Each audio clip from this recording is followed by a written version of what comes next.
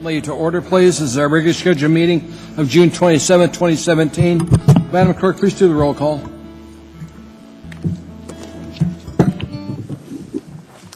Yes, Mr. Chair. Mr. Weddleton? Here. Mr. Rivera? Present. Mr. Steele? Here. Ms. LaFrance? She's on her way. The Chair indicates Ms. LaFrance is on her way. Mr. Traney? Here. Mr. Dunbar? Here. Mr. Croft? Here. Mr. Peterson?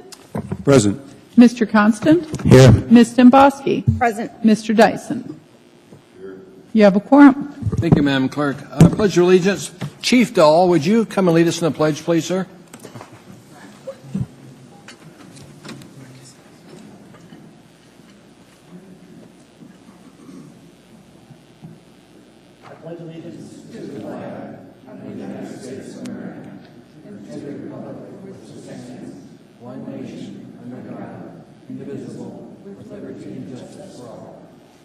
Thank you, Chief.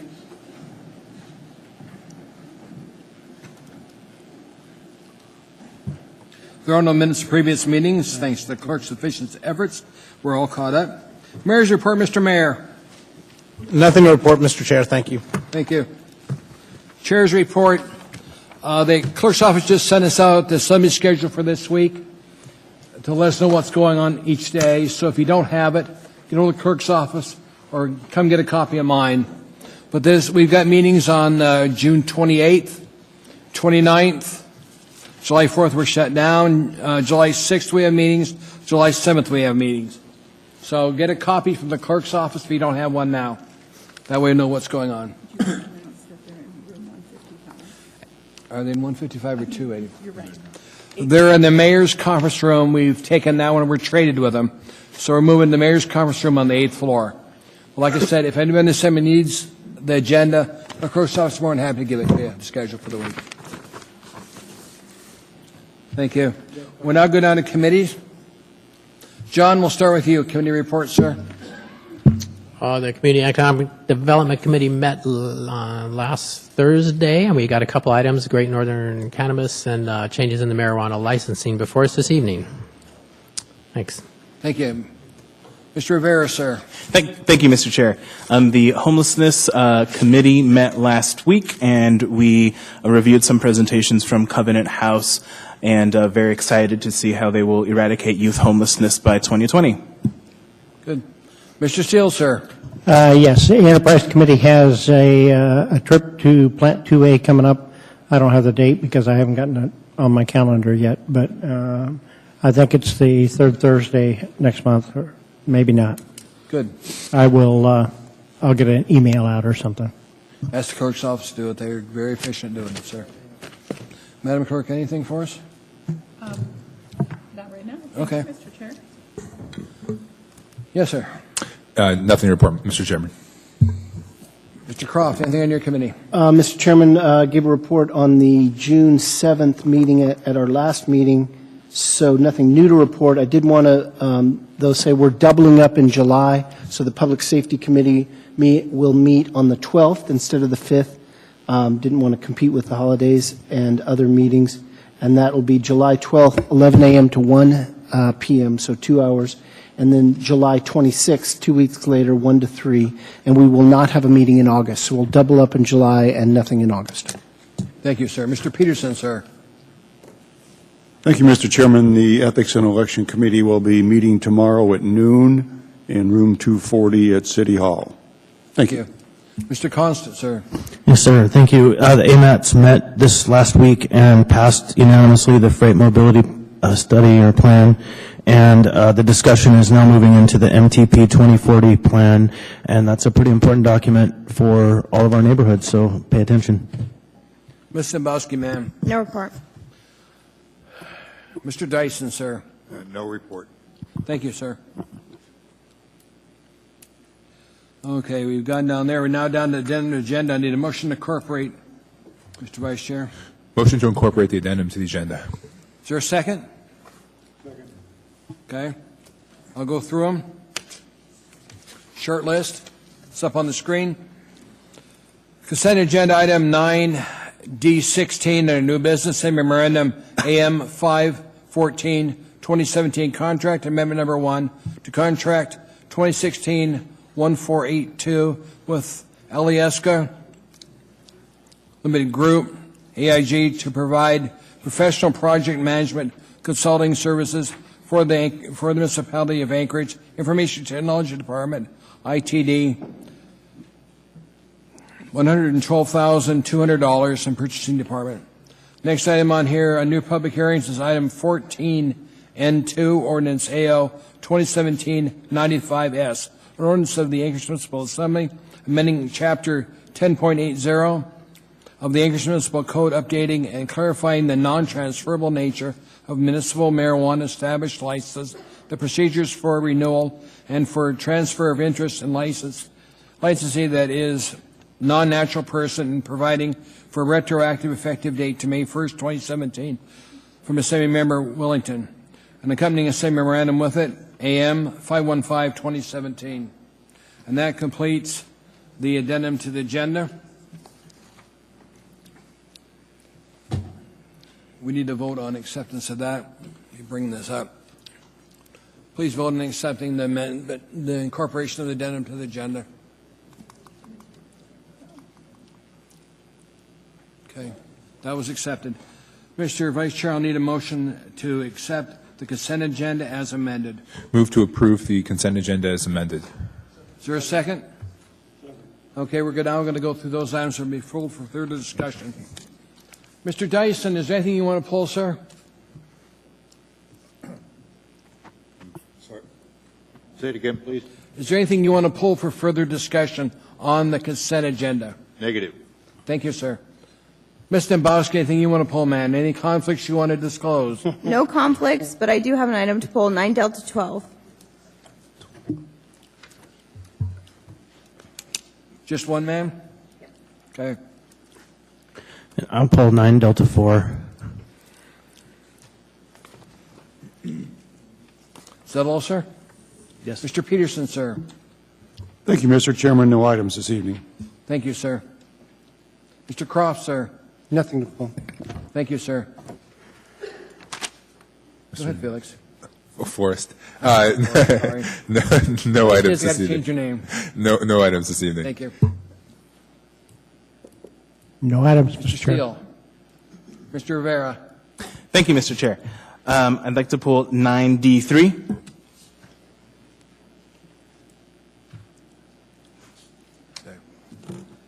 John? anything? I'd like to pull 9F4 and 9C2. 9D2? C, sorry, went out of order. 9C2? Okay. So I've got 9D12 was pulled by Ms. Dembowski. 9D4 was pulled by Mr. Constant. 9D3 was pulled by Felix. 9F4 pulled by John. And 9C2 pulled by John. Anything else, Madam Clerk? Administration have anything you needed to pull? To administration, is there anything you guys wanted to pull for any reason? No, thank you, Mr. Chairman. Okay. Please vote on the balance of consent agenda, except for those items that were pulled.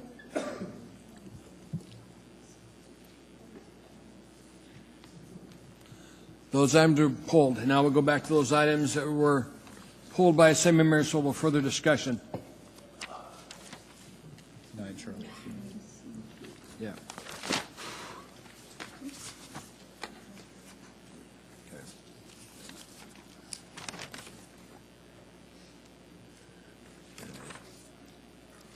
First one is item 9C2.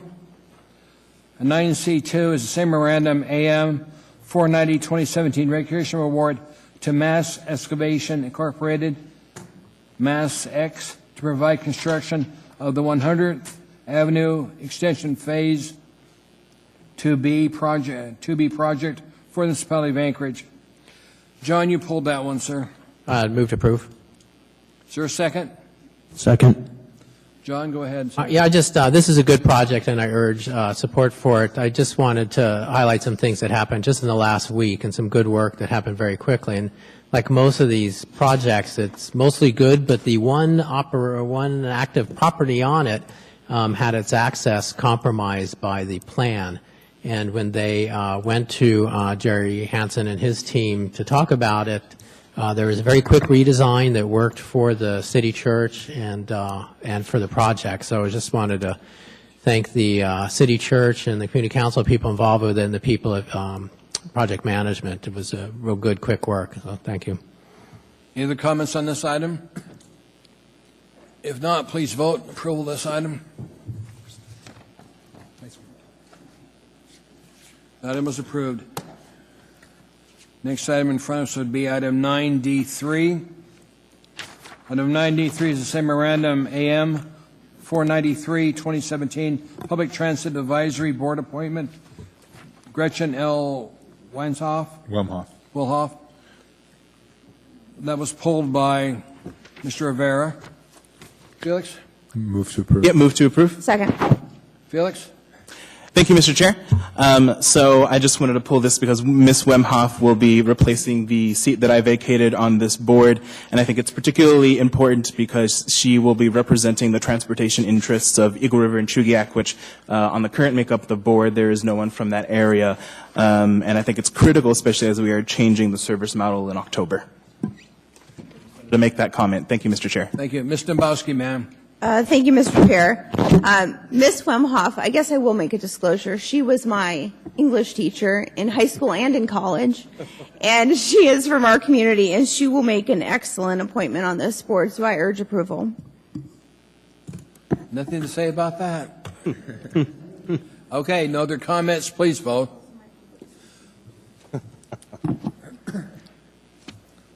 That appointment's been approved by the body. Next item in front of us is item 9D4. Item 9D4 is the same memorandum, AM 494, 2017, executive appointment, Justin Dahl, Police Chief, Anchorage Police Department. Mr. Constant, you pulled that, sir. Yep, move to approve. Second. I would Mr. love to Constant. have the chief up for just a second, please.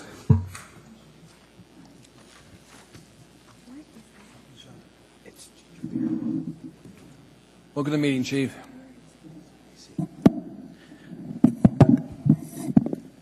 Thank you. Hey, good evening, Chief. So, as I mentioned before, I was going to bring you on up here so we could say nice things about you and make this formal on the record in front of the whole body instead of just the committee. And, you know, after the public safety meeting we had last week, the confirmation hearing 2 weeks ago, the statistics were stark and stunning to me that in Eagle River, about 15,000 calls to 911 in the first quarter. In Midtown, 59,000. Both of those neighborhoods, roughly 40,000 residents. And in my district of 19,000 people, we had 55,000 calls. And so I am hopeful that you and I can spend some time on a regular basis talking about how we can work to make the neighborhood safer. And I'm really glad to vote yes for you. Thank you. Questions from assembly members? Key in.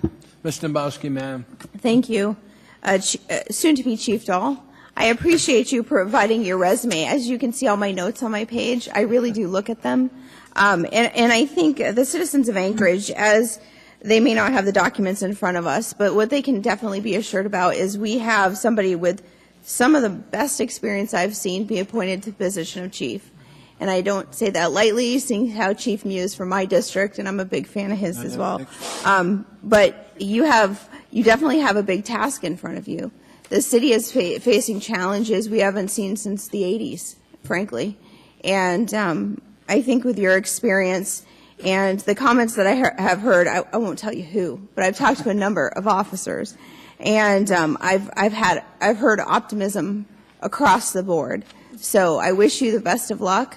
I know you'll be accountable because that seems to be the reputation that you've created for yourselves over this many years that you've been with the police department.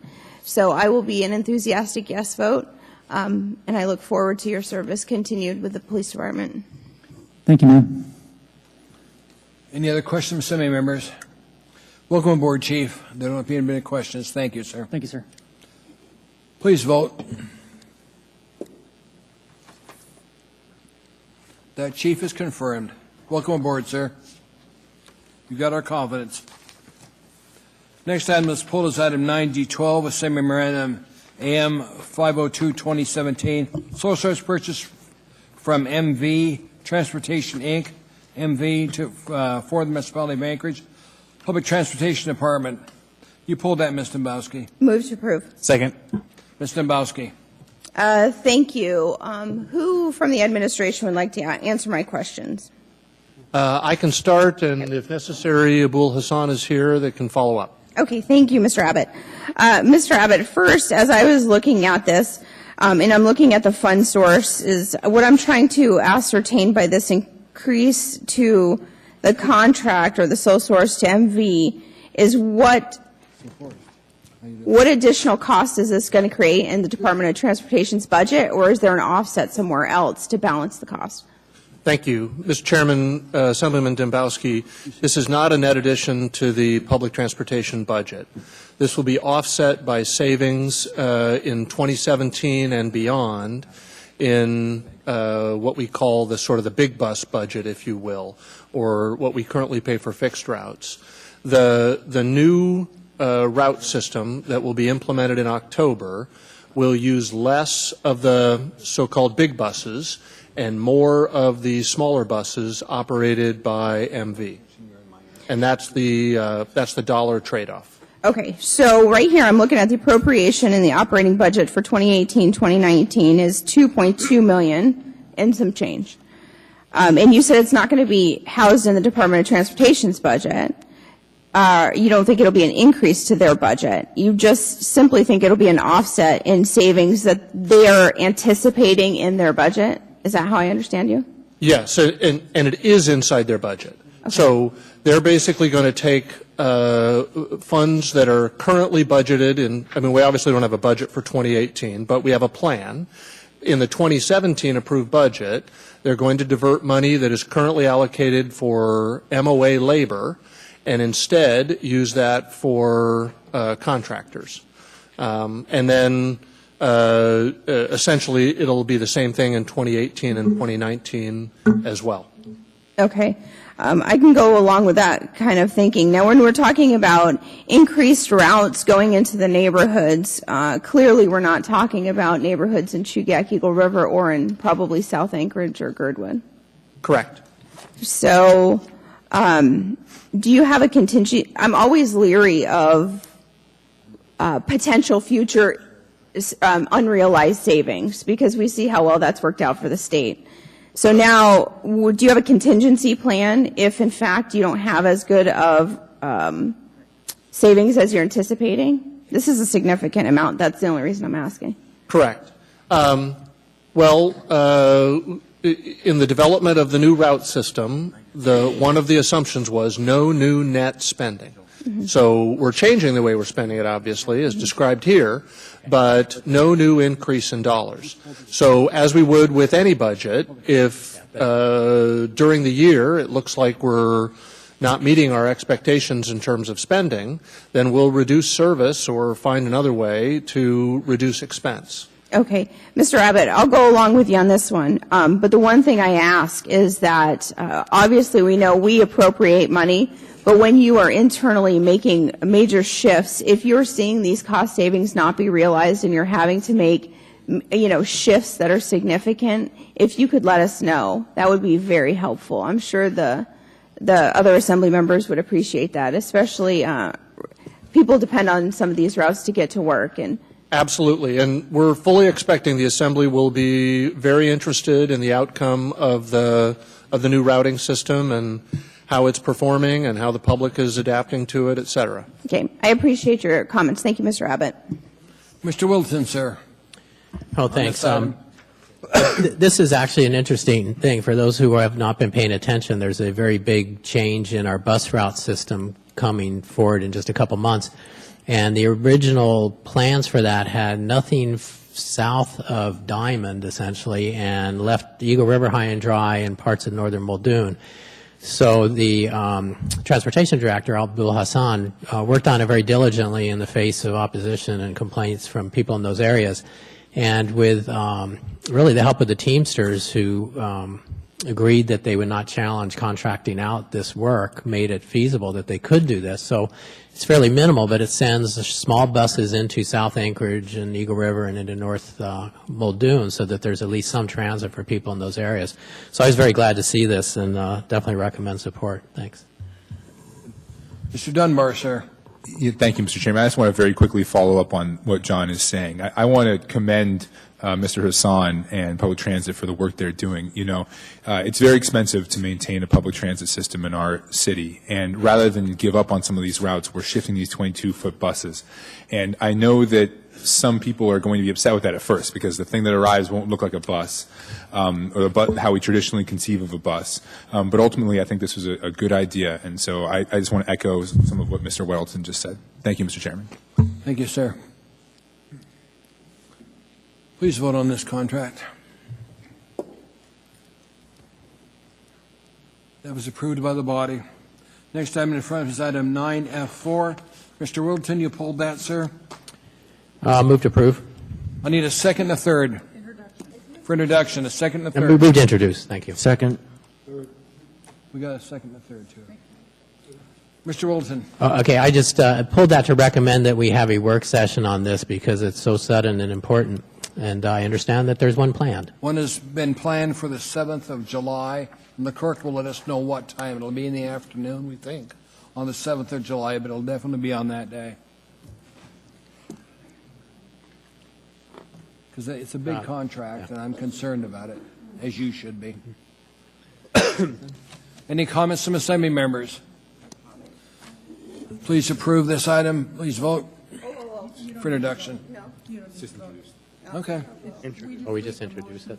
Sorry. Reset. There. We got it. We're fine. Okay. Excuse me. Get this thing done. That completes. Mr. Steele, you want a moment of personal privilege to talk about item 9F6? I do, thank you. Go ahead, Mr. Steele. The 9F6 is a resolution to name Sidewalk Plaza and flower beds for Della Berry. Most of you have run into Della at one time or another. She extremely active in political things and community things in general. I was fortunate to live across the street from Della, and she never had a crossword to say for anybody, always had a smile on her face, actually volunteered on my campaigns, which was fantastic, but she was just a great person. And her son, Jim Culver, came forward and asked that we do something for her. There was a committee established, and she was deeply involved in the garden club, and so I think this is a fitting tribute. It's just a couple of blocks from where she lived, and spent numerous hours in volunteer work. So this is a great tribute to her, and she's one that's greatly deserving. So I just wanted to make those comments. Thank you, sir. We're now on to item 11A under old business. We have a motion on the floor to approve that, Madam Clerk. Do we? There is no motion pending on 11A. Mr. Thompson, would you make a motion on 11A, please? As soon as I can, I would move to amend item. Okay, move to approve item 11. All right.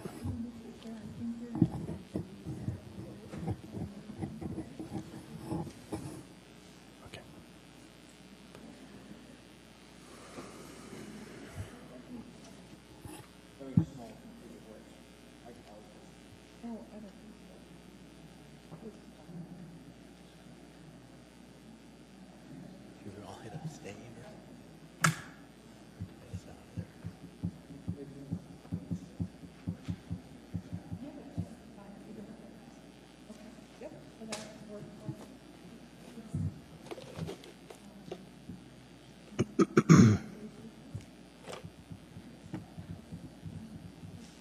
Who seconded that?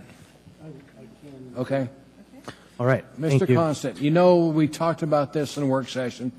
You can make your amendment to that, but we want to postpone this for about a month. Yep. At the request of Robin Yep. Ward with Real Estate Services, because the HB wants to take a long look at it with amendments. Roger. So I'm proposing to move constant amendment number 2. The amendment adds language to both Part 2A to the 1-year plan and Part 2B to the 5-year plan, that additional preparations, including assessing contamination, extent, impact, and risk to health and human safety, are needed before use of these parcels for any project, including those that would promote agriculture and food security as outlined in the 5-year work plan. And then to the 5-year plan, there's a strong interest in developing agricultural projects and food security policy in the municipality. Parcels 4-046 and 4-047, the former Native Hospital site, are identified as potential locations to develop projects to promote agriculture and food security. If an agricultural project is undertaken, cover crop planting may be needed to prepare the site. Heritage Land Bank may consider these actions to promote these uses and permit lease, transfer, dispose for these and other purposes over the next 5 years. Second. Good job. Okay. Woohoo! On the draw. And so the Mr. idea... Constant, and just to let the public know that Robin Ward, representing HLB, to agree to this amendment. Yeah, absolutely. She's here if there are questions, and this has been something she and I and Nancy Burke in the Mayor's Homeless Office have been in discussions about finding a positive use for that land that might promote some new vitality in the north of the downtown, the northeast section. And there's a group called the East Downtown Action Group that's been pretty agitated about troubles in the district, and when I brought this to them, they suddenly found something positive they could push on instead of pushing against everything. And so I'm really excited about the possibilities, and I ask for your support. Okay. Comments from Assembly members on this item? Mr. Chair. Sir? Just want to note that the Homelessness Committee approved a resolution in support of this amendment to the Heritage Land Bank plan.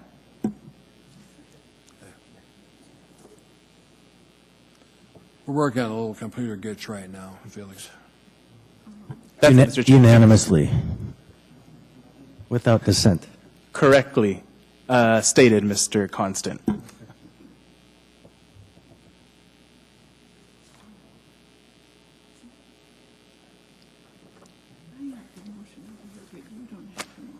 No, I don't. Click on the floor. Do you see where it says on the floor there? Click that. There's the motion. I think you can click start voting and see what Okay. Any other discussion from Assembly members? If not, please vote. We may have cleaned up the glitch.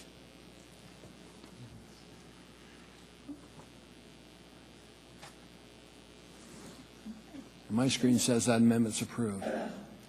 Mr. Constant, we now need a motion from you to postpone this item until what date, Madam Clerk? July 25th, is it?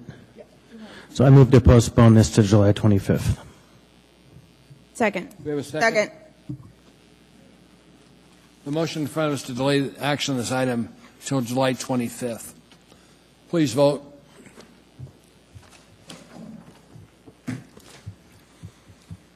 That item will be back in front of us with amendment included on July 25th.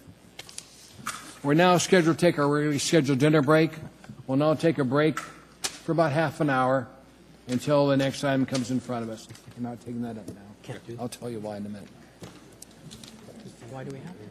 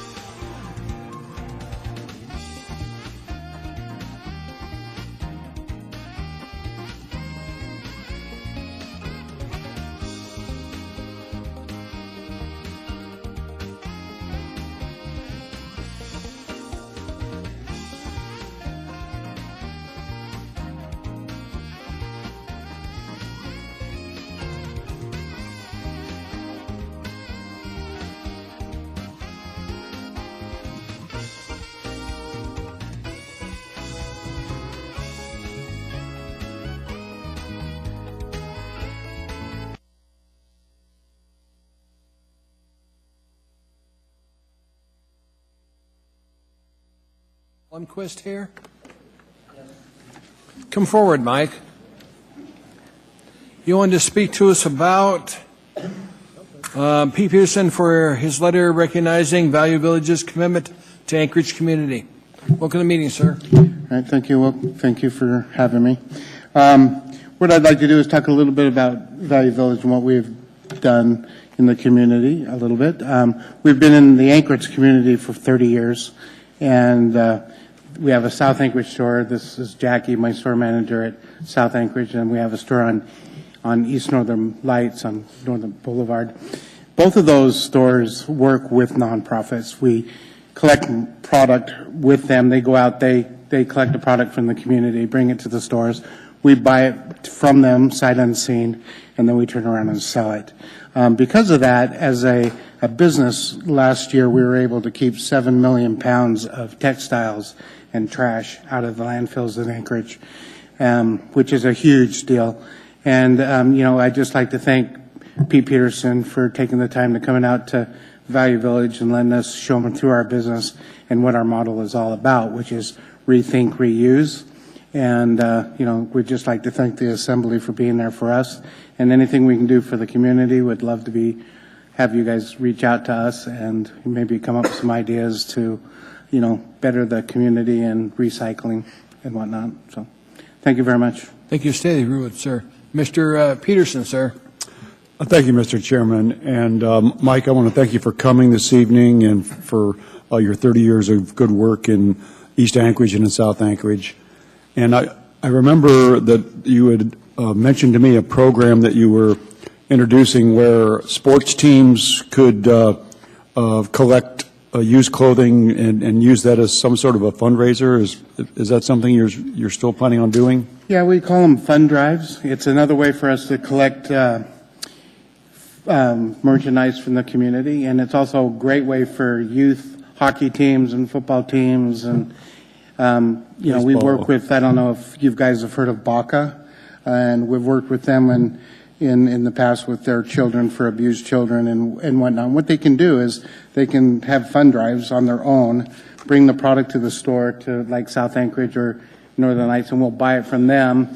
We pay that program a certain amount of money for the weight, and then we also turn around, we also pay for that for ARCA or Big Brothers. So they still get money from that, but it's a great way, for like South Anchorage High School football teams to raise money for their uniforms and for their travel throughout the state. So yeah, there is some great opportunity with that too.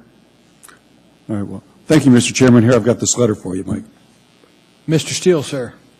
Yes, I frequent your store often. Thank you. Both Northern Lights and the one out in East Anchorage.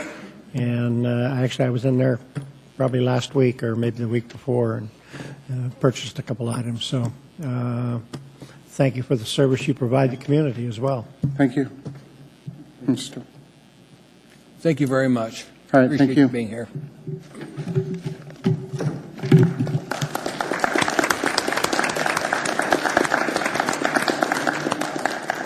We're on page 5 on the agenda, item 11B, AO 2017-84S. We have a motion to approve on the floor. Mr. Rivera, sir. Move to approve. Second. We've already got that on the floor, sir. So, for the clerk. Thank Make you, your Mr. motion Chair. that you want to do. Absolutely. Madam Clerk, do we have the documents? We're printing them right now. I'm sorry, Ms. Rivera.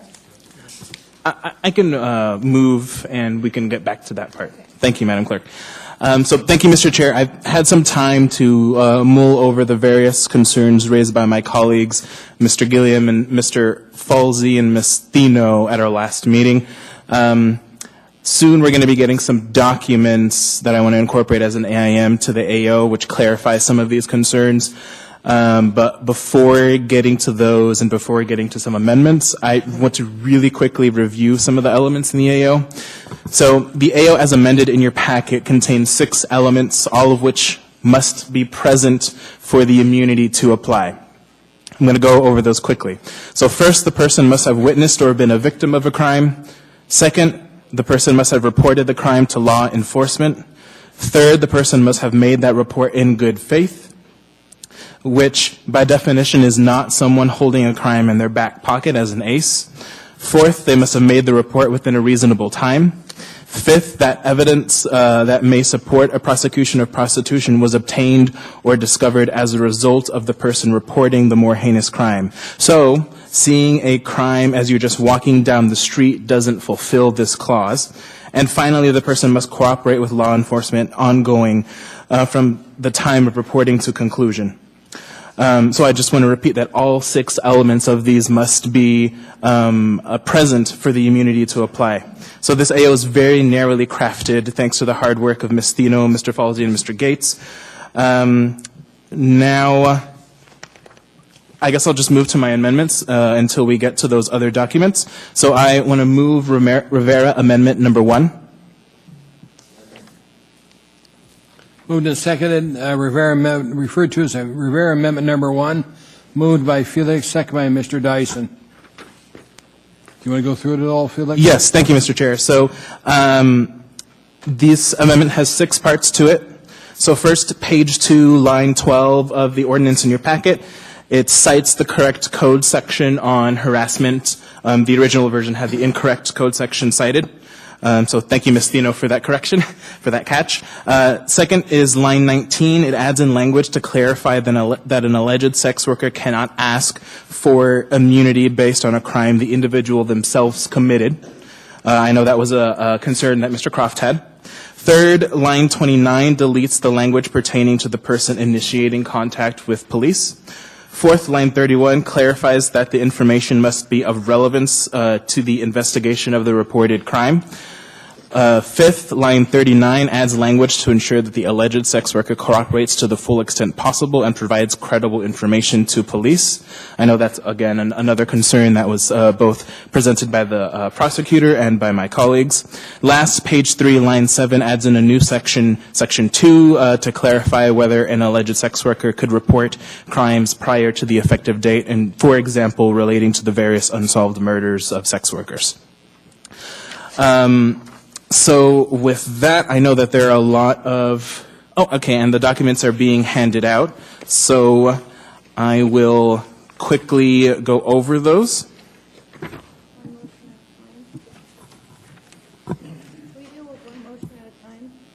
Yes. Oh, apologies, I'm getting ahead of myself. Thank you, Ms. Domboski. All right. So that was one amendment? Okay. Questions on that one amendment, comments from the body? Mr. Wilton, sir, on that first amendment? Thanks. Looking at the wording on the new section 2, and I just want to, so when we use the phrase extends to, that means, just say it also includes these things, right?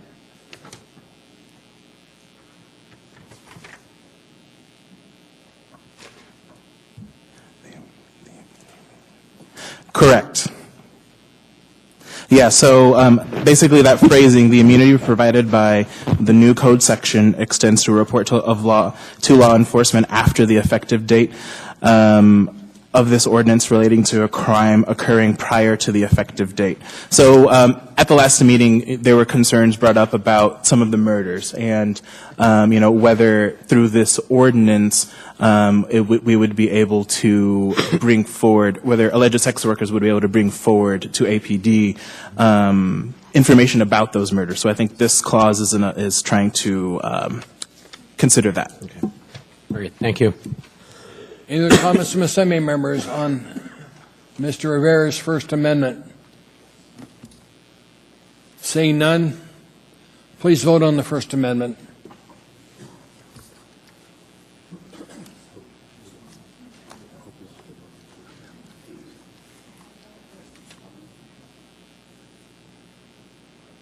Just waiting for you, ma'am.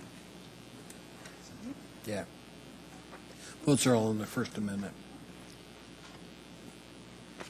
That First Amendment was approved, Mr. Rivera. Your next amendment, sir? Thank you.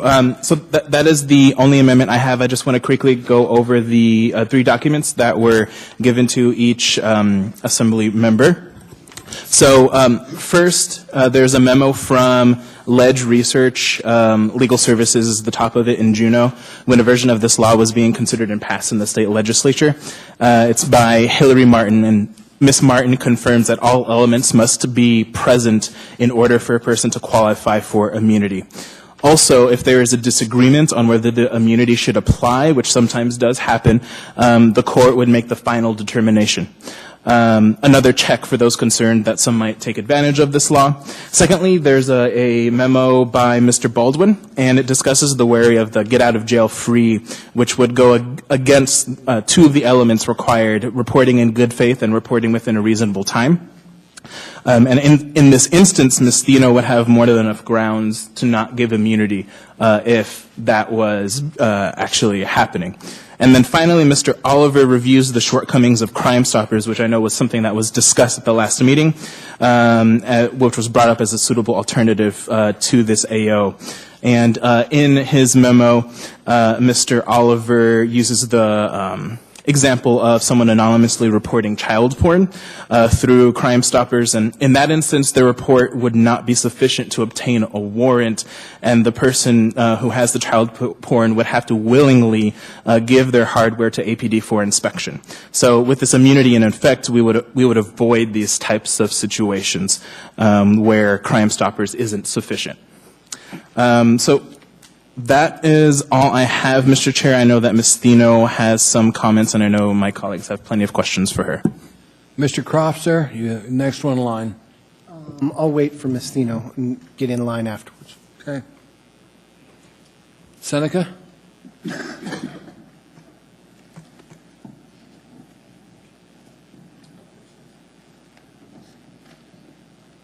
Hello, ma'am. Good evening. For the record, Seneca Thino, municipal prosecutor, and I'm here to answer questions. I didn't have any comments specifically that I wanted to offer tonight, but I'm available to help you with anything that I can. Question from Assembly members. Ms. Dembowski, ma'am. Thank you, Ms. Thino. I don't actually remember my specific question I had last meeting for you, but let's just start with, as you read this ordinance and understanding how APD operates in their investigations and some of the prosecutions you've been involved with, what are some of the pros and cons you see potentially coming from this ordinance? Through the chair, in terms of cons, I think one of the concerns is this idea that folks who are engaging in prostitution will use this provision to report things that may or may not be valid crimes or investigatable crimes in order to get out of something. That's certainly a concern that a lot of folks have expressed. I think it does, to some extent, interfere with the use of discretion. Law enforcement uses discretion every single day in terms of what to investigate, how to investigate, whether to charge someone, so on and so forth. Prosecution does the same. I think another con is that we create a special class of people in this context. So a special group of people that we believe has information and they're deserving of special protection that lots of other folks don't get. I think those probably are my primary concerns. In terms of benefits, I can't deny that if there is a person who has useful information, who for whatever reason is unwilling to come forward now, views this as a mechanism for encouraging them to come forward, certainly there could be some benefit there. But I'm not sure, I haven't seen that, so I can't speak personally to whether that is a benefit that will be realized. Okay, and my last question is, considering the implementation of SB 91, is it necessary for the municipality of Anchorage to implement this ordinance? Is your question in terms of whether the states applies to us or not? Yeah, we talked about it some last year, or last meeting, and my understanding is, even with SB 91 in place, which has aspects of this built into it, the municipality of Anchorage, if it wanted to, still could prosecute prostitution. But if we implement this, it's effectively mirroring SB 91. Through the chair, it's similar to SB 91 or the provision in SB 91. It's not identical to it. The language does have some differences. With the state provision in place, that does not prohibit us from prosecuting a person under our prostitution code. the state would be prohibited from prosecuting under their prostitution code. So to have that protection, absolutely, then we would need this in our code, and that's something that we have learned over the course of the last many months, the last year, I suppose, and we've talked to some state colleagues about that to ensure that that's true. So that is factual. But I will say that we, like I said, always exercise discretion, and we would continue to do so whether this existed or not. Okay, and just to make sure I understand this fully, there are some times when the state changes its laws that we have to change our laws to mirror theirs. Yes. This is not that case. It is not. Okay, and I said I had one last question. This is, I promise, my last question, unless I come up with another one. To your knowledge, can you remind us how many cases of prostitution we've actually charged in the last year? When you say charged, do you mean arrested or actually charged by the prosecutor's office? Charged by the prosecutor's office. One since January of 2016. Thank you.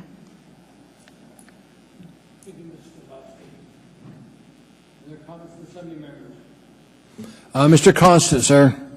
Yeah, that actually brings up a question I've been pondering. Before that, how long was it? Through the chair, I didn't run past January 1 of 16 to see what the date of our last one was. What I can tell you is that through the 90s and into the early 2000s, mid 2000s, prostitution was a fairly heavy focus for law enforcement, not heavy compared to everything else, but it was not uncommon for them to do stings or targeted approaches. And so I would say our prosecution rates of prostitution and solicitation were fairly high. I want to say, I have run those numbers before. I can tell you that there have been a couple hundred over that period. I couldn't tell you how many per month. What I can say is that starting in the mid-teens, the Anchorage Police Department, our office, the state, and a lot of other agencies started really taking another look at that focus and decided that focusing on trafficking and focusing on solicitation, the demand, was really a better place to put our resources. And so the investigations came down in numbers significantly. There are other reasons behind that as well, staffing and whatnot. But the investigations came down significantly. The charges came down significantly. And it's a dramatic drop that occurred, I want to say, around 2011, 2012, somewhere in there. So it has been steadily decreasing to the point that it's at now, which is arguably almost none. So just a quick follow-up then, not to try to put on the soothsayer's hat and see the future, but do you think it's on the pendulum that this could come back and become a priority again at some time? No, I don't. And the reason I say that is because, one, I think most people would agree that there are a lot of other things going on that really demand police attention. Two, since folks started talking about the idea of demand and supply, since folks started talking about the trafficking components, I don't know if it's a movement, but that emphasis, that concern, that focus has just spread immensely. And it is not only statewide, it's nationwide, it's international. And I think that comes from learning, from exposing something that had previously been occurring so much in the dark. And so I don't see any reason why folks would suddenly unlearn the enlightenment that they had had. We certainly now know a lot more about these kinds of cases and the circumstances. So no, I don't see us going back at all. Mr. Croft, sir. Yeah, Ms. Thino, so do you think this is an area better left to police and prosecutorial discretion? Through the chair, 100%, sir. And then sort of the other side of that, because I can see that point and that concern. I wrote down, or tried to write down, you said this is giving a special class of people, putting a special class of people deserving a special protection. Isn't that possibly true in this situation, that we do have a special class of people who are in fact deserving of special protection that we shouldn't write into our criminal code generally, but a class of criminal wrongdoers who are themselves victims of, and that this is one of the few or maybe the only place where this might be appropriate? I would agree that it might be a unique class in the sense that there is a unique combination of both victims and perpetrators that fall into this group. I think a lot of folks might argue that that is true for drug dealers as well, certainly at the lower levels, that they are also users. But it is absolutely true that not everyone who is investigated or charged or prosecuted for this offense is a victim. And I think folks who are familiar with those entities or those people would argue that not all of them are necessarily victims. We have lots of people who have been victimized who are charged with lots of other crimes. And so trying to ascertain whose victimization is more significant or more worthy of protection, I think is difficult, and I think it gets us into a bit of a slippery slope, especially when you're putting that into code. I have mentioned this before, but there's a trend coming now to view folks who are charged with drug possession in a different way. We don't look at them as bad people. We look at them as people with a problem, and we try and really do a rehabilitative and treatment-focused handling of them. And it may be that in the future we look at those and say those are another special group that deserve protection because they might also have information and they're afraid of law enforcement for whatever reason. There are a lot of special groups that I think we could get to with special information, but I think, and obviously I'm partial to prosecutorial discretion, but I think that when you allow the folks who are most intimately connected to the people at issue and the crimes that they're dealing with and their personal lives, I really think you get the best results in that regard. Mr. Croft, anything else? Well, just the last one. I mean it. Unlike Ms. Dombowski, I mean it. Hopefully what we do up here usually is helping you and the police do their job. But in terms of trying not to get in your way, if we were to create, this is a good immunity one to write because you almost never prosecute this anyway. So we're unlikely to be getting very much in your way because we've picked a crime you almost never prosecute. That is a fair statement. All right, thanks. I have no more. Thank you, sir. Mr. Peterson, sir. Thank you, Mr. Chairman. I was wondering, are you aware of other jurisdictions where a similar law or ordinance like this has been used effectively to, apprehend or to arrest some criminals? Through the chair, I am not, sir, and that is not because it hasn't happened. It's because I simply haven't researched that. I see. Okay, thank you. Mr. Wilson, sir. Looking at this a little different, my impression on this thing is not, is to make prostitutes comfortable with coming forward if they find something. So, and that's something you wouldn't know. Maybe a lot of them know stuff that you want to know now, and when this passes, should it pass, tomorrow you start getting calls. Hey, I know about this or crime or that one. Well, I hope they don't call me. I hope they call APD. Or whoever, so they call, but they start calling, so there's presumably this information that prostitutes have because of the lives they live that would be good to know. And if this doesn't pass, it kind of makes your job easier when you might arrest someone or you say you want it up to your discretion, but should you arrest them for being a prostitute, this doesn't kick in. Because you arrest them for being a prostitute, they can't pull this out of their pocket and say, hey, I got this evidence. It would still leave it up to you to decide whether to charge them with prostitution or not. This is more about if before you ever have contact with them, you don't know they're a prostitute. But they come in and say, I know this, and the only way I know this is because I'm a prostitute. Then you have so it doesn't really get into that prosecutorial discretion area, I think.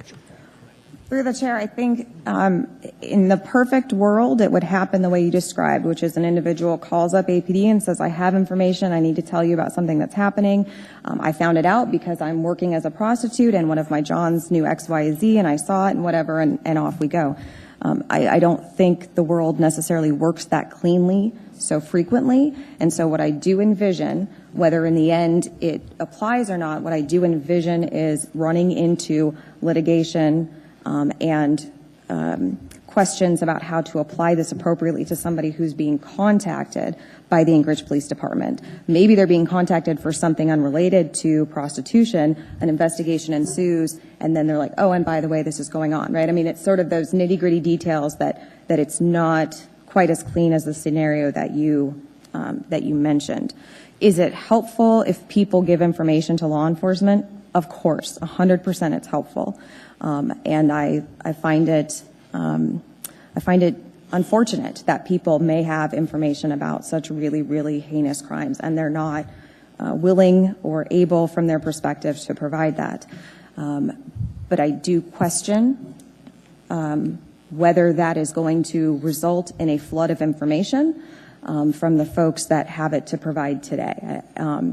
And I would say, again, from a discretionary perspective, if a person called APD, and I don't speak for them, but I think I can say with some confidence, if a person called APD and said, look, I witnessed a murder last night and I need to tell you about it. And in the course of doing so, APD found out that that person was working as a prostitute at a hotel. I cannot fathom that the officer would say, thanks for the info and here's your site. I just can't fathom that. And quite frankly, if I saw that, it would stop with me. I don't think they would ever do it, and we would never proceed with it. And so I think the concern about what's happening is already being dealt with by the parties through their discretion. And so the only benefit that you're getting, I shouldn't say the only benefit, but it seems to me like the major benefit would just be that confidence, right, to a particular population. And I would also say that hopefully these conversations maybe have been enlightening to them as well about the circumstances of the world. Okay, thank you. Yeah. There don't appear to be other questions from Assembly members. Thank you, ma'am. Thank you. Any other comments from Assembly members? Mr. Dunbar, sir. Thank you, Mr. Chair. I just wanted to briefly commend Mr. Rivera and Mr. Dyson for bringing this forward. I think it is a needed reform and a good idea. I know I worked with Mr. Dyson back when he was Senator Dyson on other criminal justice reform proposals, and I know this is something he cares very much about. And I appreciate the work that Mr. Rivera has done with people like Ms. Thino over the course of the last couple of weeks. And what Ms. Thino said about, this change in the way we've been doing policing and the move away from prosecuting these kind of crimes, I think is much to the better. We now focus more on violent crime, and I think that's more appropriate. We have a finite amount of police resources, and that's where we should be concentrating them. So I intend to support this, and again, I want to thank my colleagues for bringing it forward. Thank you. Mr. Croft and Ms. Dombowski. Mr. Croft. Yeah, on the ordinance itself now? Yes, sir. I'm not sure that this ordinance is legally needed. That is, I think Ms. Thino is right that this wouldn't be prosecuted. There aren't many prosecutions for this at all, and in the situations we're talking about, it seemed very unlikely that they would be prosecuted for the reasons that they'd be even brought forward by the police or chosen for prosecution by the prosecutor's department. So in a strictly legal sense, I don't know that this is very needed. I do think that some comments Mr. Weddleton made and others, that it's almost a communication or a confidence level. It is communicating that we would like you to do this, and that and to the extent that that gives an impression that it's okay, that's helpful. And it's not doing very much harm because there really aren't, again, that many prosecutions for this. So I do think that this is not something we want to do very often or maybe even ever again. And just the drafting of it kind of showed why. We all had in our heads a very similar, I think, idea of what we were trying to protect. It's very difficult to write it.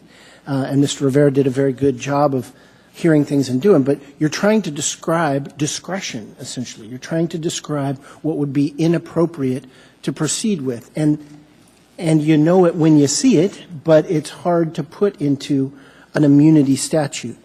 I do think probably that this is a special class that is in need of this special type of communication and this unusual protection. And so I'll support it. I don't think it's something we want to be doing any more of maybe or a lot of, but in this area I'm convinced and we'll support it. Thank you, sir. Ms. Dombowski, ma'am. Thank you, Mr. Chair. I've really gone back and forth on this one because I do believe there is a value when someone has knowledge of a more serious crime to give them some sort of assurance that they're not going to be charged with prostitution, so they can so that law enforcement and prosecutors can get at the more serious crime. But I think there's this facade out there that all of a sudden you're going to pass this and you're going to have this floodgate. The floodgates are open and tips are going to come in. I don't think that's the case. So when I look at this from, a criminal justice perspective, I'm looking at it like, what tools are you taking out of the toolbox? Because the one thing nobody's talked about is leverage. So when APD is investigating something and they have the opportunity to, they know something's going on, they have the opportunity to say to somebody, hey, listen, let's make a deal, whatever frame of that mind that person's in, it could be the leverage, because why would they do that unless, now they know they're not going to be charged, but if they know they're not going to be charged for it, if something's tipped to them that there's a more serious, I don't know. I think there's a lot of guessing going on about what this might do. Frankly, I look at this kind of as, I don't want to say a feel-good ordinance, but it's an ordinance that I think you're trying to correct something that I think APD and the prosecutors are already doing. And frankly, the burden hasn't been met for me to hamstring what I believe could be good investigative techniques. So I'm not there. I won't be supporting it. But I do understand where you're coming from, and I think the basis is something we all agree with. I think we heard the municipal prosecutor saying, if somebody came forward with a serious crime, we're not going to turn around and charge somebody with prostitution. She said she's never seen it from APD, nor would she allow it to go forward. And I have confidence, what she said is true. I also have confidence in the police department. I don't believe they abuse their authority. I think they use discretion, and I think discretion is a key part of policing. And so on this one, I'm standing. You just haven't met the burden for me, but I appreciate the conversation. Thank you, ma'am. Mr. Rivera, sir, on your document as amended. Thank you, Mr. Chair. So just want to make some brief final comments. I want to reiterate to my colleagues that 31 other states have passed similar laws to what we are looking at today. And as far as the research that Mr. Gates and I have done on this, this has been an effective tool by other jurisdictions to try to tackle that unknown, which I know a lot of folks are struggling with. There is a lot of unknown of how this effectively would this actually be used. I just want to also add for the record that in 2013 through 2014, in that 2-year time span, there were 34 charges of prostitution. So it's in actually recent history and recent memory of this community of these charges. So potentially there is a community that wants to do the right thing, and this is what this ordinance is intended to do, to allow this community to do the right thing, and I urge all of my colleagues to support this much-needed reform. Thank you. Thank you, Mr. Rivera. Any other comments from Assembly? Mr. Dyson, sir. Yeah, thank you, Mr. Chairman.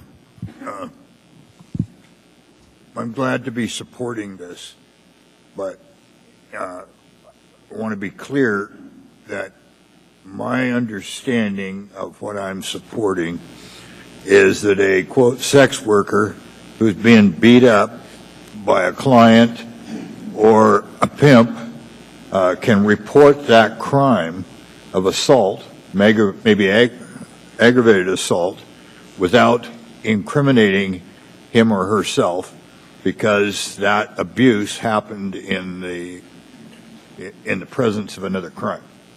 Secondly, that if a sex worker dealing with a client, and the client is running his mouth and talks and bragging about crimes he has done, and so on, that the sex worker can report that and not be subject to prosecution on that specific act of prostitution with that specific client.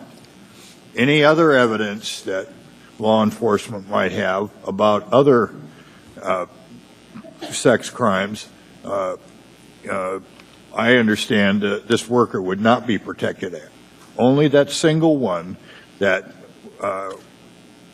knowledge of a crime of a significant higher order than the sex worker's crime. So I believe from Mr. Riviera and the testimony I've heard that my understanding of what we're doing is that. And those who have said, well, prosecutors can give people immunity. We're not talking about a hooker getting busted. This is not designed to be protection for him or her afterwards. It is to make it safe for them to be proactive on recording crimes that they know about, either by being a witness, victim, or perhaps hearsay. I'm done. Thank you, Mr. Dyson. Any other comments from Assembly members before we vote on this? Seeing none, please vote. You're voting on the S version as amended. Let the minutes reflect that Mr. France has joined us.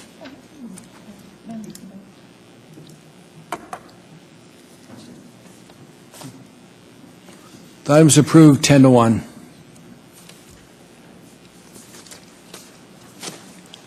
Next item in front of us is item 14A, AR 2017-210, resolution approving an administrative agreement between the Municipality of Anchorage and Anchorage Municipal Employees Association, Incorporated, AMEA, regarding deletion of language referencing non-cashable sick leave account. Public hearing on this item is now open. And may wish to testify, please come forward, state your name, spell your last name for us, and tell us what part of town you live in. Public hearing is now open. Anyone at all? Hearing and saying no, public testimony is closed. What's the wish of the body? Move to approve. Moved and seconded. Discussion from Assembly members.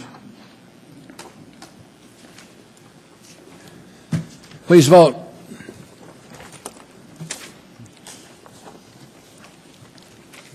The item is approved.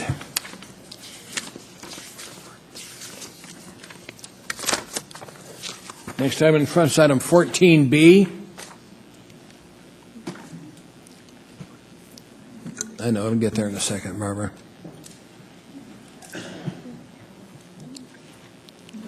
Resolution AR 2017-226, a resolution of the Anchorage Municipal Assembly appropriating $151,929 as a grant from the Alaska Department of Transportation and Public Facilities, Alaska Highway Safety Office, and $3,039 as a contribution from the 2017 Anchorage Police operating budget, Anchorage Metropolitan Police Service Area Fund 151, all to the Anchorage Metro Police Service Area Capital Improvement Program Fund 451, Anchorage Police Department, for Alaska Safety Corridor Accident Investigation Equipment.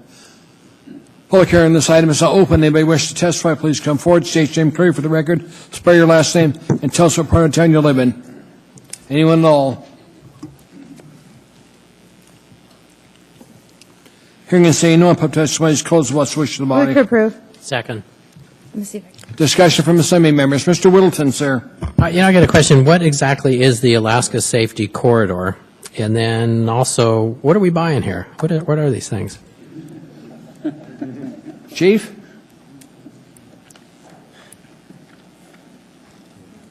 That's the problem you get by staying here with us. So the equipment is traffic accident investigation equipment. The equipment we use now is called a total station. And so if a highway is shut down, for instance, the Seward Highway, it can take hours for us to conduct an investigation. This new equipment is called FARO, and it will dramatically reduce the time that it takes for us to conduct our investigation, which includes mapping of the area, measurements, calculations.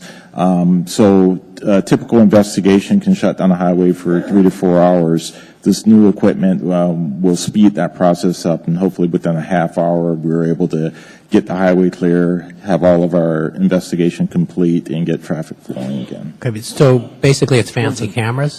Yes, cameras, measurement equipment, the calculations, so everything we need to conduct an investigation in a major traffic collision, we're able to condense the time, get all the information we need, and clear the scene. Okay. And a traffic safety corridor is? The Seward Highway. Is this the Seward Highway south of McHugh Creek? Yes, south of McHugh Creek. Where you're not supposed to go anyway? Right.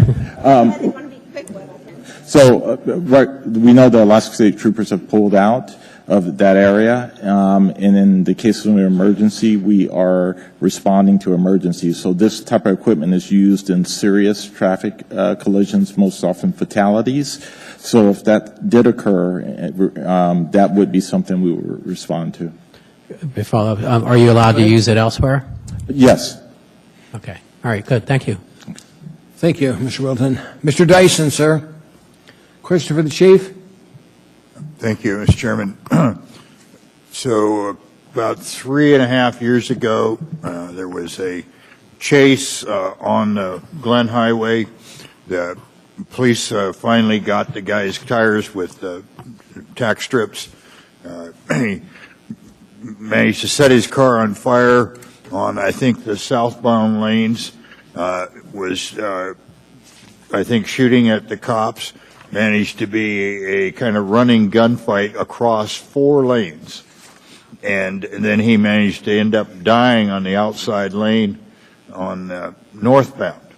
All 4 lanes were tied up for something 11 hours. And Ms. Demboski and I, 55,000 vehicle trips a day go down that corridor. Let me tell you, the people who were inconvenienced were irritated. There were people on the way to the hospital with court views, jobs, airline reservations, and there they sat. I understand that water bottles, the little ones, were $10 a bottle. Sometimes toilet paper was selling for $25. And you can imagine what happened. Out of that came some people really thinking about it. My chief of staff at the time, the former chief of police at Soldotna, Chuck Kopp, he just said, look, the cops have got a responsibility to get the evidence from it, but it doesn't take 11 hours. This equipment greatly facilitates the location of wherever shell casings are, blood stains, photographs, ties them all together in court admissible things and gets it done in probably a fourth or a fifth the amount of the time that it has happened. Just another aside from that, but out of that whole crisis also came the across the median turning spots you see are being installed on the Glen Highway going out there, and for the reader boards, to be able to inform people of what's going on and get out of it. But I see this as a vital piece, and everybody wins, and I hope you never have to use it. Thank you. Thank you, sir. Mr. Steele, sir. Yeah, Chief, it seems to me you can use that on major accidents on C Street or Minnesota or any other highways as well. It's not just for the highways. Absolutely. The equipment will be assigned to our traffic unit. Gather the data and measure it accurately so you can recreate in a drawing or wherever you have to recreate it. And I think it's a worthwhile investment. Thank you, sir. Thank you, Chief. No other questions. Thank you for being here. We appreciate it. Thank you, Mr. Chairman. Any other comments from Assembly members? If not, please vote. That is approved unanimously. Next item in front of us is item 14C.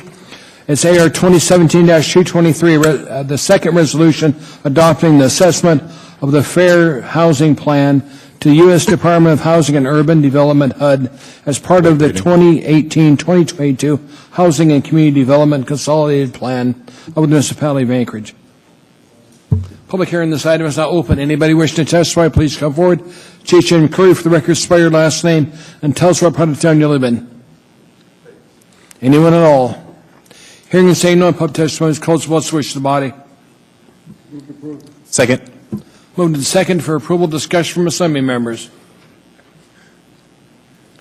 Please vote. Wait, I had a question. It didn't appear, Chris. Did you want us to talk? Yeah, it was pressed, and it said person waiting, so. No, I didn't hear. But Okay. go ahead, Chris. Technical problems. I would just like to ask Ms. Freeman to come up briefly.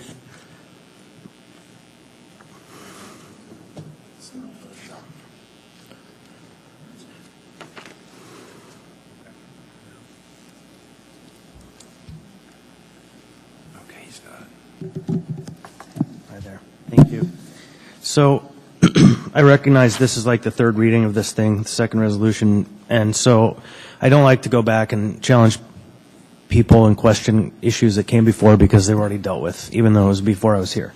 And so I just actually am going to make a request of you for the future, and sometime maybe in one of the committees over the next year, to perform an analysis of disparate impacts of our subsidy investment in the north of Anchorage relative to the Supreme Court's ruling in the Texas Community Housing ruling of 2015.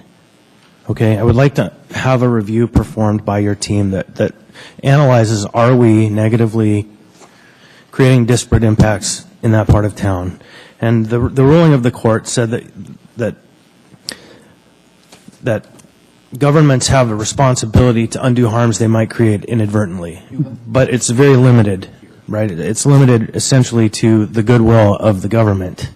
And so I would sure love to have some analysis on the disparate impacts our policies might be creating in the north of town. Thank you. Through the chair, certainly. Be happy to do that. And I have questions on the next item, so. Anything else, Chris? Any other comments from some members? If not, let me reset the vote. Okay. There you go. Okay, good. Please vote.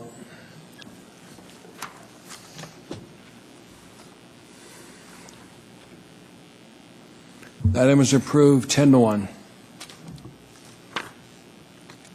Next item in front is item 14D, Resolution AR 2017-228, a resolution adopting the draft 2017 Housing and Community Development Annual Action Plan. Waive reading. Public hearing on this item is now open. Anybody wishing to testify, please come forward, state your inquiry for the record, spell your last name, and tell us what part of town you live in. Public hearing is now open. Anybody wish to testify? Anyone at all? Hearing and saying no one. Public hearing is closed. What's the wish of the body? Move to approve. Second. Chris?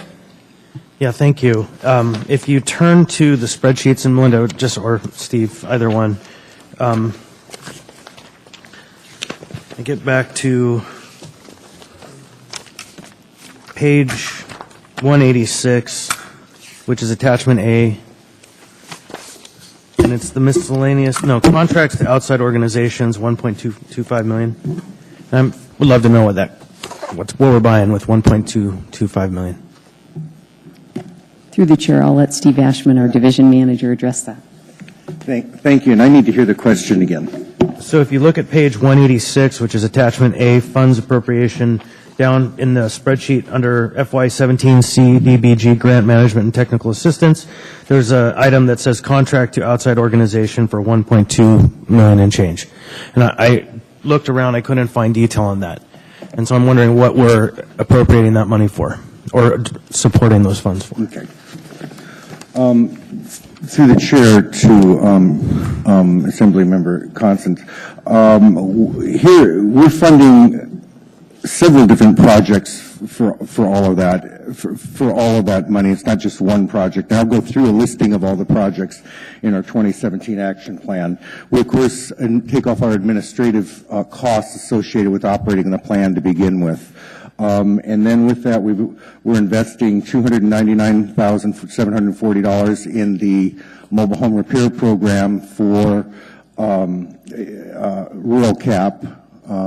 The total with previous allocations would be $400,000 for this year. We have $673,650 for Elizabeth Place for Cook Inlet Housing Authority in the downtown area, where they'll provide housing for individuals up to 80% area median income. What is that? Elizabeth Place downtown? It's down on, I want to say that it's... Is that the one that's on Maplewood? Pardon me? Is that the one that's on Maplewood Street as you come down the hill? No, it's 7th and I. Thank you. Thank you. The municipality owns three lots that they're selling to Cook Inlet. That's the new development. Exactly. Okay, thank you. Further on down, we have some Alaska Legal Services under our CDBG Public Service. So just quickly, all of the expenses that are in your CDBG column are wrapped up into contract cost That's correct. Okay, that answers my That's question. correct. The numbers didn't seem to add up to 1.225. It was substantively different. So I couldn't make the leap. So thank you. Okay.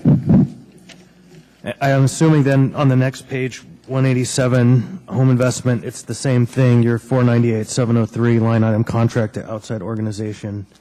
It's going to be the numbers in that column, the home program. That's correct. Okay. And I can talk about each one of those projects if you need me to. Nope. The plan itself, we have it all itemized in the plan. Yeah, just didn't add up. I didn't know. Thank you. Okay. Any other questions? Thank you for both being here. Any other comments from the members before we vote? Seeing none, please vote.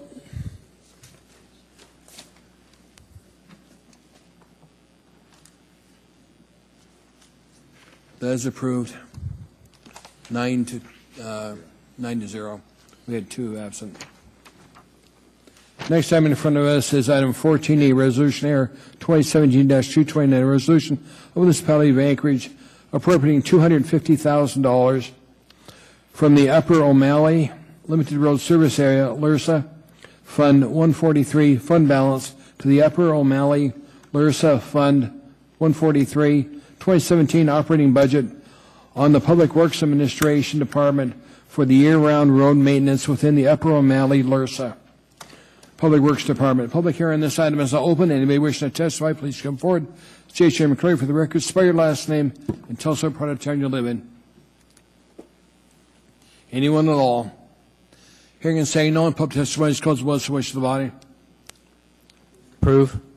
Second. Moving to second and discussion from assembly members. Saying none, please vote.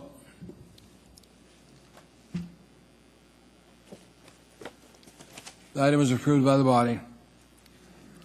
Next item in front of us, item 14F, Resolution Air 2017-230, a resolution of the Municipality of Anchorage appropriating $1,400,126 contribution approved in the 2017 general operating budget from the Eagle River/Chugach Parks and Recreation Service Area, Fund 162, Parks and Recreation Department, to the Eagle River/Chugach Parks and Recreation Service Area Capital Improvement Project Fund 462, Park and Rec Department for capital maintenance and improvements.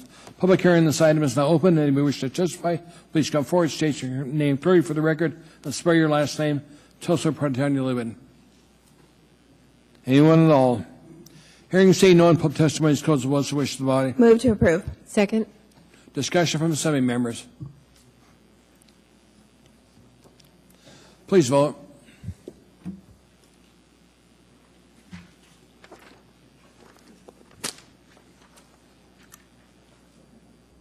That was approved by the body. Next item in front of us, item 14G, Resolution Air 2017-231, a resolution of the Municipality of Anchorage appropriating $250,000 from the Talus West Limited Road Service Area, LRSA Fund 142, fund balance to the Talus West LRSA Fund 142, 2017 operating budget in the Public Works Administration Department for year-round road maintenance within the Talus West LRSA. Public Works Department. Public hearing on this item is now open. And may wish to testify, please come forward. J.H.M. Curran for the record. Spell your last name. Tell us what part of town you live in. Anyone at all?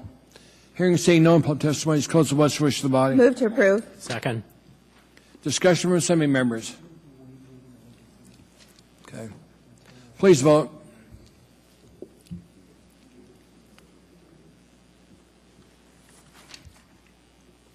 The item is approved by the body.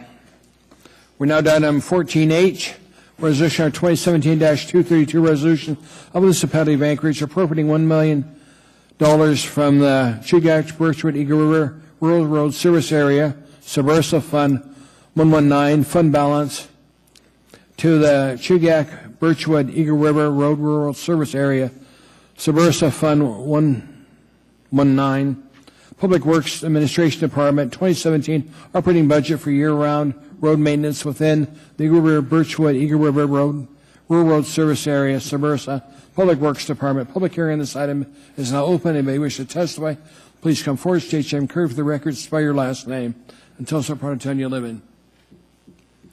Hearing, come on.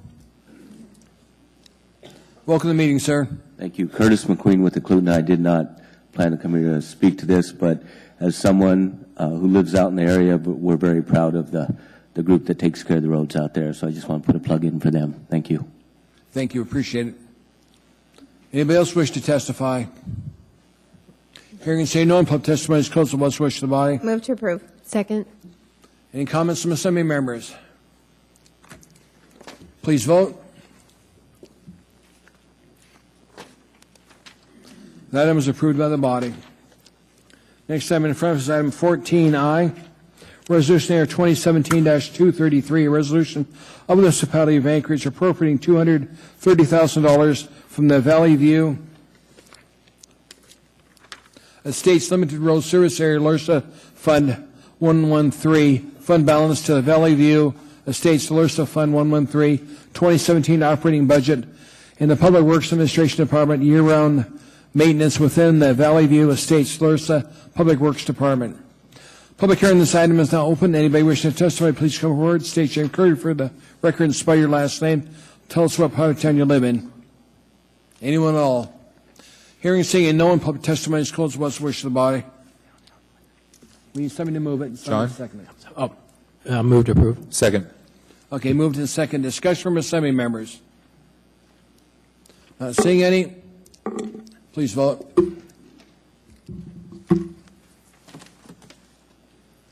That is approved by the body.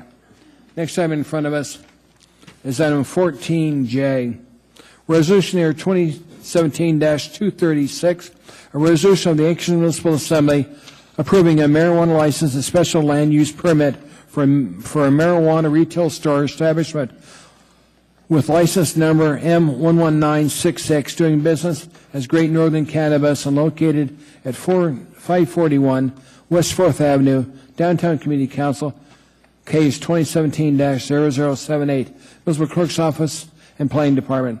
Public hearing on this item is open. Anybody wish to testify, please come forward. State your name for the record. Spell your last name. Tell us what part of town you live in. You'll have 3 minutes. Anybody wish to testify, please come forward. And John, this went to your committee, and what was the result from going to your committee? The Community and Economic Development Committee looked at this on Thursday the 22nd, and we recommended approval. Thank you. Go ahead. Welcome, Sir. Yeah, David Deese, NEES. This is a unique opportunity because, first of all, I agree with the issuing of the license. I think it's well within the thing. But you're in an interesting area of town where when you looked at Alaska Alchemist getting its liquor license in that 4th Avenue corridor, it was quite a debate for a long time. And when you have limited your people that are doing the push carts to 8, basically, in that area, the license I don't have a problem with. What I have a problem with is you're missing a revenue opportunity here, because when the push carts go out, they go out to bid. So you have people competing for that license. So if you want to have this location there on 4th Avenue, prime location, why, when the renewal comes up in 2018, you wouldn't put it into the process that this can now go out to bid? It's an opportunity for you, the Assembly, to start using that market of 4th Avenue as a place to revenue generate. So just keep that in mind as when it comes up next year, that when you're adding these things in there, like Alchemist, you have an opportunity to do what you did with push carts. The push carts, they competitively bid. You get people paying a lot of money, upwards of $10,000 for a push cart, upwards of $10,000 to have that corner. And you have a prime location straight across from the visitor center for a business that's probably going to do well. So why would you not open it to competitive people when you renew the process? Thank you. Thank you. There are no questions from the Assembly. Thank you. Anybody else wish to testify in this item, please come forward. Welcome, sir. Yes, Kerry Kerrigan, Alaska Marijuana Industry Association, CARRIGAN, and I live in South Anchorage. I'd like to just speak on behalf of the, I have a member who's in downtown, AK Fireweed, who's an AMIA member, Sue Noland, and I think that when the amount of effort and money that goes into putting together these marijuana establishments, not only having to get their leases in advance, some of them holding their leases for up to a year with nothing happening for them, along with the prices that real estate costs, plus the difficulty of obtaining real estate to actually operate a retail location in. I think the concept of trying to charge them, and then when they have to re-up their licenses every year to make them bid into that process, it becomes an onerous amount of responsibility onto people who are trying to start a retail business. These businesses give back to the community. We've already made efforts to try and talk to the Downtown Partnership and make sure that they know that from a statewide standpoint, the AMIA is willing to go in and make sure that they have educational support from our organization, that we'd be willing to talk with them to try and make sure that the downtown is well represented and is taken care of as far as their concerns. And so I think that putting out to bid every year when they already have a difficult process to go through becomes a real difficulty for any business to operate inside of that system. Plus, I just want to make sure that the Assembly knows that we're more than willing to try and help with the process of the businesses that are coming into Anchorage and becoming a part of the community here. Thank you. Thank you. Any questions from Assembly members? Mr. Wilton has a question, sir, if you don't mind. Sure. John? I'm not sure it's a question, but we've heard two in a row talking about putting something out to bid, and I think we can't even charge for a renewal by state law. Yeah, the state does, so I don't know what. We're not allowed to do it either. So you'll see some licensing stuff coming up, and the fee for renewal is zero by law. Going on in Fairbanks on the 12th and 13th. Beg your pardon? That whole renewal process for the state is going on in Fairbanks on the middle of July. Oh, they're revisiting the rules? Yeah, end of the month is when they get renewed every year, yeah. And they're talking about putting a bid? No, they're not. That's why I wanted to come up and make sure and mention that they've already gone, the businesses that are established have already gone through a long process and spent a lot of money just to get where they are right now. So they're really interested in compliance and making sure that they become good members of the community. No, that's what we've seen. We're very familiar with that. Okay, thank you. We hadn't even thought about that, Kerry, so we appreciate it. Okay. Take care. Anybody else wish to testify on this item, please come forward. I'm Wiley Brooks. I live in South Anchorage. Last name is spelled B-R-O-O-K-S. I differ some from the previous two in that I want to add a cautionary note to this assembly. I was privileged to attend a Bob Hope show back in the 1960s when I was flying combat missions in Vietnam. Bob was one of my favorite entertainers. I remember him remarking back in the 1950s, maybe it was the 1960s, that Fourth Avenue in Anchorage, Alaska was the loneliest bar in the world. Now, we've come a long ways from that when you had one city bar after another down Fourth Avenue. But I'm concerned that we could be possibly doing the same thing to downtown Anchorage in the marijuana business. It's not a good thing when downtown Anchorage has an oversupply of bars, and it will not be a good thing if we have an oversupply of pot shops. And I'm concerned, and I have damn good reasons to be concerned.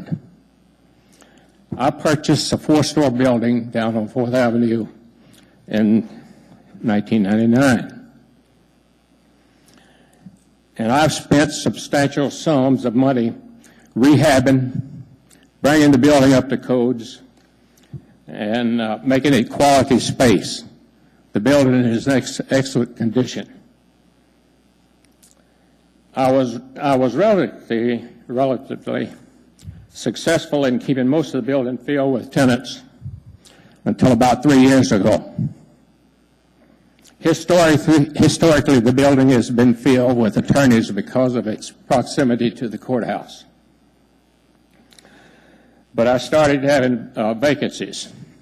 A big contributing factor is that it was primarily filled by attorneys, and they have now moved to Midtown and South Anchorage because of exorbitant parking fees.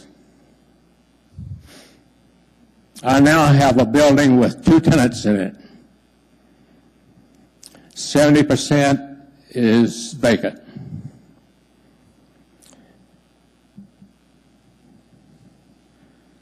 The remarks, when we show the space, the remarks I get, I like the space, but I don't like your neighbors.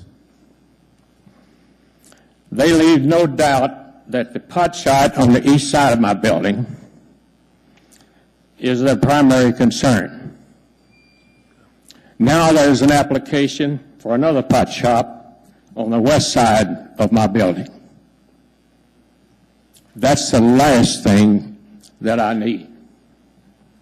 So your time's up.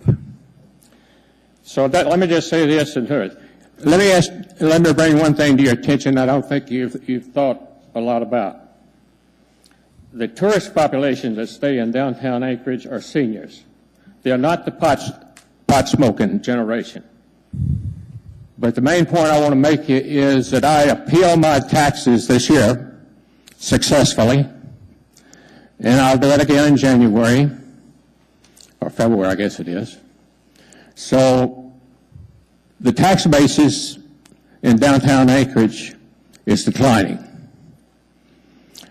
contrary to some of what you might read in his literature that's being put out now. I think you're going to see the tax basis in downtown Anchorage decline. Mr. Constant has a question, sir. Mr. Constant's down there. Yes, sir. Chris? You mentioned 3 years ago you started to see a decline in your rentals, right? Yes. Okay. And when did the marijuana shop open? I don't know exactly. Sometime this first year, I think. Right, this year. Okay. Thank you. Thank you for your testimony, sir. We appreciate it. Thank you. Anybody else wish to testify, please come forward. Come on down, ma'am. Or, sir, it depends upon who wants it. We've got all night. It's only 6:15. We got lots of time. Anna Cooper. I live in Midtown. I do have a concern about this as well. I want Alaska to be known for the people, the hospitality that they bring, the positive retribution they have for the community and for the state. I know that we need to make money and such, but to open more pot stores, I just don't see that in a positive light. I've had friends that have been affected by it. I've been affected by it as well, both health-wise, money-wise, and such. So I just want to bring that to your attention. Thank you. Thank you. There are no questions. Anybody else wish to testify? Welcome to the meeting, sir. Thank you. Mr. Mayor, Chairman Training, members of the Assembly, thank you. My name is Bob Newman, Neumann. I live in downtown Anchorage. I also have businesses in downtown Anchorage, have been a part of downtown with my family since 1961. I'm here in support of a pause by this body on approving any further conditional use permits for cannabis retail in downtown Anchorage until we have a plan. I'm not against pot shops. Repeat, not against cannabis industry. The plan should be recommended to this Assembly by all downtown stakeholders and must address all the concerns of downtown businesses, downtown property owners, and residents. The plan needs to answer many of the questions we all have, including how many cannabis retailers are going to have downtown, how many per block, where will they be located, are there any further restrictions necessary for community gathering places in downtown, what should the hours of operation be, should there be special lighting requirements, etc., and many other safety and security concerns. There is no doubt that downtown is a special place in this town, and is truly unique relative to other districts and places in Anchorage.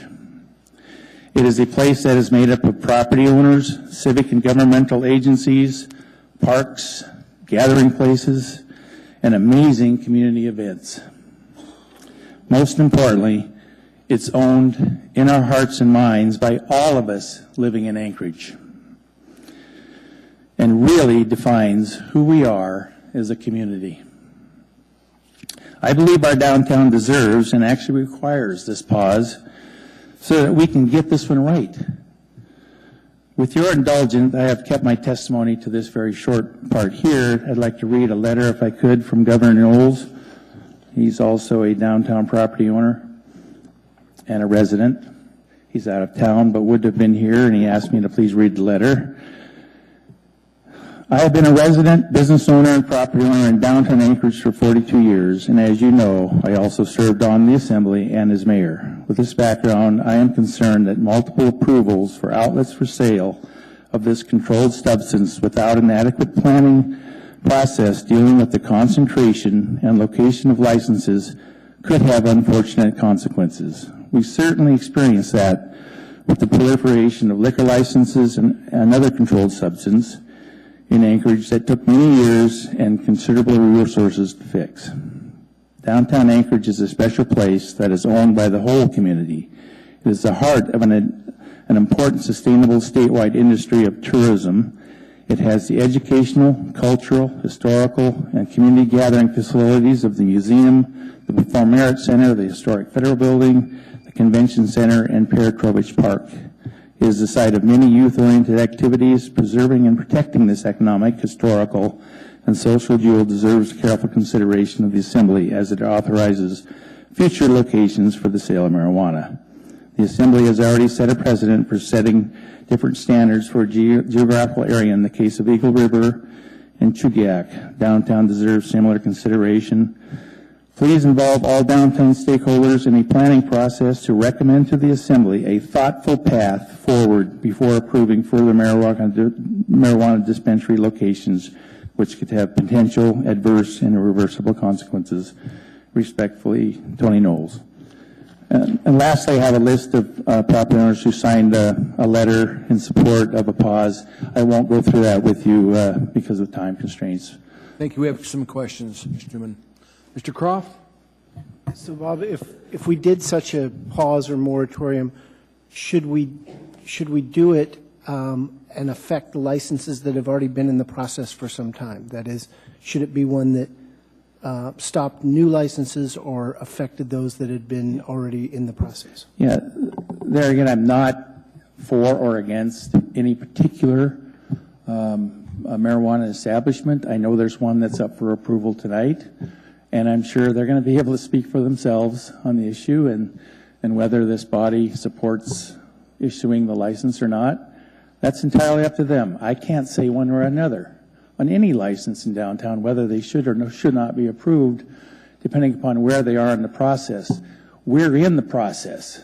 You have not approved it yet. If the process is over already, what am I doing up here? Testifying. So that's up to you all. You're going to hear testimony, I'm sure, from Great Northern Cannabis. Mr. Croft. Make your decision. Has the Downtown Community Council or the Downtown Business Organization voted to have such a pause? That is, yes, ADP has, and Jamie Boring will be speaking tonight on that. ADP has supported the pause. I thought I saw that. Has the Community Council? Downtown Community Council, it's been a long process. It's been 4 months since they first went to the council meeting. That particular community council is in disarray. Not that it won't be in the future, but right now, Downtown Community Council, and I believe someone from there is speaking here tonight as well and can verify what I'm saying. It's been a rough road. They will not take a stance one way or another on marijuana license at this point. Not to say they won't in the future, and I have great hopes for Downtown Community Council. We need a strong council for downtown. So. Mr. Wilson, sir? I'm sorry. You know, as the laws for Anchorage's marijuana operations has been developed, some quite a bit before I showed up, it showed a lot of concern, like you have, for how they would operate and what kind of problems they would cause. So very significantly, it was done different than it is for alcohol, is they get an annual license that they need to renew. So, and in fact, we can pull that license even in the midstream, in less than a year, if there's bad behavior. So it kind of shows there is a lot of concern for the potential for problems. But we haven't seen any yet. And in fact, I think what we've been seeing is that kind of old beat-up buildings are getting fixed up and security's enhanced, and we haven't really heard any problems that I'm aware of.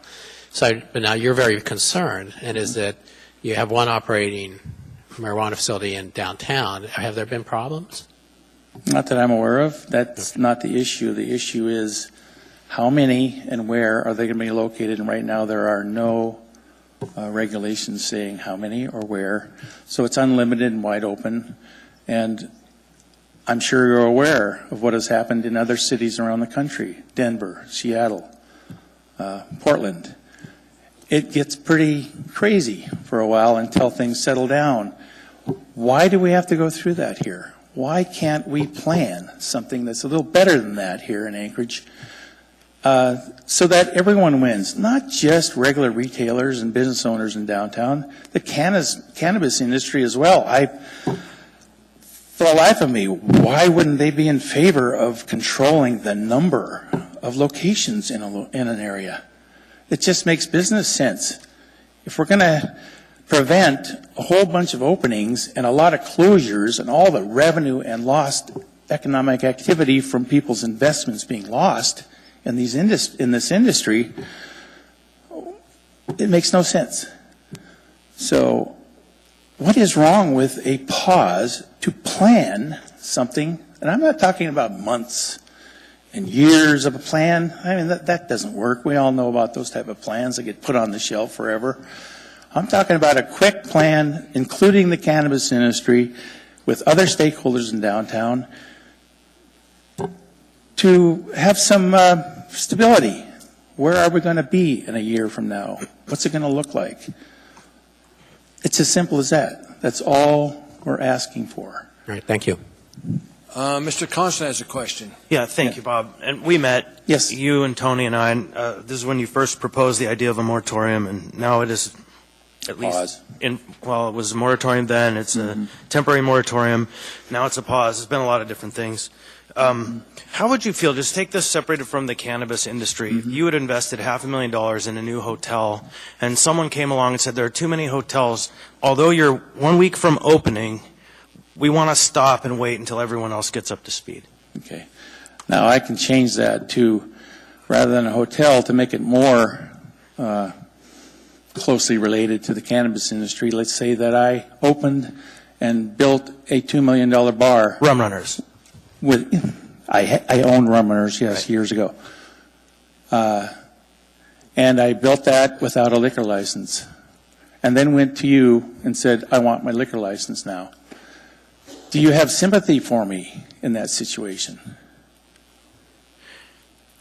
But that's not the question. The question really is these people have been in an application process for the last 6 months to a year. Right. So what and they've invested substantive funds. So it's not a question of did they invest and then decide to apply for a license. It's really the question of is it fair for this applicant or even any of the other 3, I think, that are in queue, for this body, after 2.5 years or two years of rulemaking and an election that made this legal, 3 years, to step in and say, hold on a minute. And then the Mr. next... Constant, we're not arguing with the witnesses. Just ask them a question, sir. Where were you 2 years ago when this process was happening? My head was not buried in the sand, as you're suggesting. When a person is in business, you focus on your business. I have things going on in my industry that I don't think you know anything about, nor does the cannabis industry, until it hits them in the face. That's just reality. Thank you, Mr. Newman. So I just have a quick one more. Just a question, nothing else. Yep. So relative to the Downtown Community Council and how this might proceed, I have a list of like some 25 business owners or 30 business owners. That seems like a pretty substantive group of people who could make a community council function. So was there an effort to bring the residents of this community or business owners in this community who have such a stake to actually activate and use the charter as it's provided? Let's talk about community councils later. He's not an expert in community councils. We'll talk about it later. There are no other questions. Did you have one, Mr. Steele? There are no other questions. Thank you, sir. Thank you. Anybody else wish to testify, please come forward. My name is Russ Reno, R-E-N-O, and I am a board member of the Downtown Community Council. And we have heard from Northern Cannabis on many occasions. They've been to our council several times and presented to us, as well as telling us their plan and have been open for questions, all types of questions. And in fact, most recently, we're at our last meeting just last week, or the week before last. But anyway, it's the fact of the matter that they have come and spoke to us, have made themselves available to come speak to anyone. Now, as for my fellow business owners downtown, I also own a business downtown, and I am concerned about the number of pot shops, as you've referred to them as, or cannabis places that are here. I'm concerned because I'm in the tourist industry, and I'm concerned that this might be a known area, and I'm concerned mainly of the unknown. And I think that's what people like Willie and Bob are talking about, is quite frankly, there's a lot of people downtown that haven't had the time to deal with this, and they're just concerned, they're scared. And they're thinking that all this work we've done to build up the downtown area and make it a viable place for our tourism industry is now possibly going to be challenged by that. And I think that's a valid concern. But do I think that a business that has put millions of dollars into getting themselves ready to go and now they're at the point of being approved by this body should be then stopped or stifled down at this point of the game? There's no way. They've worked very hard for what they've done. They've done everything. They've done their due diligence. They've presented themselves to our council. We've listened. We've talked. We've made it available to anyone and everyone to come and be a part of it and state their information.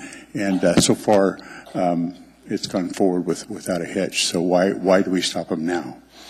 I hope that this body will consider revisiting this soon. I do think there does need to be some look at some of the things that some of the regulations and rules and more of a clear mapping of what's going to take place for the different business owners and homeowners downtown Anchorage, because I do believe it is something that they're concerned about and they have a valid concern. Mr. Wilton has a question, sir. Mr. Wilton? Many community councils develop memorandums of understanding with retail operations, and it's actually part of the code that they should be done. But your community council chooses not to do that. Is that correct, and why? Probably the wrong one to ask about this question, because I just recently retained my position as board member. However, I have been to every meeting we've had for the last 2 years, and I have seen those same memorandums, and we have done it in the past. However, at this point, we had set up to have an actual committee handle that portion of it, and they are now advising the council moving forward. I think there is some talk about different things that might be coming up here in the near future. Okay, great. Thank you. There are no other questions. Excuse me. Mr. Constant, sir. Do you think the community council has the capacity to tackle bringing the community stakeholders together to provide a draft plan to a committee of this body? We have a committee team that are working on something now to propose. I know that they have a lot of very great ideas they've been working on as a committee, and I do think that's viable here in the future. Mr. Steele, sir. Thank you, Mr. Chairman. Thank you for your comments. The one thing that would be incredibly helpful, I think, is to list the criteria by which we ought to use to decide whether or not it's appropriate for a cannabis operation to go in. We have in the regs distance from schools and that type of thing in there. But if rather than just saying only so many number or only, we just need to have some criteria to look at, because we do look at each and every one of them. And so criteria would be helpful for us. There may be a time when we have too many of them in town, and it would be nice to have some idea as to the impact. We haven't been at this very long. The impact that they may be causing, and the criteria by which we ought to judge those licenses when they come before us.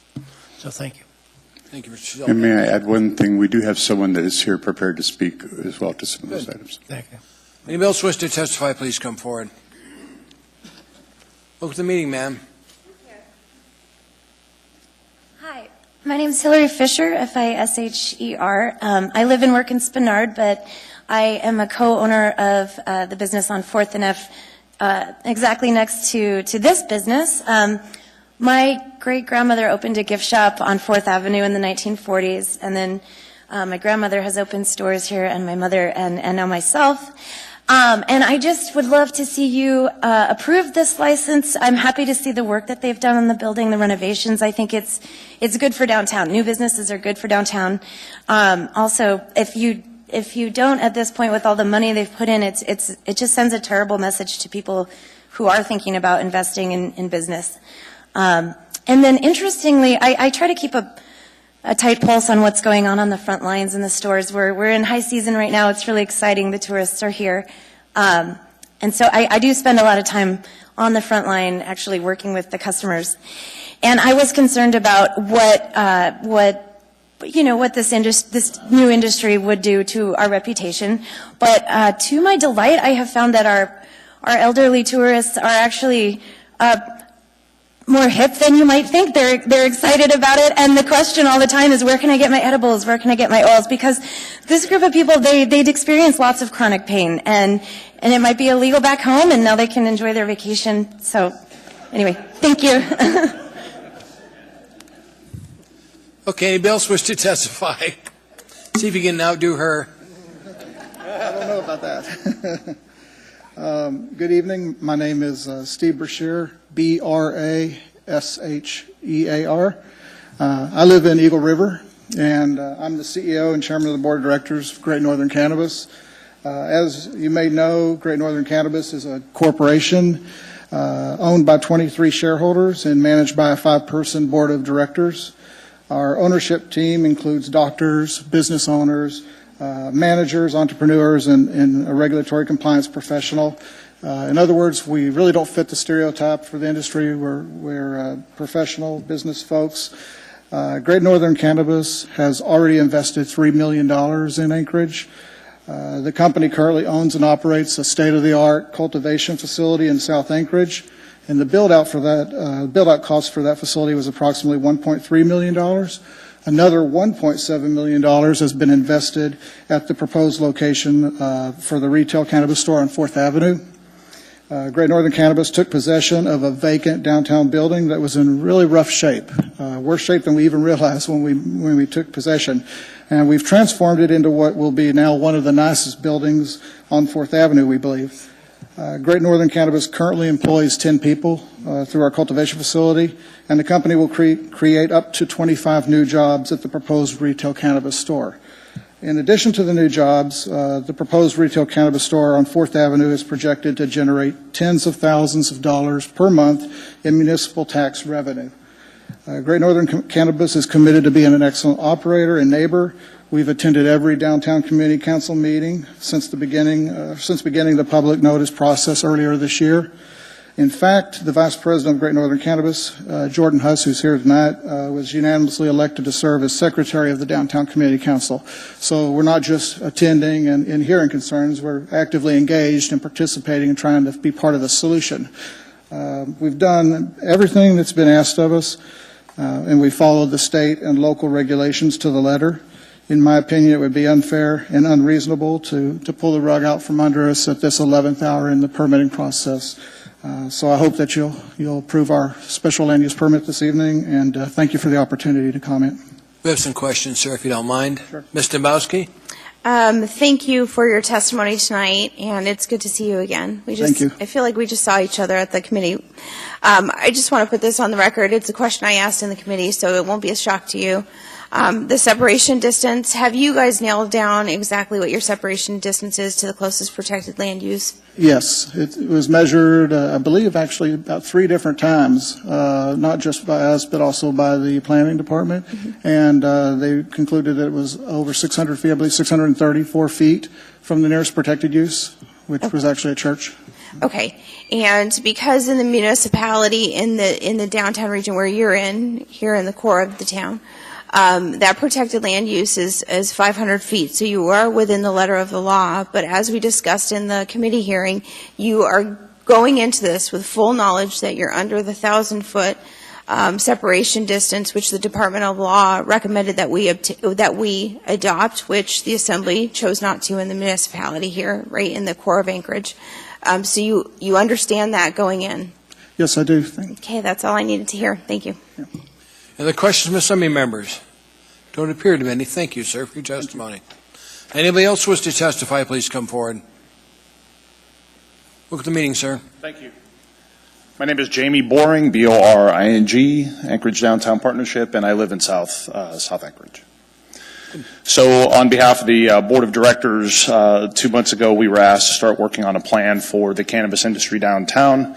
And certainly we've heard a lot of great testimony tonight, but the thing that we haven't really focused on is the iconic nature of downtown Anchorage and the fact that we have the largest amount of walkable sidewalks in any community in the state of Alaska. We have the highest density of parks with tens of thousands of people a year that participate, both local and tourists. We also, unfortunately, have the largest percentage of social services because of the needs of the homeless and the mentally unhealthy and the substance-dependent people that live on the streets downtown. And we also have a very large tourism footprint. For those reasons, my board has asked everybody here to consider taking a pause until we can come up with a solid plan. We've talked about the 1,000-foot setback. Some of these shops are proposing opening up directly across the street from a park. And I don't know how in the law that we were able to not make a park where children play a protected area, but you would think that that would make complete sense. I don't know how in the law we skip social services, but when we have a treatment center that's within hundreds of feet of where we're proposing to put marijuana industry or cannabis industry or soup kitchens, et cetera, that got past us as far as the protected class. So the Anchorage Downtown Partnership supports the idea for a pause. I have good news. I think that we're weeks away from a solid plan for downtown that will include everybody's desires to make it successful. And I think it's very important that we give this industry an opportunity to do it right. And right now, I think it's clear that downtown was not prepared for this for whatever reason. There was not advocacy on behalf of the industry from maybe 2 or 3 years ago when we could have maybe done a good job of educating people on the opportunities when the law was up for discussion in a grander sense. And I think ultimately, at the end of the day, if we continue down this path, there will always be that kind of stigma of how did it happen, how did it get away from us, and it'll be referred to in a negative light as opposed to a positive light. Question from Assembly members. You don't appear to be any. Thank you, Mr. Boring. Appreciate your testimony. Anybody else wants to testify, please come in front of us. Welcome, sir. Good evening. My name is Nick Miller. I'm the chair of the Anchorage Cannabis Business Association. I think I've seen most of you over the past 2 years working on these regulations. The Anchorage Cannabis Business Association and its members do not support a pause at this time, but what we would support is working with the Downtown Partnership and their businesses to first educate most of them of what the regulations are. It's clear from the testimony we've heard tonight, most don't even know what's in the regulations. I think that will resolve 80% of their problems. And we'll work with them to get a plan together as soon as they want, with as much effort as they want. But asking businesses to pause why they come up with this plan doesn't seem to be the right avenue. At that point, once the businesses are paused, there's no incentive for them to finish the plan. So our association is ready to begin tomorrow. If the downtown businesses and the Downtown Partnership want to get a committee together, we'll meet with them as soon as possible and work this plan out. We have a few questions, sir. Mr. Constant first, sir. Yeah, thank you, Nick. Can you describe your background in working with community councils on marijuana-related issues, and then suggest whether or not you can work with the Downtown Community Council? Personally, myself and the Anchorage Cannabis Business Association, I think, was the primary contributor to the existing MOU that the city uses now. I think I spoke at probably 7 or 8 community councils over the past year and a half, not advocating for a business, just really educating them on the current regulations. I'm currently a member of the Marijuana Control Board. for the state and currently the chair of the Anchorage Cannabis Business Association. So as far as the regulations go and working with other organizations, I have lots of experience and I'm willing to give up my time to do it. Anything else, Mr. Constant? Mr. Whittleton, sir. I just have so did you get together with Mr. Boring and recently? I think you were just I reading did. those. You were planning on having a meeting, so you guys have gotten together and. Yes, and I sent Mr. Boring a letter that kind of said the same things that I said tonight, except that lined out the specific issues they wanted covered, and I committed to do that. I guess there's a theater downtown at the Downtown Partnership, and they can schedule it, and we'd love to come down and give 1 or 2 hour classes just to really go through the regulations. I think the biggest thing the downtown area needs is to understand what's allowable and what's not. Good. Thank you. Mr. Dunbar, sir. Thank you, Mr. Chairman. So one of the prior people who spoke, I think it might have been Bob, mentioned how it actually would be good for business if you guys were to lock other marijuana businesses out, right? I mean, it would prevent competition once your sort of current members have their licenses. And, Chris mentioned, I think there are 3 left in the queue or something like that downtown. After those 3 come, why wouldn't the Marijuana Business Association turn into the Marijuana Business Cartel and try to stop any, why aren't you doing that? I'm curious. Well, we're here for the Anchorage Cannabis Business Association is what it is. It is going to support the industry. We don't support just our members. I personally have spoke at community councils for new businesses that aren't members.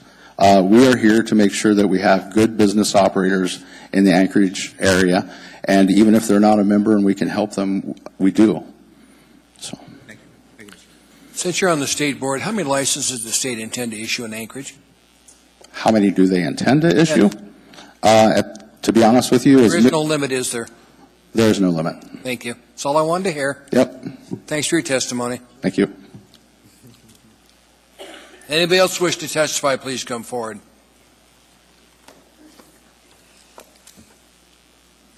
Hello, my name is Ed Larrivee, L-A-R-R-I-V is Victory, E-2. I live at the Tudor and Lake Otis area. With this, comes to mind what a famous president once said, all we have to fear is fear itself.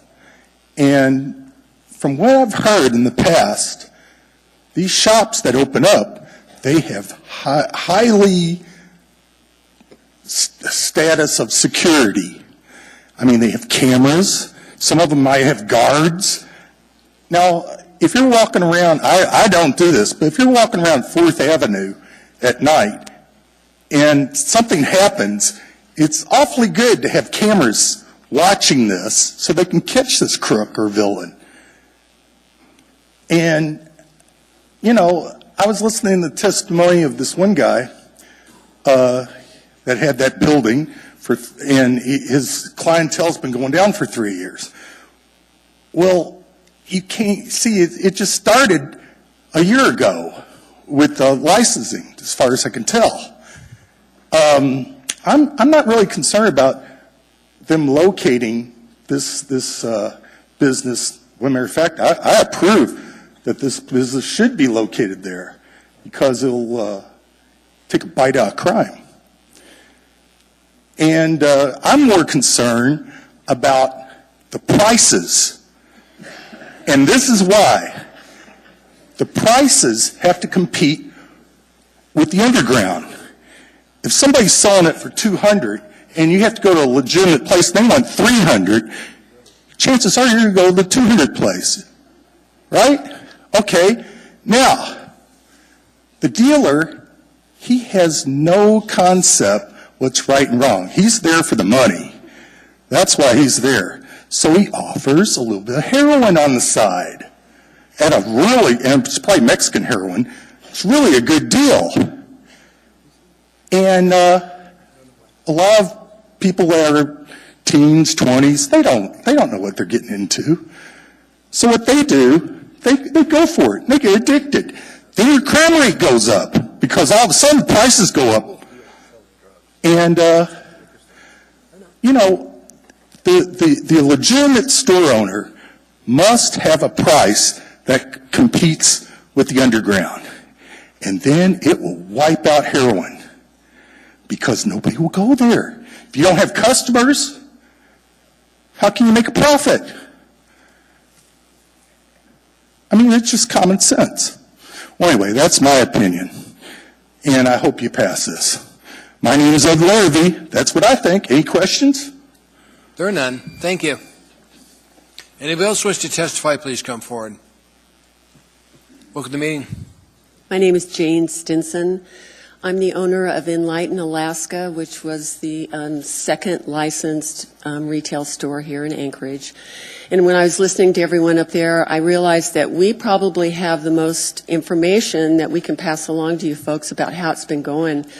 Let me just tell you how we started. I worked for Alyeska Pipeline for 20 years, took my retirement and took my 2 kids, and we took this little area of Spenard that is turning into a beautiful section on the corner of 26th and Spenard, and we invested all that money into a pot shop. It has been a great experience. Our revenue has been increasing by 10 to 20% per month. We've hired 11 employees. We're probably going to hire 2 or 3 more. I'm going to be paying the municipality $10,000 tomorrow for my taxes for this month or for last month. Those taxes keep going up, which means I keep making money. And I wanted to really emphasize, I liked what the young woman said about the people who come into the shop, because the people who come into our shop are people who are the people in this room. And I don't think there are very many young people in this room, but there are lots of people my age. I'm 65, and it's just amazing what stepping through the doors of a marijuana shop could do to folks who have just a little bit of fear about it. I have a little bit of fear about standing up here, but I'd like to invite you guys to come to our shop. I'm a member of the Anchorage Cannabis Business Association, so I will back up what Nick says about supporting anyone who wants to come and see and know what it's like. We've had a great experience, so I just wanted to leave that with you guys and take questions if you had any. We have a few questions for you, if you don't mind. Okay. Mr. Dunbar, sir. Thank you, Mr. Chairman. Thank you, Jane, for your testimony. Really appreciate it. So I'm curious, again, I'm going to ask you sort of the same question I asked Nick. You have an established shop. Why aren't you in favor of a pause or working to keep more competitors out of Anchorage? Oh, I think competition is a good thing. It's absolutely what we need to keep all the variety of creativity. I mean, it's just part of our philosophy of capitalism. That's the word I want to use. Thank you. Yeah. Mr. Steele, sir. Thank you, Mr. Chairman. You're in my district. Yes. And as a matter of fact, just down the road from me, not very far. Isn't it torn up out in front of your house at the moment, or out in front of your business? No, it's not at this time. And they take I thought they were doing all the way to, well, just to 26th. They stopped right at 26th, and Yeah. we're going to be there in August. Yeah, well, I'm further down the road, and it's been torn up since they started. It looks bad. But have you found that has caused any problems yet for you in terms of access or anything? Parking? Not at all. No, we have an agreement with the old Lumex building, so we have we have no parking problems. Good. Thank you. Thank you. Ms. Dembowski, ma'am. Thank you, Ms. Stinson. I remember you and your children coming to the committee meetings, and the interesting thing about your establishment, if I'm recalling, I'm trying to remember the drawings, you almost had like little individual areas where people could come in kind of more discreetly and place their order. A waiting area in the front, and then they come into the... Right. And so, I think it's interesting, your business model, and I think that's, variety is the spice of life, as they say. I think your business model, will lend to that maybe more discreet clientele. But I wanted to ask you about some of the problems maybe you've encountered or some of the challenges you've encountered. We've heard testimony from other marijuana establishments that as they come in and they're doing their improvements and they're bringing in their security and stuff, they're actually cleaning up parts of neighborhoods. Have you seen that to be an issue in your area? Have you had riffraff hanging around, or do you think that your establishment's actually maybe beautified the area? I mean, what's your perspective on maybe some of the pros and cons? Our particular area is just torn up because of the road construction. Yeah, I wasn't talking about that. I'm talking in general. Have you had issues with riffraff? Occasionally, but just not a big deal at all, maybe one or two. And you guys have probably been up and running now 2 or 3 months, maybe? Since February the 2nd. Oh, already that long. So we've been open longer than, AK Fireweed is open. Have you had any police respond to your location for any disturbances? Mm-mm. They have the police patrol now, so that's really cool. Yeah, they're walking around. Thank you. Yep. Mr. Constant, sir. Yeah, actually, Jane, there was one time the police came to your place, right? Before you opened in the neighborhood. Oh, right, when we were Right, and so, broken into. right, you've Right. been broken into even before you were a marijuana store, right? Right. Right, and so. Ironically, yeah. Yeah, the neighborhood had some character to it before this store opened, right? Right. Yeah, thank you. There don't appear any other questions. Thank you, ma'am. Thank you. Take care. Anybody else wish to testify, please come forward.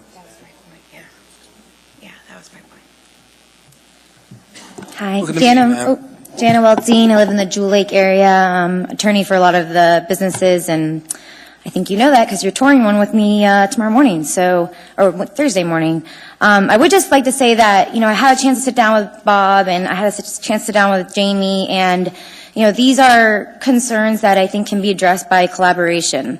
And I think that we just need to get together and create a working group, move these businesses on through, because there doesn't seem to be an issue right now. But I don't think we should just, discard those concerns that they are having, because that's not good for a relationship for any of the business owners downtown. And we all have to live, work, and play in this environment that we're creating. And so I'd rather create one of cooperation and understanding and compromise, and get a chance to do that with the people that are concerned. And so I just want to extend that invitation to concerned members in the downtown area and make myself available. I'm a founding member of the Alaska Marijuana Industry Association, and I'm a member of the Anchorage Business Association as well. So I just wanted to give you that update and let you know that we are, trying to work and address these concerns so that people feel heard, and there's a good, feeling of community in the downtown area and throughout Anchorage as well. Questions from assembly members? There don't appear to be any. Stay around. We may have questions for you later. Okay. Anybody else have anything they would like to say to us? Welcome, sir. Good evening, sir. My name is Tom McGrath. I've been a member of the Spenard Community Council for almost 40 years now. And tonight on Channel 2 News, there was news that the Paradise Inn was closed down. And that's been kind of an objective of a lot of us for a long, long time, but we haven't been able to get it there.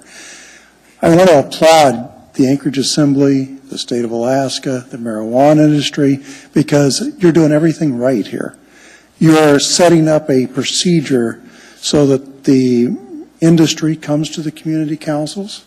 Like the Spenard Community Council, the number of people that come to each meeting has never been higher. 60, 70 people are showing up every month. And a lot of them are people that are in the industry and becoming very active in the community. They're becoming part of the community.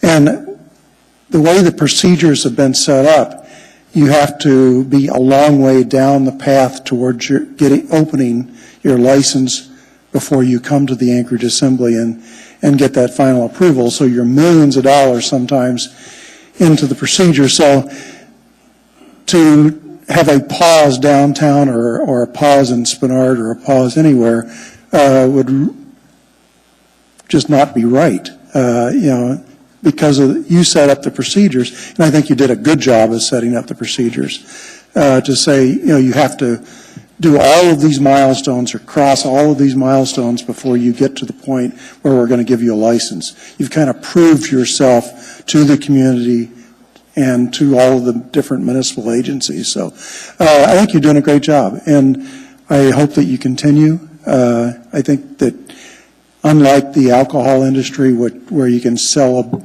a license from individual to individual, we've got a much better procedure here. So I applaud you, and I applaud the industry, and I hope that it continues to go forward as well as it has to this date. Thank you. Thank you, Mr. McGrath. We have a question for you. Okay. Mr. Croft? Yeah, Tom, nice to see you again. You were at the community council, the Spenard Community Council, where I asked them, because if downtown is one area, then Spenard would be the other that has a sort of obvious concentration. They were pretty clear to me that they didn't want that done. Do you, as a longtime resident and business owner, have a concern about the Spenard area with the concentration of pot shops there? I don't really, because one, if they invest so much money into their operation, they have to look at, okay, can I make money after investing all that money?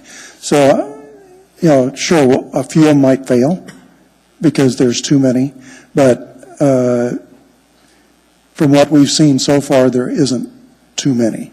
Spenard's kind of a mecca for the funky or whatever, and so we're getting more and more restaurants, more and more entertainment activities, and this is just part of it. So I'm not concerned. In the past, I've been concerned about the number of alcohol places, but that's mainly because of the way those are operated or the way the laws allow them to operate. I think that you've really done a great job here in setting this up so that we're going to succeed and not fail. Thank you, Mr. McGrath. It's good having you here, sir. Anybody else wish to testify, please come forward. Welcome to the meeting. Hi, my name is Caleb Saunders. I'm actually the president of the Map Valley Business Association. Not talking here for that or anything. There was just a few points I wanted to come up and talk about just as I was listening. Wasn't really planning on talking, but just to say, it's been 2014 now since the cannabis has been voted legal. And actually this year we have a 10% increase in our tourists, like how many people are staying in hotels and everything. I mean, you would think with the amount of news, if people were refusing to come here because they didn't want to visit, because cannabis was here, we wouldn't have a 10% increase of the people that are visiting our state. And then I also kind of wanted to go to kind of out where my store is. I own Green Jar. Our business model was to focus on the 35 plus, 40 plus, somebody that's coming back to cannabis that they haven't seen it for 30 years and might have tried it in college or whatever the case may be. But in all reality, the majority of my clientele is tourists that are starting to show up now. They're starting to really increase. It's the business owner. It's not just some riffraff that's coming in. Really, the majority, 80, 90% of the customers that I have are you and me, the people sitting in this room, the people that are here to make a difference in their societies. And just to kind of go to the point of the contemplation why we as an industry wouldn't want a moratorium. I mean, just because you were the first one to cross the finish line doesn't mean you're the best one to cross the finish line. You don't want those people that just because they got there first, maybe they aren't running their business well. And you're going to make it, I think, with a moratorium or anything, you're going to decide that the people that started it in advance are the only people that get a chance to compete. I'd rather see the market decide on good business practices, allowing good businesses to succeed, rather than businesses that don't know what's going to happen yet to not allow anything to come in because of a fear of the unknown, I guess is kind of where I'm going with all that. So I hope I just want to hit a few points. I hope I'm not interrupting too much and kept that brief. There are no questions. Thank you, sir, for your testimony. Thank you. Anybody else wish to testify, please come forward. Anyone at all?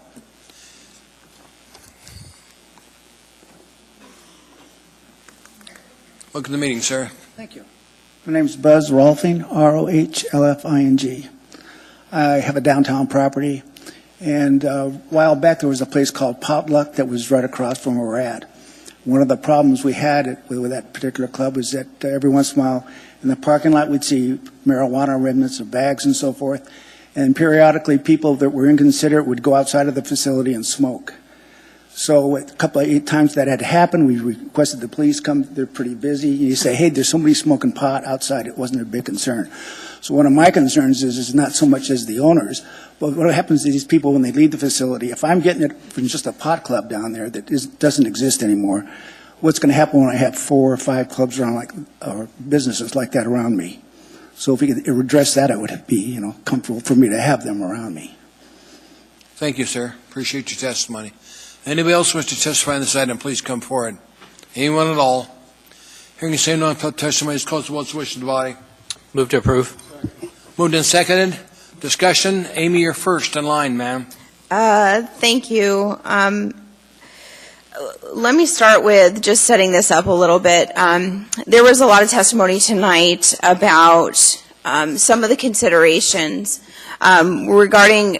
I really want to give comfort to some, and I'm sure it's not going to comfort you that much, but to give comfort to some that are concerned that we didn't really think about some of the impacts.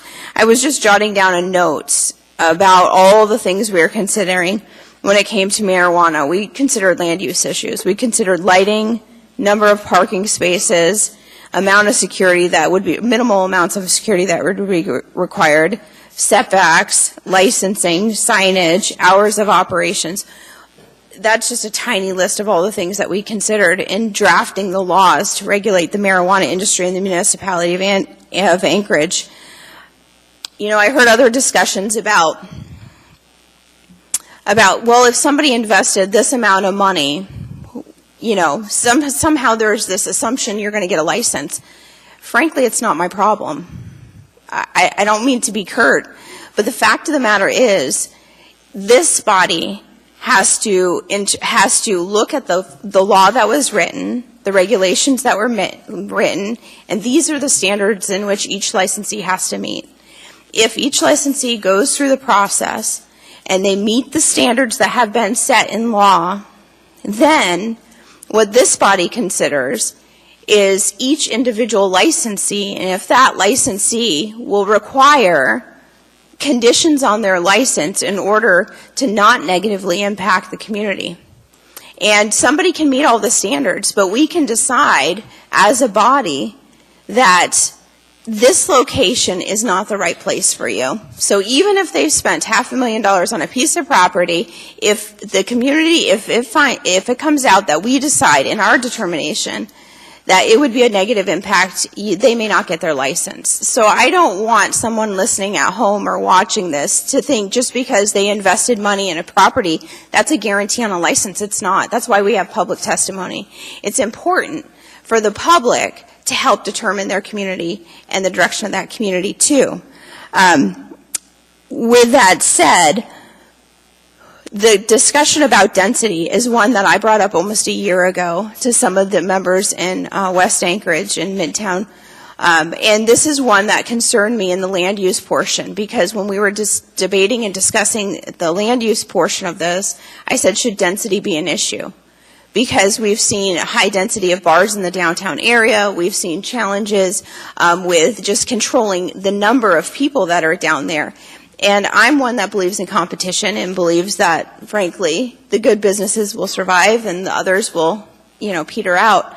But it was decided on this body that they wanted to take a wait-and-see approach, and they did not want to put a false, stifling effect on density and just see how the market evolved. And I supported that, but it was something that I felt it was important to discuss. And now, tonight, we've had at least 3 or 4 people come up and testify about density. And so I think it's important that each assembly member realizes that when we passed these laws initially, we knew it was just that. Later tonight, we have another law that's going to deal with renewals and tweaking what we've already done. This is an ongoing process.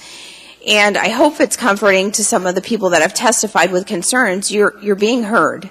And I think your points are valid. And I think, as many have testified, the first part is to really understand what we did.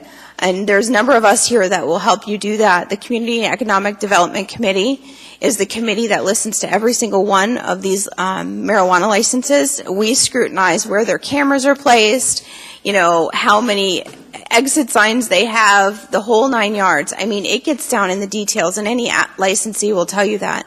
So I would say if you're concerned, start trying to attend a couple of those meetings a month, because that's really where you're going to start to see a lot of movement, especially when it comes to changing some of the issues maybe that we missed.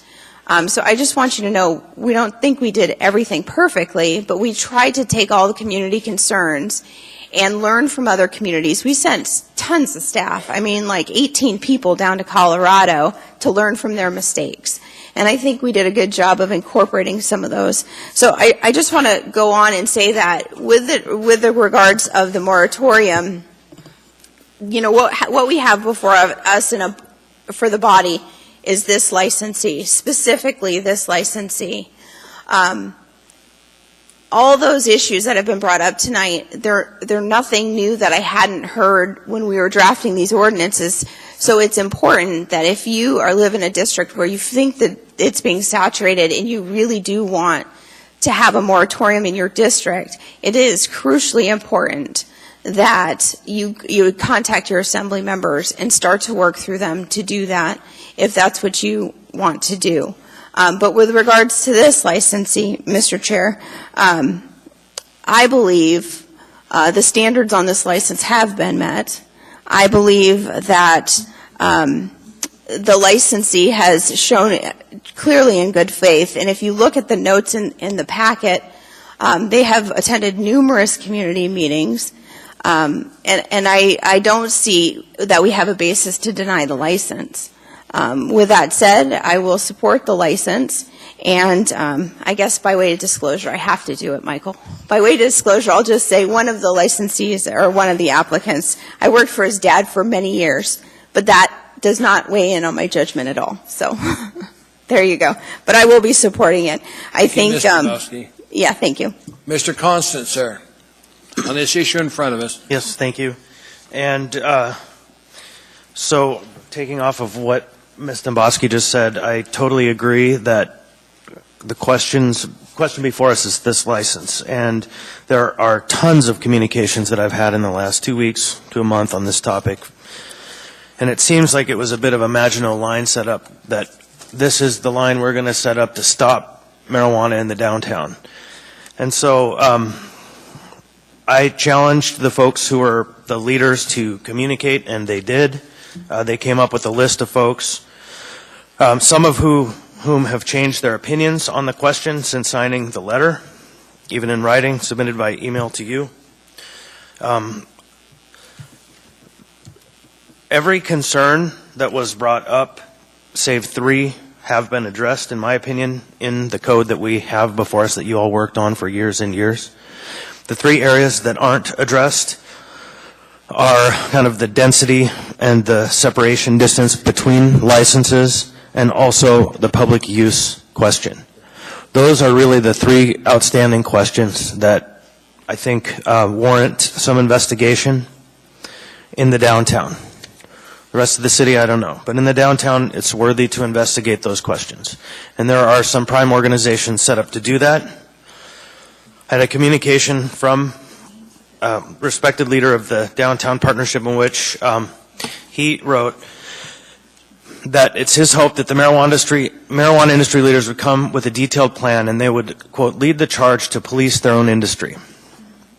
And one thing I've seen in the last 2.5 years as a volunteer who works 2 jobs and a campaign, or now an assembly person, who's very busy, probably as busy as any other business person in this downtown, but who's still found time to go to my local community council and be part of the process because I recognized it was coming, is that it isn't up to an industry that has actually no fault at this time to police itself. It's a community process of setting up standards and everyone agreeing on what those standards are and collectively ensuring that everybody is living to those standards.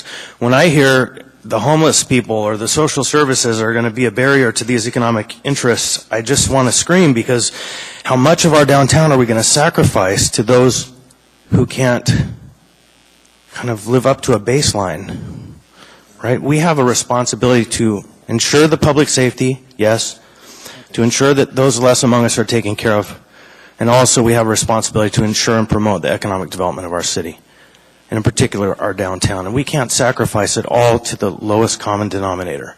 And so, in conclusion, I can see Dick's ready to move on. Thank you, sir. I am, and I have a lot more to talk about on this, and I'm going to sit at the Downtown Community Council and watch for these folks to come forward and make their case, because I believe they have a case to be made.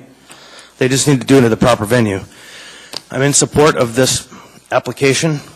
I'm proud that one of their leaders of this company is now an elected member of the Downtown Community Council. That's the model of our civic government, is get engaged. And it's in our charter that the Community Council is the place to do it. Thank you. Thank you, Chris. Mr. Peterson, sir. Oh, thank you, Mr. I need Chairman. you in front of us. I just wanted to go back and cover a little bit of the process. Some seem to think that we did this hastily. In 2014, I was named a member, along with several other assembly people, to the Marijuana Committee. And we met a couple of dozen times in downtown Anchorage at City Hall to discuss how we were going to create the ordinances and the laws for this new industry. And at every one of those meetings, there was an opportunity for audience participation. Business people from downtown Anchorage, people from anywhere within our municipality certainly had an opportunity to speak and give us their advice and their opinion. We took the information we had, some of it was gathered from other states that had legalized. We were trying to avoid some of the mistakes that they made, and I think we did.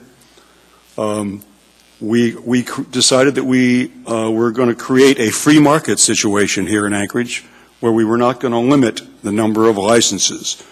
And we did that on purpose because we did not want to create a secondary market for these licenses like it happened for liquor licenses and also taxi permits. And I have heard from many who have gone through the licensing process to get a marijuana business open in Anchorage that we have the most arduous process of any state that has passed legalization in the country. So if someone thinks that we might be passing out these licenses willy-nilly, that is definitely not the case.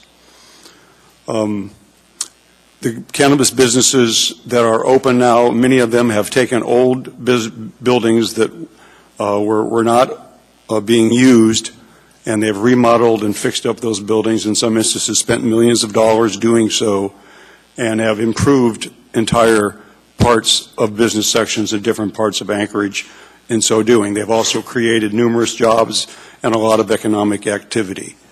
We are in a situation where we are facing difficult economic times. So new businesses and new jobs are something that we need now and we're going to be needing in the future if I'm reading the tea leaves correctly.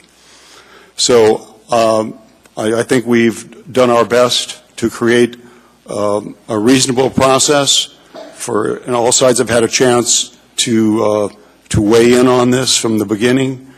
And so I feel proud that we've done what was required of us all along. And as far as this license tonight, I believe that they're going to be an asset to the downtown Anchorage. They're a professional operation, and I certainly hope that they have success when they get their license. Thank you, Mr. Chairman. Thank you, sir. Mr. Whittleton, sir. Thank you. I would support this and hope others will as too, but just to get one of the big issues that has come up is if Planning Director Hart could step forward for a couple questions. And primarily there was a downtown plan that I think was very close to being done but wasn't adopted by the Assembly, and it's sat on the shelf for a while. And I want to find out what the status of that is, and could that be dusted off and kind of revived to kind of deal with some of these issues? And then maybe if you could comment a little bit, downtown is still under old Title 21 pending that plan being done, and maybe just a little comment on if that impacts this issue. Sure. Thanks. So as all of you, I'm pretty sure you know, the plan was completed. but has now been shelved for a while. So we may want to take a look, and trends change. Some things may need to be updated there. The next component would be the regulations, the implementing that implements the blueprint of your downtown. And this is really a citywide issue. It's an important citywide issue. Requires some thoughtfulness. And what do you want to have there? This is the community's living room. This is a very important place. We all understand that. But it's also a great place for people. If you have a great city, it's about realizing those dreams of businesses in your downtown. And I'm the son of a downtown businessman as well, and so I understand that. So you have everything you need. You have the plan that's been worked on. We need to discuss as a team how do we want to regulate that downtown area so that we can achieve those multiple goals and objectives. So I think the time frame for something like that, with the amount of resources that we have now, would be about a year or two, possibly 3, with some resources shifted faster. Okay, thank you. Yep. Thank you. Ms. Dembowski? Final quick comment, ma'am? Yes, I just got sidetracked there a little bit, but I wanted to let those who were concerned specifically about some of these marijuana licenses to let you know what your recourse is. Because in part what I was saying about the conditions, the Assembly, even if somebody's met all the standards, we can still deny a license. But the more utilized practice is to add conditions on their license, meaning we can restrict the hours of operation, we can require additional security. I mean, it's really almost limitless what the Assembly can do to fit a specific location. And so the reason I bring that up is because there are some businesses that, their hours of operations have been limited, whether it's alcohol licenses or marijuana licenses. So if you do notice that there's a problem developing in a marijuana licensee, the Assembly at any time can pull the license back in front of the body and review it. And we have multiple options. We can do nothing, we can revoke the license, or we can amend the conditions on their license. So I just felt it was really important, especially for those that are concerned, those close neighbors that are concerned, to know, if you are experiencing an issue, you can bring that to the Assembly, and the Assembly can reevaluate the license. Thank you, Mr. Dembowski. Mr. Steele and Mr. Rivera. Thank you, Mr. Chairman. Good discussion. We do still have some holes, though, in terms of our regulations, and the state looked at it a little bit, but the problem that downtown has is there's no place to use it. I mean, people out in the outskirts or people who live here can go home and use it. They can't go back to the hotels and use it for the most part. And so we still have a problem in terms of a marijuana cafe or a cafe where it's legal to smoke. We don't have those abilities yet. The state's got some regulations that they've got to work on to allow that. But downtown has got a problem in that respect. Yeah, they can go down and buy it, but then what? Where do they use it? So there's still some holes that we have not yet been able to address, and I hope that the committee and those of us that are working on it will keep that in mind, and hopefully the state will come around in that regard too. So thank you. Mr. Rivera, sir. Thank you, Mr. Chair. I don't want to repeat what some of my colleagues have more experience in and more eloquently stated regarding the extensive process taken to formulate these regulations. I do want to say, and this is something that Mr. Constant has said in the past, that they're one of two industries that are investing in Anchorage right now, housing and the marijuana industry. And both of them are actually investing pretty heavily in downtown.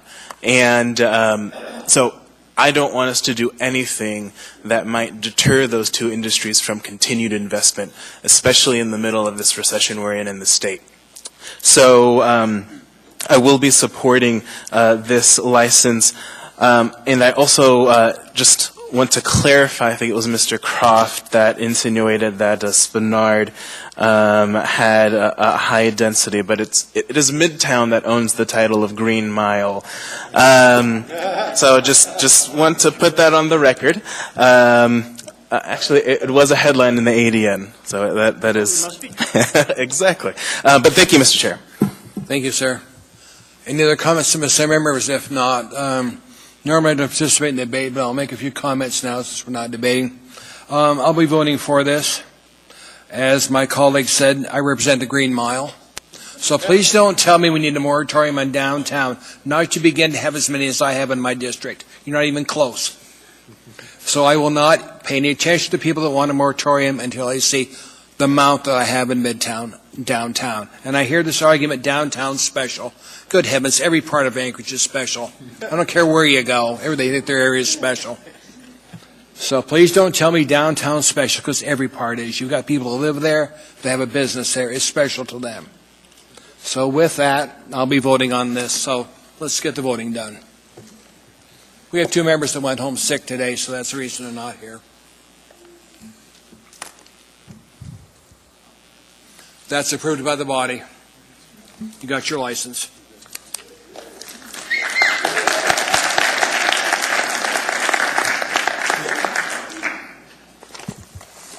Next item in front is item 14, ordinance AO 2017-89, an ordinance authorizing retention of tax for a closed parcel for public purposes, legally described as Lot 117 of Section 25T15N R2W, remnant portion northwesterly of northwesternly ROW line of the Glen Highway, PID 05-283-29-0017. Public hearing on this item is now open. Anybody wish to testify, please come forward, state your name and occur for the record, and spell your last name. Anybody at all? Hearing and saying no, and public testimony is closed. What's the wish of the body? Move to approve. Second. It's moved and second for approval. Any assembly discussion? If not, please vote.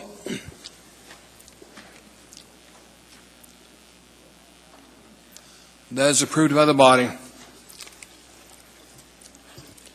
Next item in front of us is item 14L, ordinance AO 217-91, an ordinance authorizing development agreement with DHHS 1 LLC, disposing real estate property of DHHS 1 LLC, legally described as portion of Tract 1 Municipal Tudor Road Complex Subdivision Plat 2003-183, P11008-052-112, and 825 L Street, legally described as Lot 7 and 8B, located Waive reading. Block 9. Yeah. Public hearing on this item is now open. Anybody wish to testify, please come forward, state your name and occur for the record, and spell your last name. Tell us what part of town you live in.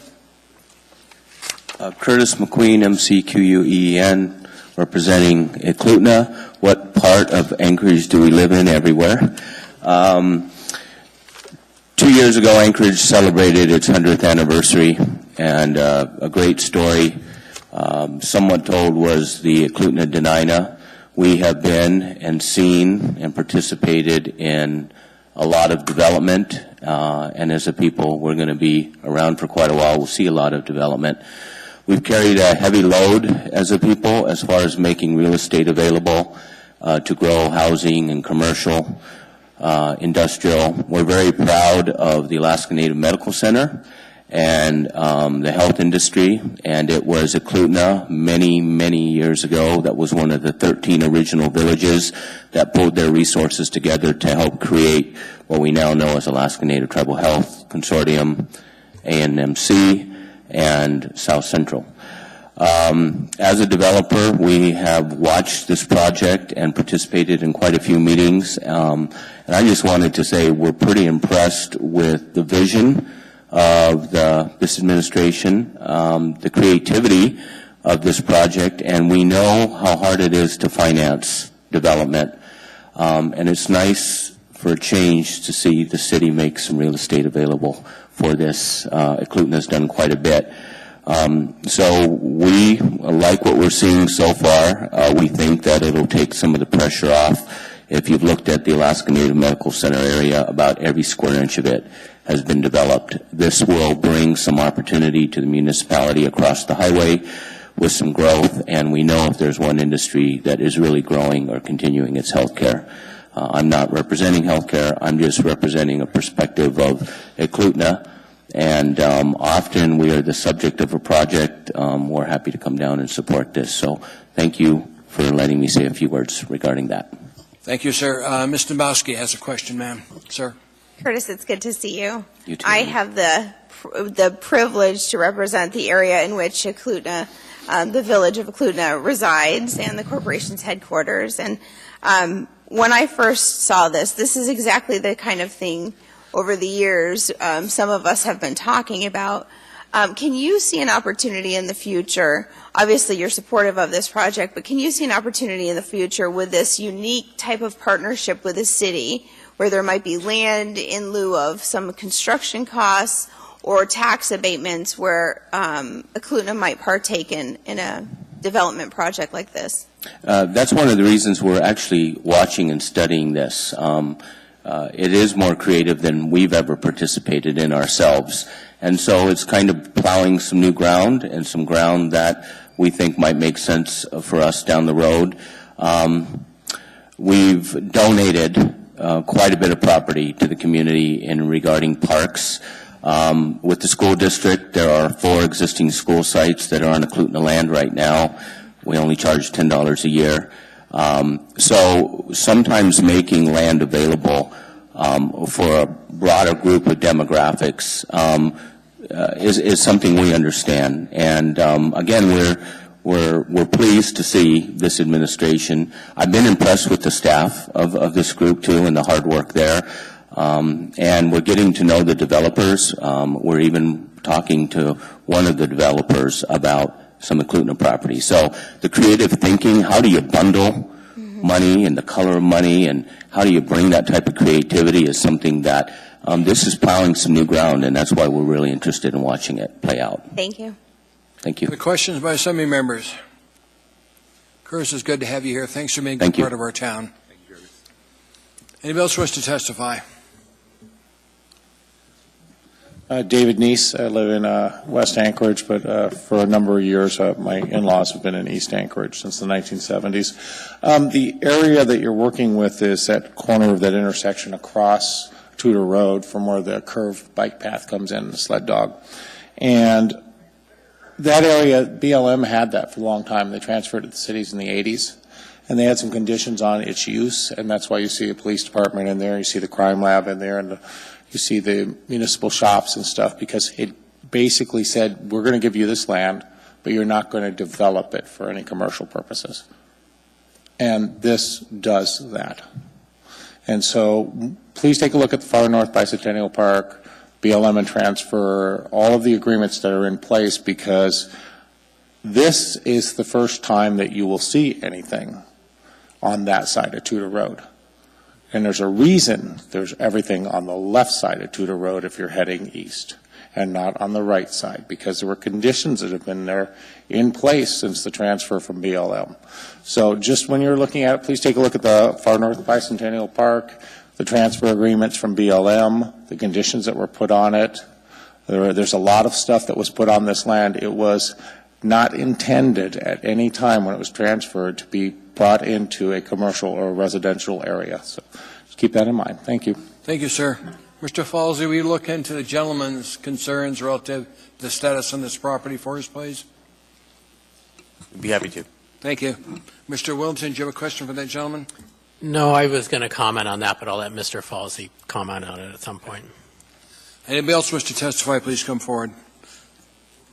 State your name clearly for the record, spell your last name, tell us what part of town you live in. By the way, we're also holding a hearing on the S version of this. So when the motion is made, I need you to make the motion on the S version.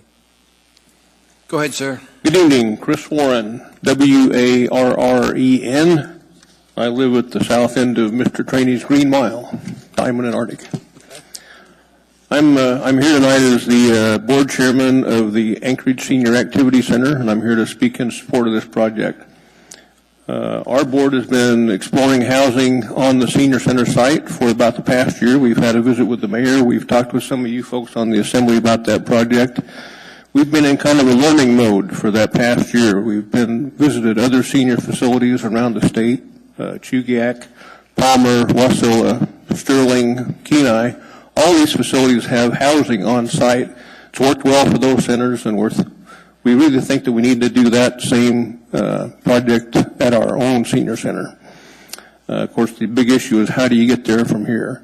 And that's why we're so excited about this project, because that's exactly the kind of project that we'd like to see happen down at the senior center. This is a great win-win for the city. The city gets a new health department building, which they've needed badly for years and years. It takes some land out on 3500 Tudor that's been sitting empty and makes it a very productive piece of property. Some of you are probably about my age. I know that in January through February through March, I know more people in Tucson and Phoenix than I know here in town. And there's some obvious reasons for that. You don't have to shovel snow in Phoenix, but there's other reasons too, and that is that there's not a lot of housing available for seniors here, especially seniors that want to get out of their house and downsize into a smaller apartment. That's the great potential for this facility that's going to be built down there on the health department site. So without any further ado, I just wanted to recommend that you support the project, and thank you very much. Yes, sir. Mr. Dunbar has a question for you, sir. Mr. Dunbar? Thank you, Mr. Chairman. Chris, good to see you. Thank you very much for your testimony. And last year, I remember I went to the senior center and at an event and heard a description about you guys exploring on-site housing. I remember that. And I'm curious, if this facility goes in, I know there's another facility that's being planned in East Anchorage. Will that sort of absorb the demand to the point where you guys won't continue exploring that, or do you think there's so much demand that you will continue pursuing your own on-site housing, senior housing? I don't have any hard figures, but anecdotally, the senior population is the fastest growing section of the town. I think there's always going to be a demand, and there's plenty of housing, or at least there's significant housing out there for low-income seniors. What there's a demand for is more market-based housing for people that are just a little bit above the low-income threshold and that don't qualify for a lot of the housing that's available. So, yeah, I think the demand's going to be there. Thank you. Thank you, Mr. Chairman. Thank you, sir. There don't be any other questions. As the baby boomers age, we're going to have more people demanding that kind of housing. Welcome to the meeting, ma'am. Good evening. I'm Rebecca Parker, General Manager of the Anchorage Senior Activity Center. I live downtown Anchorage on West 11th. The board and members embrace and support this project. It is very innovative and visionary. We are also keeping in mind that we are the baby boomers, and this is what we like. This is what we're looking for. Rooftop terraces, a cafe with a coffee shop right downstairs, concierge parking, heated sidewalk, zip cars available to rent. We want to stay here. We want to live here. And this is attractive to us. We are also very confident in the leadership of this project, the developer and the architect. We applaud the Livingston Sloan Group as they have been nationally recognized for their design and award for a senior housing development in Kenai. We think this is what Anchorage and our seniors want. Thank you. Thank you. No questions, ma'am. Thank you very much. Welcome to the meeting, sir.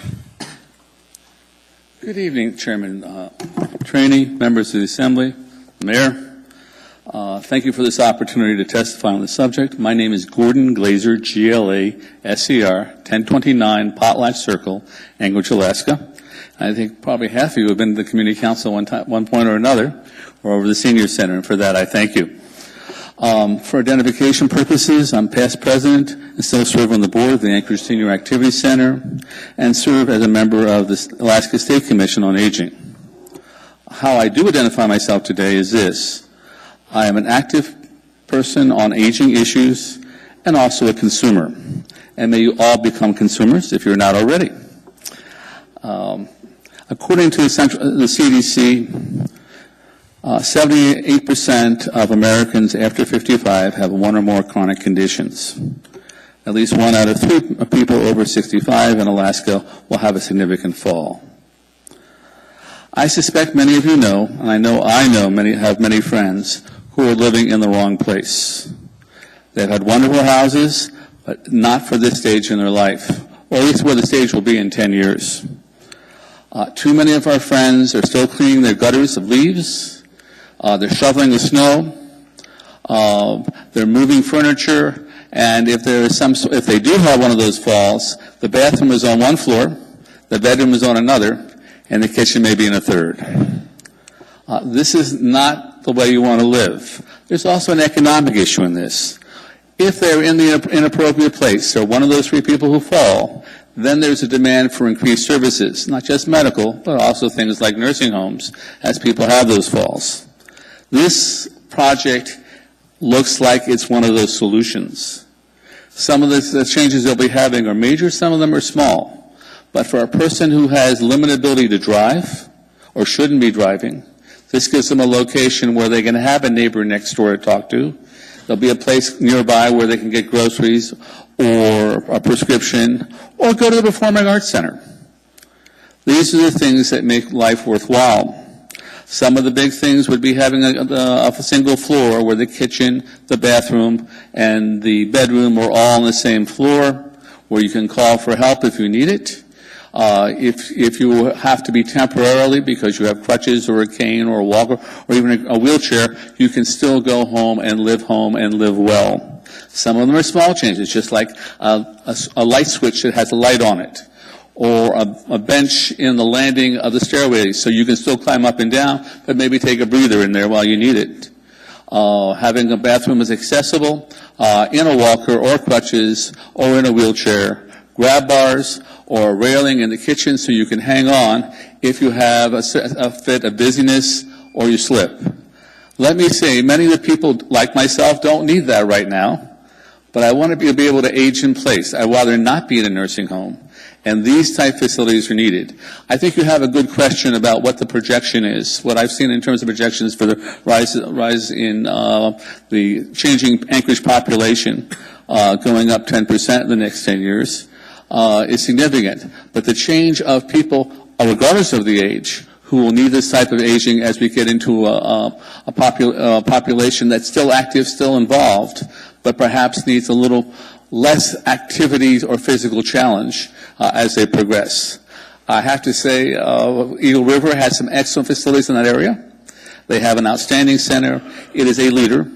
I think it's time to have something, maybe share that expertise with us at other parts of the town. Gordon, your time is up, sir. Okay. I want to thank you for this opportunity and be happy to answer any questions you may have. Good. Mr. Croft has a question. Mr. Croft? Well, I just wanted to give you the opportunity to wrap up if you want to go ahead. Okay. I appreciate that, Eric. And just to sort of finish up, think about not just your own parents, but think about where you may be in 10 years. Many of us are just one fall away from needing a facility like this. And many of us have families and friends who are maybe in couples or single who really would have a better life. It's not a question of just extending life. It's not just a question of reducing costs, but the quality of the life of people who put so much into the city. Again, thank you for that opportunity. And thank you, Eric. Any other questions from Assembly members? There don't appear to be, Gordon. Thank you, sir. Appreciate it. Welcome to the meeting, sir. Thank you very much. My name is Mark Lewis, and I represent the development group that was selected through the RFP process that the MOA put out to work with the staff to develop what turned out to be, I think, a very creative and interesting project for you to consider as we go down the road. I'd like to really thank the mayor and the staff for working with us. It's been over 12 months now, and I think the end result has really turned out to be a product that everybody will be proud of, and we're certainly looking forward to building it. Good. Question from assembly members? Doesn't appear to be. Thank you, sir. Thank you. Anybody else wish to testify on this item? Anyone at all? Hearing and seeing no one, public testimony is closed. The voice wish of body. I want the S1. I want the S version moved. Move the S version. Oh, Is there a second? okay. Second. Okay, the S version's been moved and seconded. Discussion from assembly members. Ms. Dabowski, ma'am. Thank you, Mr. Chair. First, I want to say, this type of utilization, I think this is exactly how you utilize different types of taxing mechanisms, especially to spur development. I think this project has piqued my curiosity, and as a whole, I think it's a good one. I do have to say I have some concerns. I have to tell you, for a project this size and the cost of it, I think your C is kind of sad. I mean, we have literally zero fiscal effects for the next 5 years, and basically you just say it's premature to determine the 5-year detail scope of summary of economic effects. I think that's not up to snuff here, because one huge component here that's missing is ASD. And when I went back and I listened to the work session, I see a lot of references to ASD, but I don't really see them at the table. And so I'm concerned. So is somebody here from ASD that could come talk to me? Because I know there are concerns from the school district's perspective. And I just want everybody to be aware of what those concerns are, because I don't think they're going to go away, and I think it's going to be something we're going to have to deal with. So it would be helpful if we could get some commentary. Identify yourself for the record, ma'am. We know who you are, but the record doesn't. My name is Dina Bishop. I'm the superintendent of ASD, and I live in South Addition, downtown, Mr. Trainee. Thank you, ma'am. I like it. I am here just to answer the questions. Certainly, thank you, Member Demboski, for asking the question. On that same piece of property, as you know, ASD has 8 acres for our bus operation. We have 120 buses, and approximately out of those 120 buses is half of the fleet that we have. We have private contractors as well. On a daily basis, we bus 26,000 students to and from school twice a day. It is a major operation. And we have heard about the plan. We appreciate the plan. We are not tied to the land at all. We encourage development. We want to be a growing, lively city. However, our concerns in regard to how we're going to meet that mission, we would like to address. And most recently, we did receive a letter from the mayor in regard to ASD is a partner in this and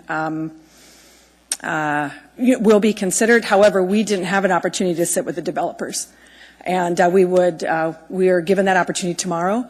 But certainly the plan calls for ASD to move from 8 acres down to a smaller footprint.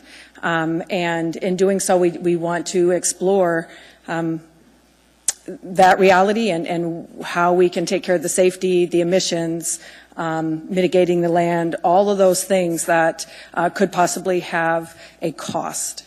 But I do want to close. I certainly have Tom Roth here, our Chief Operating Officer, who can answer detailed questions. But we basically 1/6 approximately of Anchorage's, the municipality of Anchorage's citizens on a daily basis enter a school or a workplace. So that's a pretty significant amount of people for which we transport or assist or help. And so as a partner of the city, we encourage development, but we certainly want to ensure that that mission can continue at a price for which the district can afford.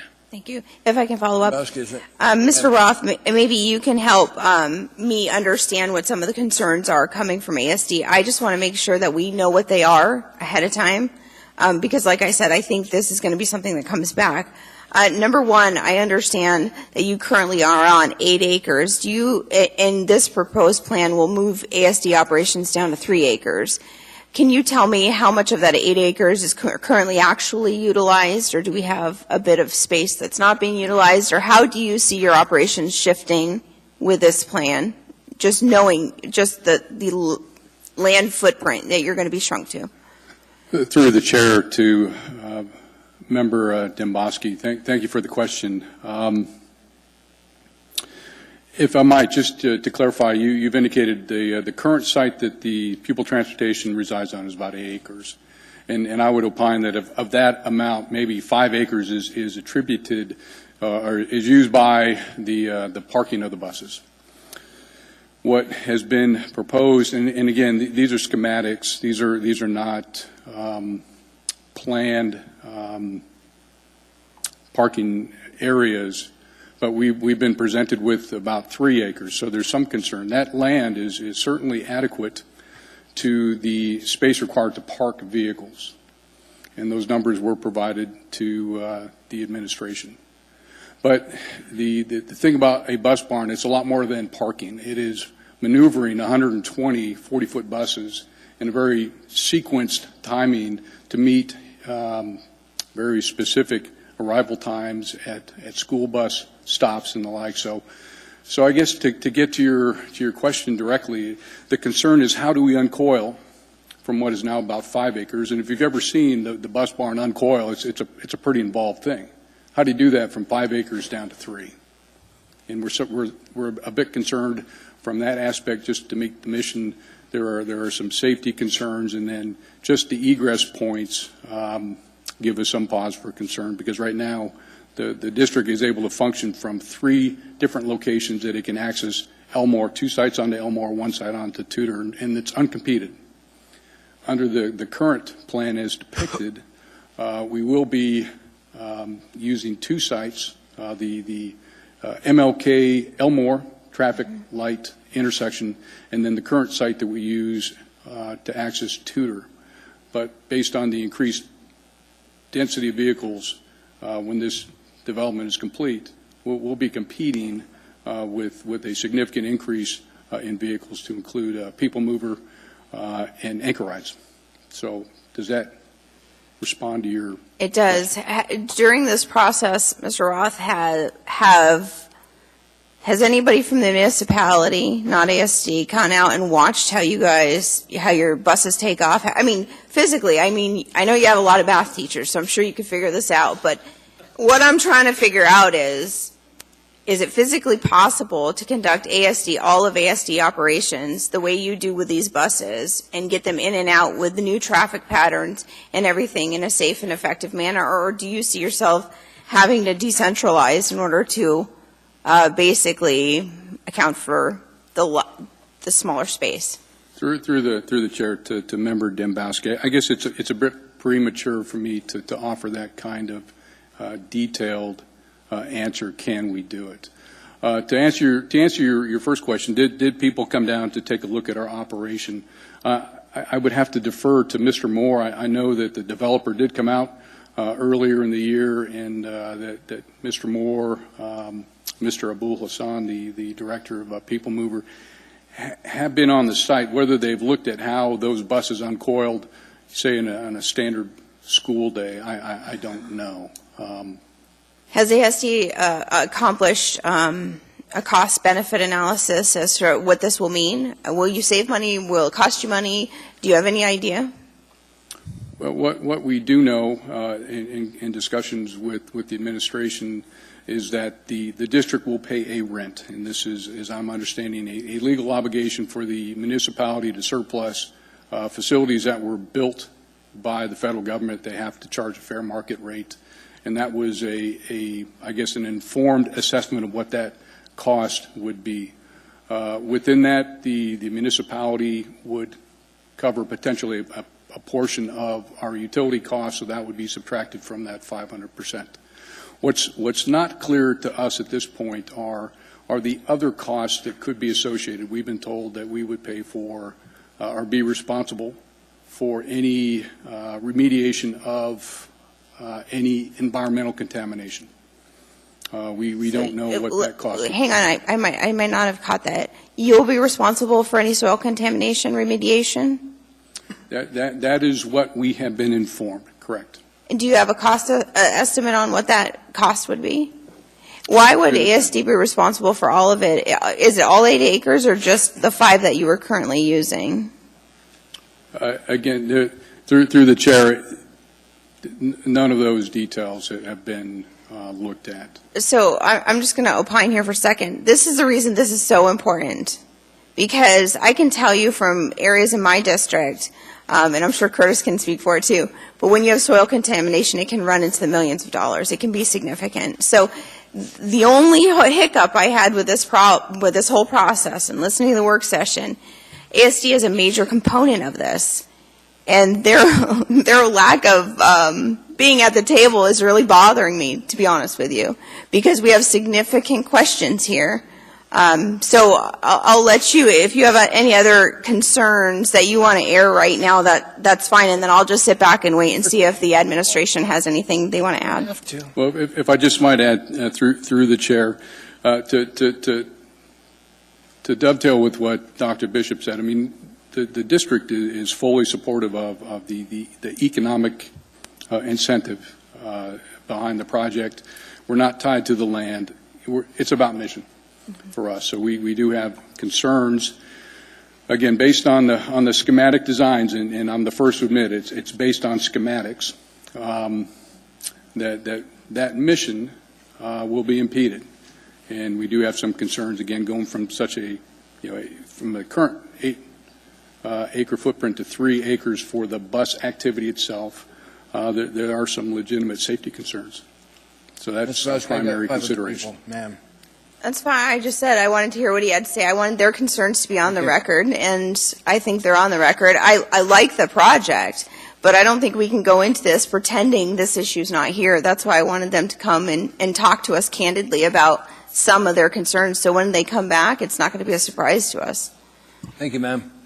How much do you pay now for the 8 acres a year? To the chair, the district pays for its utility costs on that 8 acres as a subdivision of the municipality on municipal land, where we follow the same rules as all other municipal activities. How much are they going to charge you for the 3 acres? Have they said what they're going to charge you money-wise for that? My understanding is that the rent is specifically to the building that would be provided as an administrative facility. The district cost, I believe, again, based on our discussions for the 3 acres, that there's no cost for the land, but we could potentially be charged for the cost of lighting and utilities for that specific terrain feature. Mr. Rear, do you have a question for the school district? I do not. It is regarding this subject, and my questions are actually for Mr. Hassan. Okay, let's get everybody through these people. Mr. Steele, do you have a question for the school district? I do. Welcome. I'm glad you're in the game at this point. We're not so far along that all those details are set in concrete, I don't believe. And I am a bit concerned, knowing what I know about the district, and I know Mr. Abbott knows an awful lot about that district too. But you took over the site where the buses currently are, and it had been used before, and it's my understanding there may be contamination under that from previous operations, not necessarily from you, although there's probably some from you as well. But I'm concerned that I'm pleased with your flexibility and your desire to work with the rest of the municipality in terms of making the process work. But I'm concerned that you just went through a terrible budget cycle, trying to deal with the state and worrying, giving 200 teachers notice and all the other aspects. I'm concerned about adding to those costs. I'm hoping that that the city is going to be willing to work with you and to come out with something that you don't have to take educational funds to pay for rent on municipal land or clean up damage that you may or may not have done. It just seems to me that you're a component, and this particular plan is asking you to adjust your location, and I'm hoping that we're going to be able to find a solution that works. So keep involved and work with them, work with the designers and the folks that have been working on this. This is a concept that came up in the discussions, and it's very creative. To me, it's a good fix for a lot of ills, but I don't want you guys to have to pay the price of it. I want you to educate kids, and I'm already concerned about some of the things you've had to. Do you have a question for him, sir? I don't. Thank I'm you. just lecturing. Mr. Peterson, you have a question for the school Thank you. district? Yes, I do. Thank you, Mr. Chairman. And so my question is, and I don't expect you to have this answer now. Maybe you could try to see if someone could come up with it later. If the buses are going to be located inside of a building instead of being parked outside, how much would you estimate that could be saved in fuel from not having to warm the buses up after sitting outside overnight in very cold temperatures? Just Through the question chair, came to mind. to Member Peterson, we can, once we do get the numbers for the cost of a building and what we would pay in rent, as well as heat and utilities, we could establish those. Current statute and state law calls for buses to be at a degrees of 45 inside the bus in order to pick up your first child. And so they do, on many times, warm up quite a bit, as you mentioned, prior to disengaging them. There don't be other questions for the school district. Thank you for being here. Anybody else wish to testify on this item? Anyone else? No, we closed that. Wait, no, we didn't. We had the school district come up. She came up. I don't think I closed it. Mr. Chair? Yes. You closed public I testimony. did. Okay, sorry. I didn't think I had. Now we're calling on people. That happens. Felix. Okay, Felix, you're on the list. Thank you, Mr. Chair. I have a few questions for Mr. Hassan, if he could come up to the mic. Before I direct my questions to him, I definitely want to echo what Ms. Demboski and Mr. Steele have said, that we want to make sure that this project is beneficial for all parties and does no harm to all parties. So, Mr. Hassan, am I correct in assuming that you have been involved in discussions with the school district for some time on this? Through the chair, yes. Could you clarify, just for the enlightenment of the body, what that process has been so far? Absolutely. My recollection is that we initially went out with the developer to meet with ASD staff and do the tour of the site in October of 2016. Those were the initiations of the conversations in their infancy. Since then, we've met with ASD staff on a multitude of occasions to discuss the semantics of what we had in mind, and that is translating into the meetings that were mentioned as being meetings with the developer going into, I believe, either tomorrow or Thursday.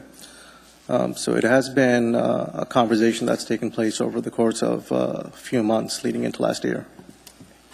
Mr. Chair, I have a few more. Thank you, Mr. Chair. We're going to make a motion to extend in a few minutes, so please get them quickly. Okay, thank you. Have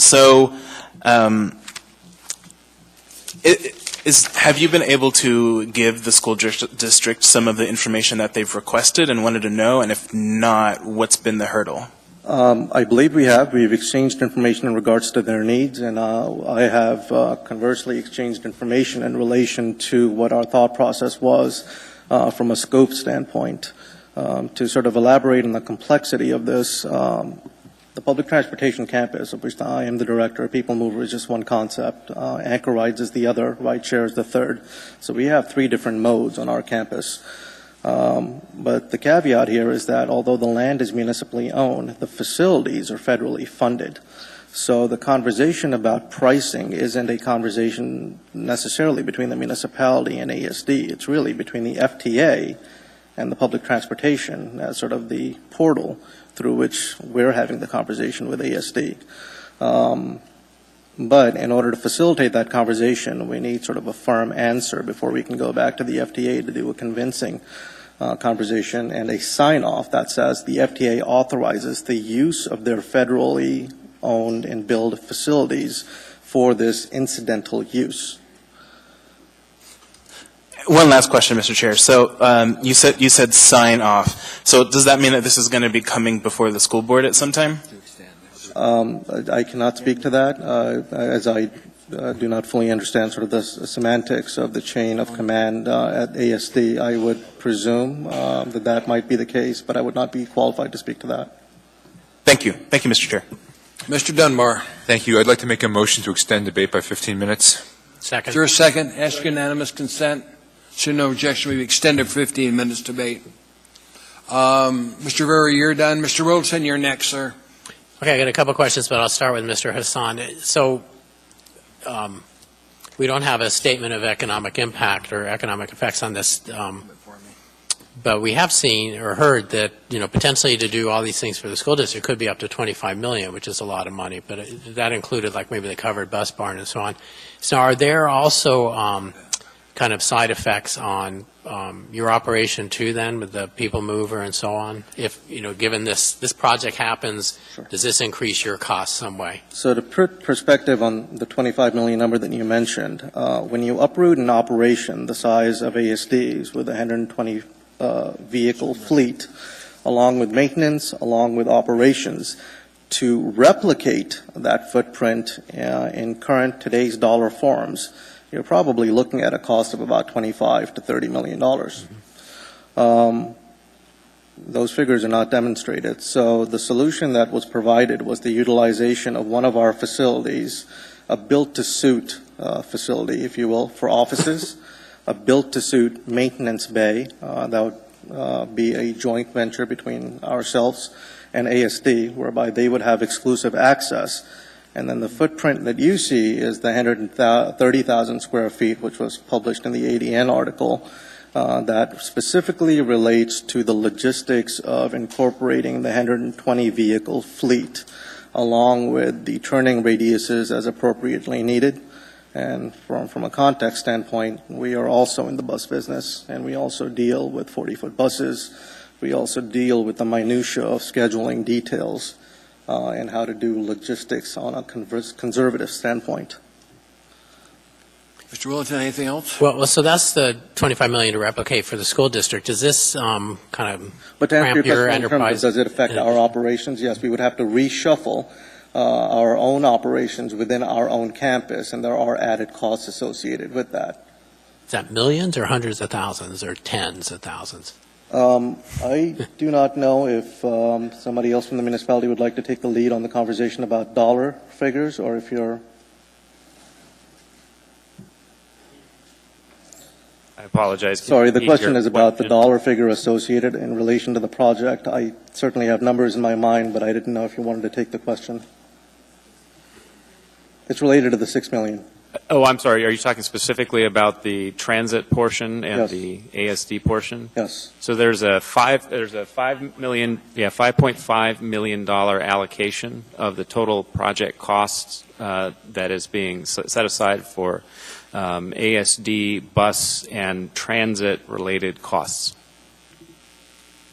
Okay, yeah, I think I got that, but we were talking $25 million to replicate it, so it just makes it that.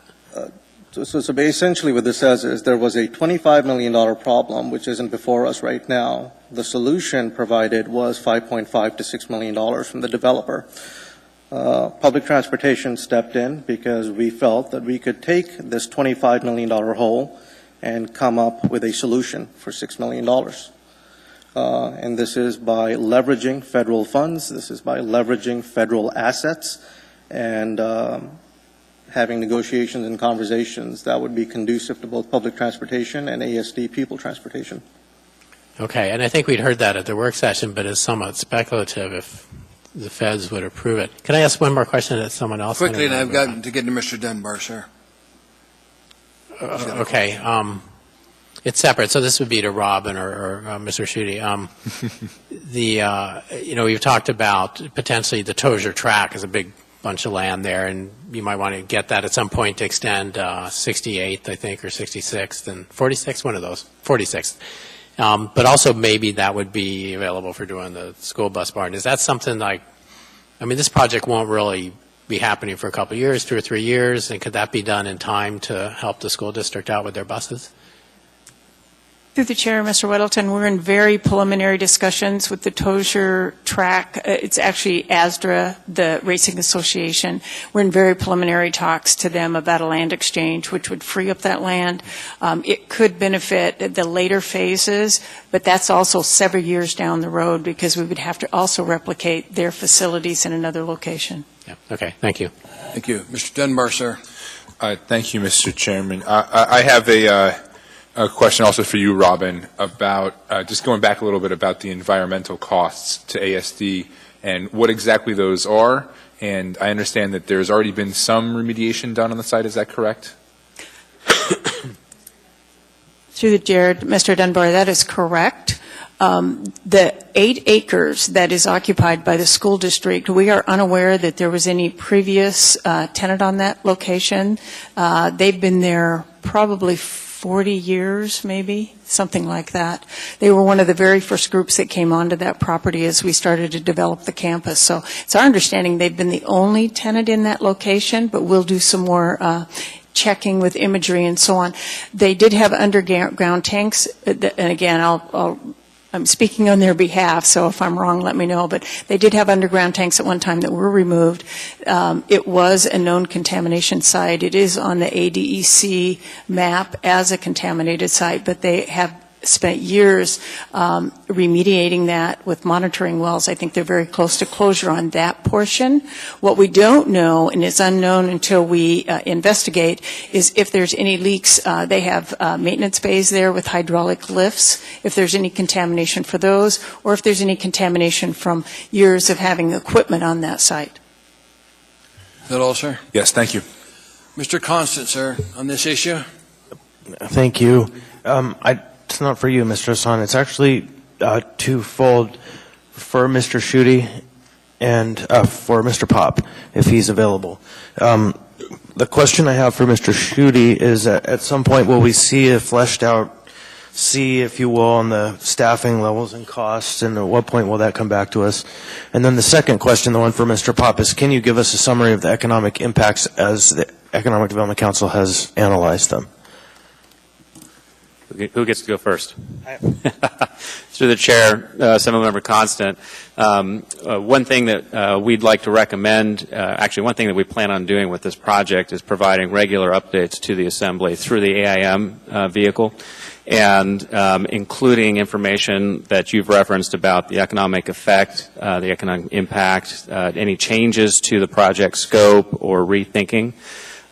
This is designed to be a very transparent and readily reported process, and in our mind we thought regular updates to the body through the AIMs should be a good vehicle. Of course, we always will be available for additional information or requests as they come up. And then Mr. Pop can answer your second question. Mr. Chair, Bill Pop, President and CEO of the Anchorage Economic Development Corporation, and through the chair to Mr. Constant's question, AEDC performed an economic impacts analysis using labor data provided in terms of the direct employment for both the construction phase and the estimated operational phase of all the different proposed types of businesses that would be recruited to the campus as it's being developed. In the construction phase, total job numbers, direct, indirect, and induced, would be 521 in the municipality, with a value to the economy in terms of economic output of a little over $80 million.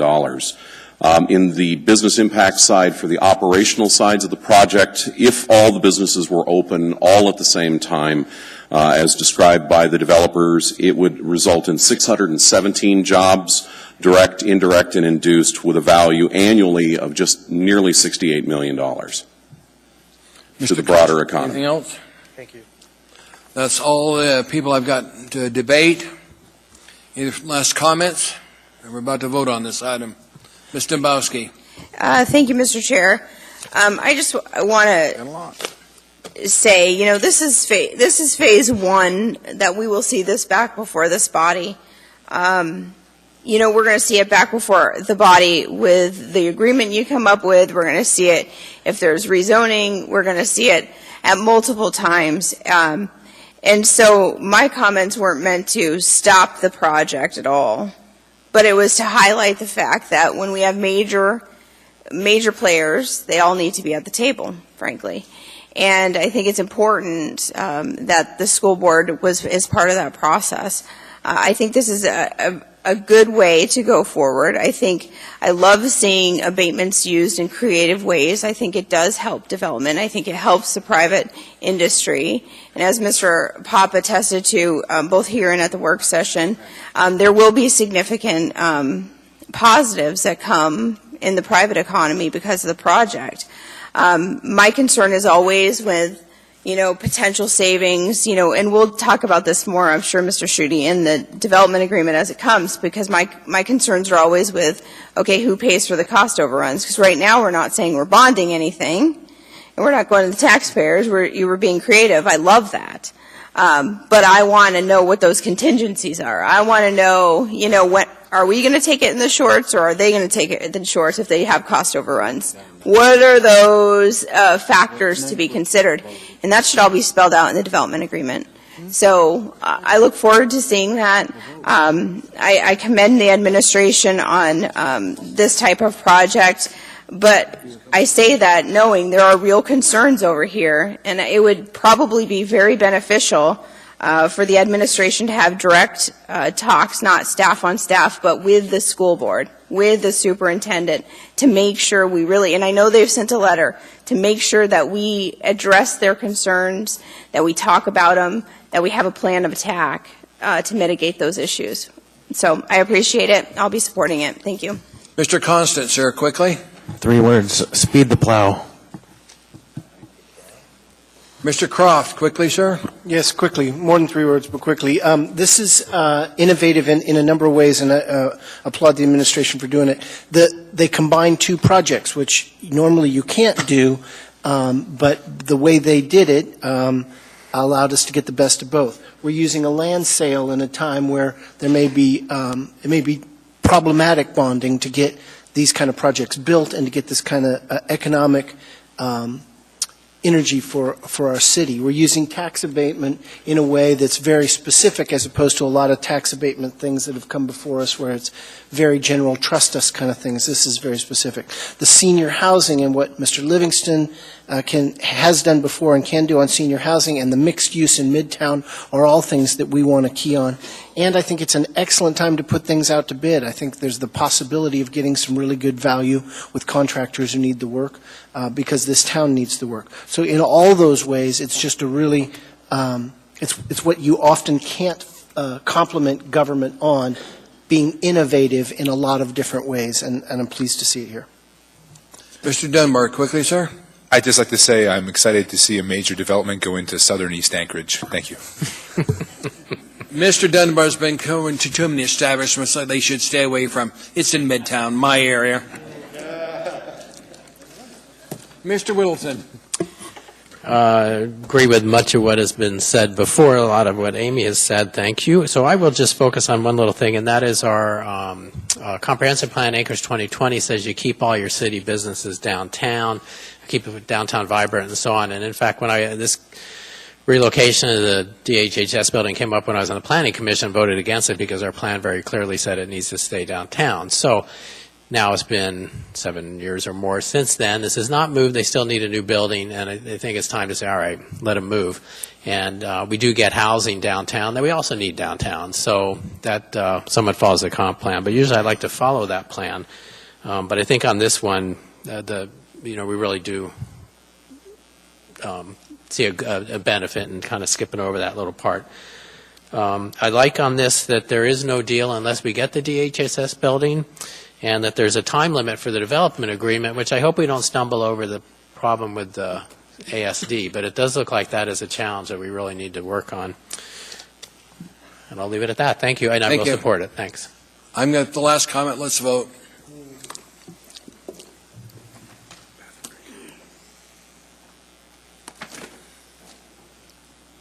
That's approved by the body. We're taking a 5-minute break.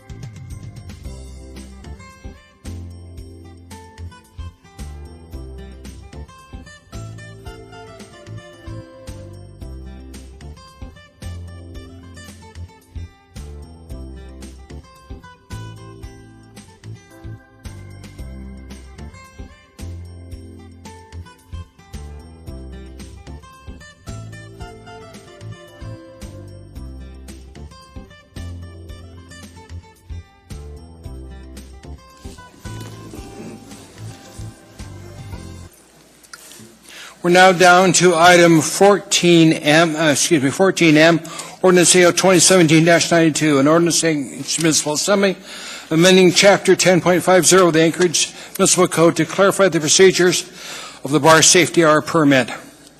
Public hearing on this item is now open. If you wish to testify, please come forward, identify yourself for the record, spell your last name, and tell us what part of town you live in. Anyone at all? Hearing and seeing no one, public testimony is closed. What's the wish of the body? Move to approve. Second. Where? Any debate? If not, let's vote.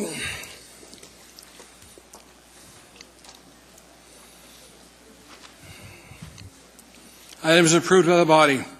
Next item in front of us is item 14N, Ordinance AO 2017-95, an ordinance of the Anchorage Municipal Assembly amending Chapter 10.80 of the Anchorage Municipal Code, updating and clarifying the non-transferable nature of municipal marijuana establishment licenses, the procedures for renewal and for transfer of interest in the license that is in a non-natural person, providing for a retroactive effective date to March 1st, 2017. Public hearing on this item is now open. Anybody wish to testify, please come forward, state your name clearly for the record. Tell us what part of town you live in. Hearing and seeing no one, public testimony is closed. What's the wish of the body? Move to approve. Second. It's moved and seconded. Mr. Croft, sir. Yeah, I know we're going quickly, but if I, as an individual licensee, can't transfer, but if I create a corporation that has 3 members and each of us can transfer our membership, how isn't that a big, easy way around this? Well, I'm going to comment briefly. Mr. Wilton might be able to help you. One thing I want to clarify that I moved the S version. Yes. Your question was if there's Well, one person owns it and yeah, you guys have been doing a lot of work at the on the committee level on this issue. I haven't been privy to it, but if I, as an individual member, if I own 100%, can't transfer, but if we divide it into 3 parts and make it an LLC, and then we can transfer 33%, what do we have left of the non-transferable idea? Madam Clerk, you want to help?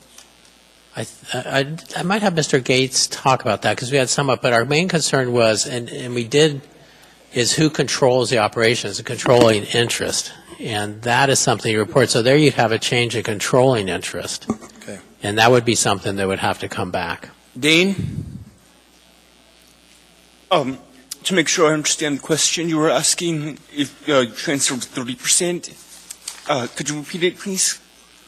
Yeah, it may not be a very good question if nobody understands it, but it seemed to me that we had this general prohibition on transfer, individual transfer of that license, and now we're allowing transfers of ownership interests, and it seems to me could be much the same thing, so that if instead of transferring my entire interest, I transfer 33% in an LLC or a other corporate structure, why isn't that a gigantic end around of that prohibition?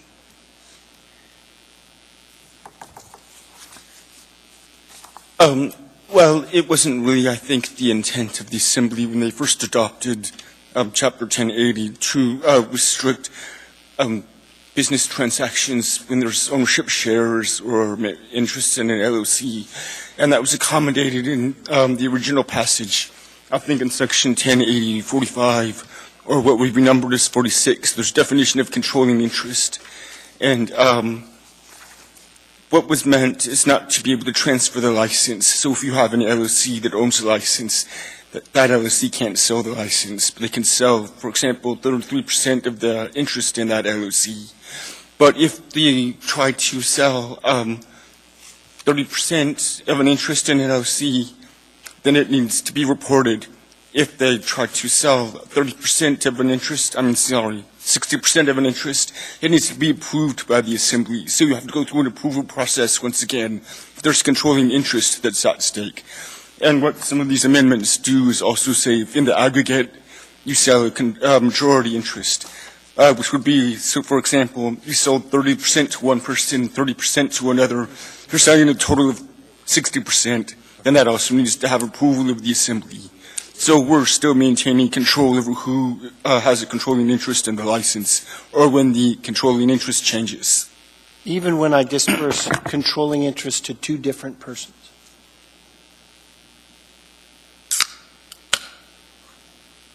That's right. Okay. Yeah, I do think that answers it. Thank you. Thank you, Mr. Croft. Mr. Wilton, sir, anything? No questions. I mean, I would recommend approval, and at our Community and Economic Development Committee last week on the 22nd, we did recommend approval of this. It just really doesn't change anything. It's just for clarity. It streamlines the renewals. It clarifies the change of ownership, which Mr. Croft had brought up, and focused on, controlling interest. And if you do a cumulative transfer to change a controlling interest, that would be something we'd have to approve. It also made much more clear what happens in the death of an owner, and it eases the renewals and maintains the state of Alaska's requirements that we don't charge for renewals. Okay, John, you're right. We've been working on this for a long time, and it was not perfect when we started it, but we've been working on it slowly but surely. And there's little edges we have to deal with, but we're going to get there eventually. And thanks for your leadership on that committee, sir. It's been good. Any other comments from assembly members on this? If not, please vote. You're voting on the S first.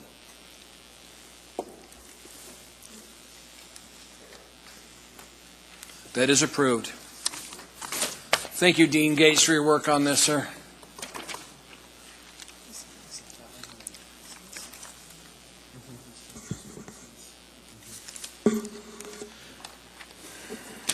Next, I'm in front of item 14O, ordinance AO 2017-93, an ordinance of the Anchorage Municipal Assembly amending Anchorage Municipal Code sections 2.50.040, required signatures to petition 2.50.010 deadline, and 2.60.040 special needs voting to clarify that individuals who sign initiatives and referendum petitions and register as a representative for a special needs voting. Waive reading. Public hearing on this item is now open. Anybody wish to testify, please come forward. State your name and occur for the record. Spell your last name. Tell us what part of town you live in.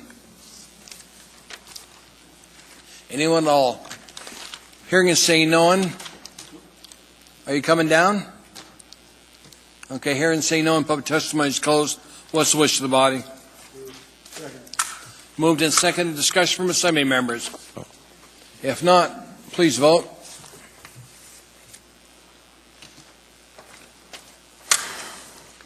That's approved by the body. Next item in front of us is item 14P, ordinance AO 2017-94, an ordinance of the Anchorage Municipal Assembly to prohibit the municipality from charging for on-street parking before certain times on weekends and on holidays. Public hearing, and there's an S version with it. Public hearing on this item is now open. Anybody wishing to testify, please come forward. State your name clearly for the record. Spell your last name. Tell us what part of town you live in. Open the meeting, sir. Thank you, Mr. Chairman. My name is Russ Reno, and I am a business owner and resident in downtown Anchorage on 3rd Avenue. And I have an ongoing concern about the parking in downtown Anchorage. I actually am going to, you might think that I would be against the ordinance here that you're putting, what's being brought before you right now, but I actually think it's good that we're going to start charging on the weekends, because people start parking on Friday night and their cars sit in front of my business and in front of my home all weekend long, and they don't leave until Monday morning. And we end up with no parking for our businesses or anything else. One thing I just wanted to point out today, as availability of this forum, is just to say that we really need some way to revisit these huge lots that all night long have not a single car in them, maybe 10 cars at the most, and they're paid parking 24 hours a day. Yet those of us who live and work down there have to go scramble and maybe park 6 blocks away from our home because all these people have taken up this free parking. And we have no place to park. We come home from dinner and we're parking unless we have our own parking spot or our own paid parking spot, we're having to walk for many, many blocks to get there. I hope that someone will revisit these empty lots that we're having at night and start thinking about, we want to build the economy downtown, we want to build the ability for people to live and work downtown. Let's start it with the ability to park. And thank you very much for your time. Thank you. There was one question for you. Mr. Whittleton has a question, sir, down there. Yeah, I appreciate that. That's not exactly what we're looking at here, though. That parking would be handled by Mr. Hawker's department. This is about not letting him charge in the morning. But I do appreciate that. I just wanted to take advantage of the forum. So. Yeah, okay, yeah, that's fine. Yeah. Thank you so much. Mr. Stewart, do you have a question for this gentleman, sir? No, I just want to get in line for debate. Okay. Anybody else wish to testify on this item? Hello, sir. Mr. Chairman, my name is Ray Metcalf. I live in South Anchorage, and I heard this coming up on the calendar, and I thought I'd just come in and share a little personal experience with you. About 20 years ago, I was downtown, and I was entertaining some guests from out of town, and they were staying at the Captain Cook, and we had dinner and a few cocktails, and before the evening was over, I decided to get a room in the Cook. I decided I didn't need to drive to South Anchorage. And I got up the next morning to discover that my car was gone. And it was parked by one of those signs that says no parking 2 to 6 a.m. for snow clearing. This was in July. And by the time I figured out where my car was and got my car back, I had spent about $500 for making the right decision to get a hotel when I needed one. Thank you. Thank you. Good to see you again, sir. Anybody else wish to testify, please come forward.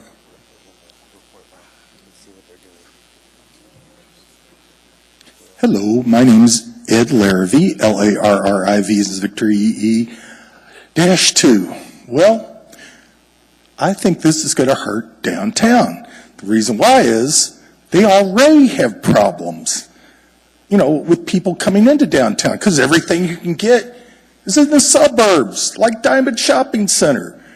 Why would I want to go downtown in the first place? I haven't been downtown since I paid my property tax.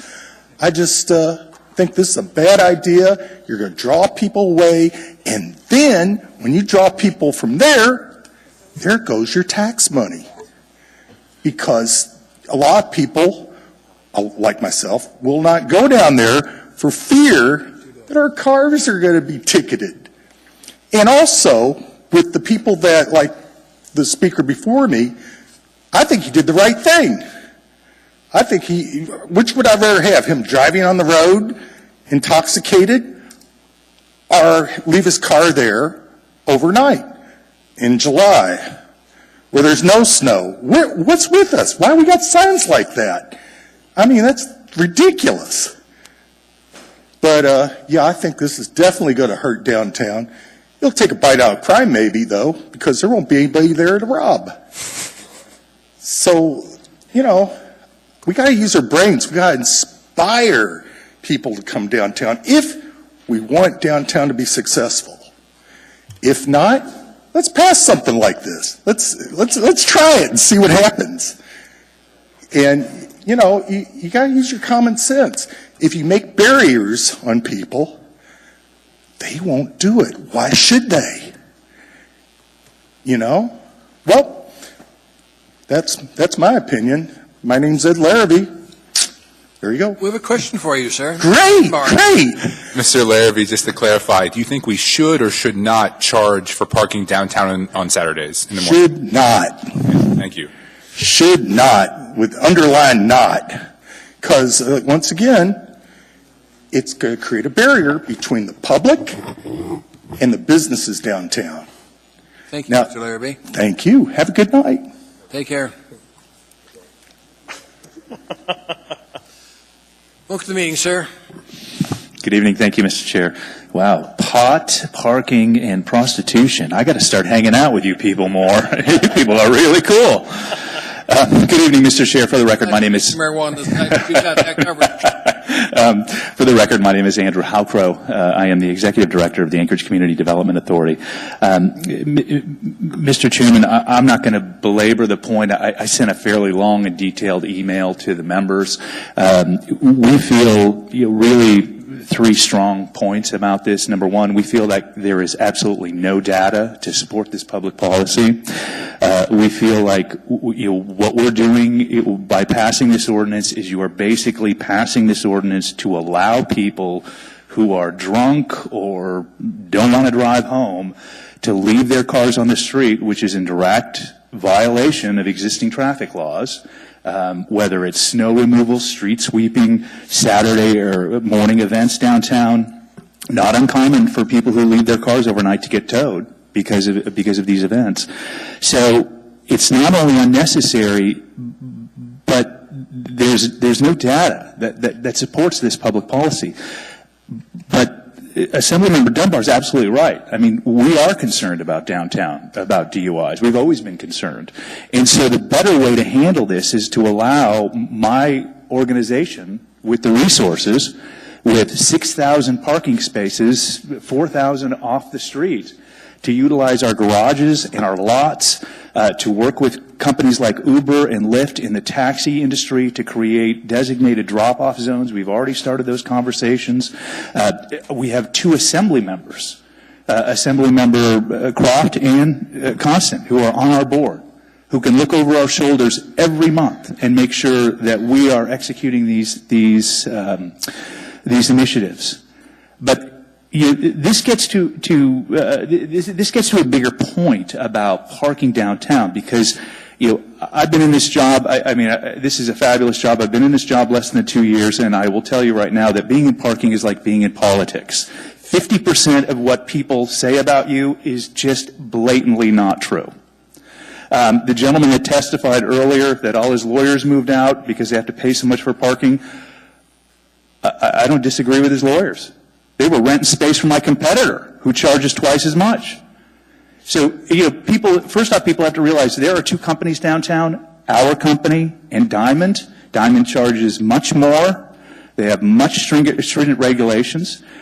Our responsibility for parking is, my staff, our internal philosophy is we don't like to write parking tickets, because parking tickets cause us work.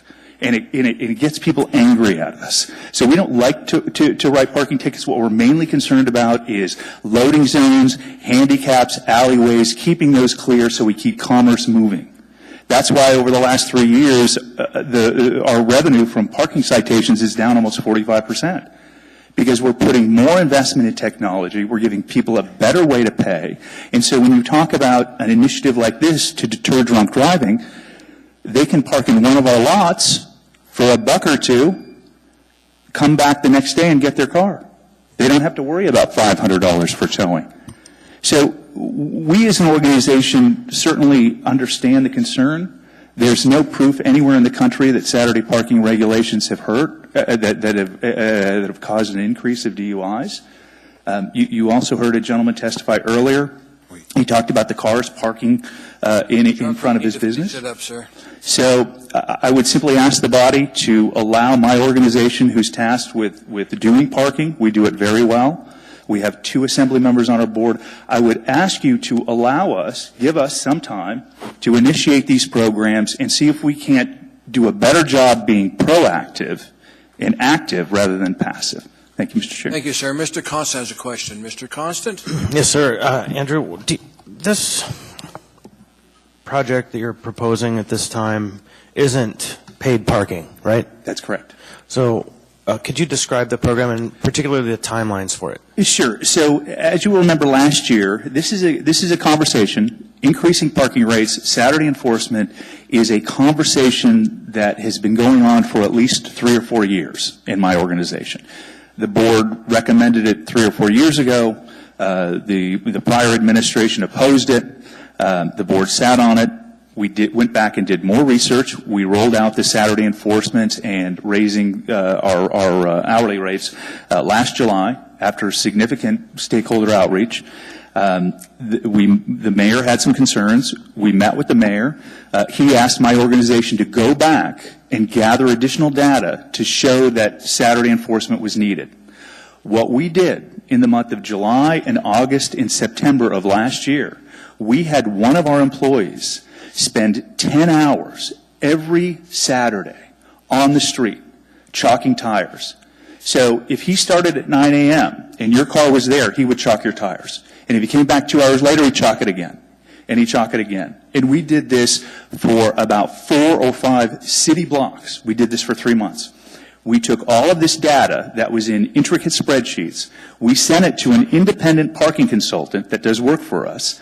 They put those numbers in their system and came out with the fact that 35% of the spaces on the street downtown are occupied all day. People who show up early to work at the Denina, people who, Saturday market vendor or weekend market vendors, downtown employees. And when we rolled out this package last year, it was supposed to be revenue neutral. Saturday enforcement is not a revenue generator for my organization. What we did, our desire is, especially on Saturdays, where you have 35% of these spaces that are occupied all day, our economic analysis says that that costs merchants almost $4 million a year.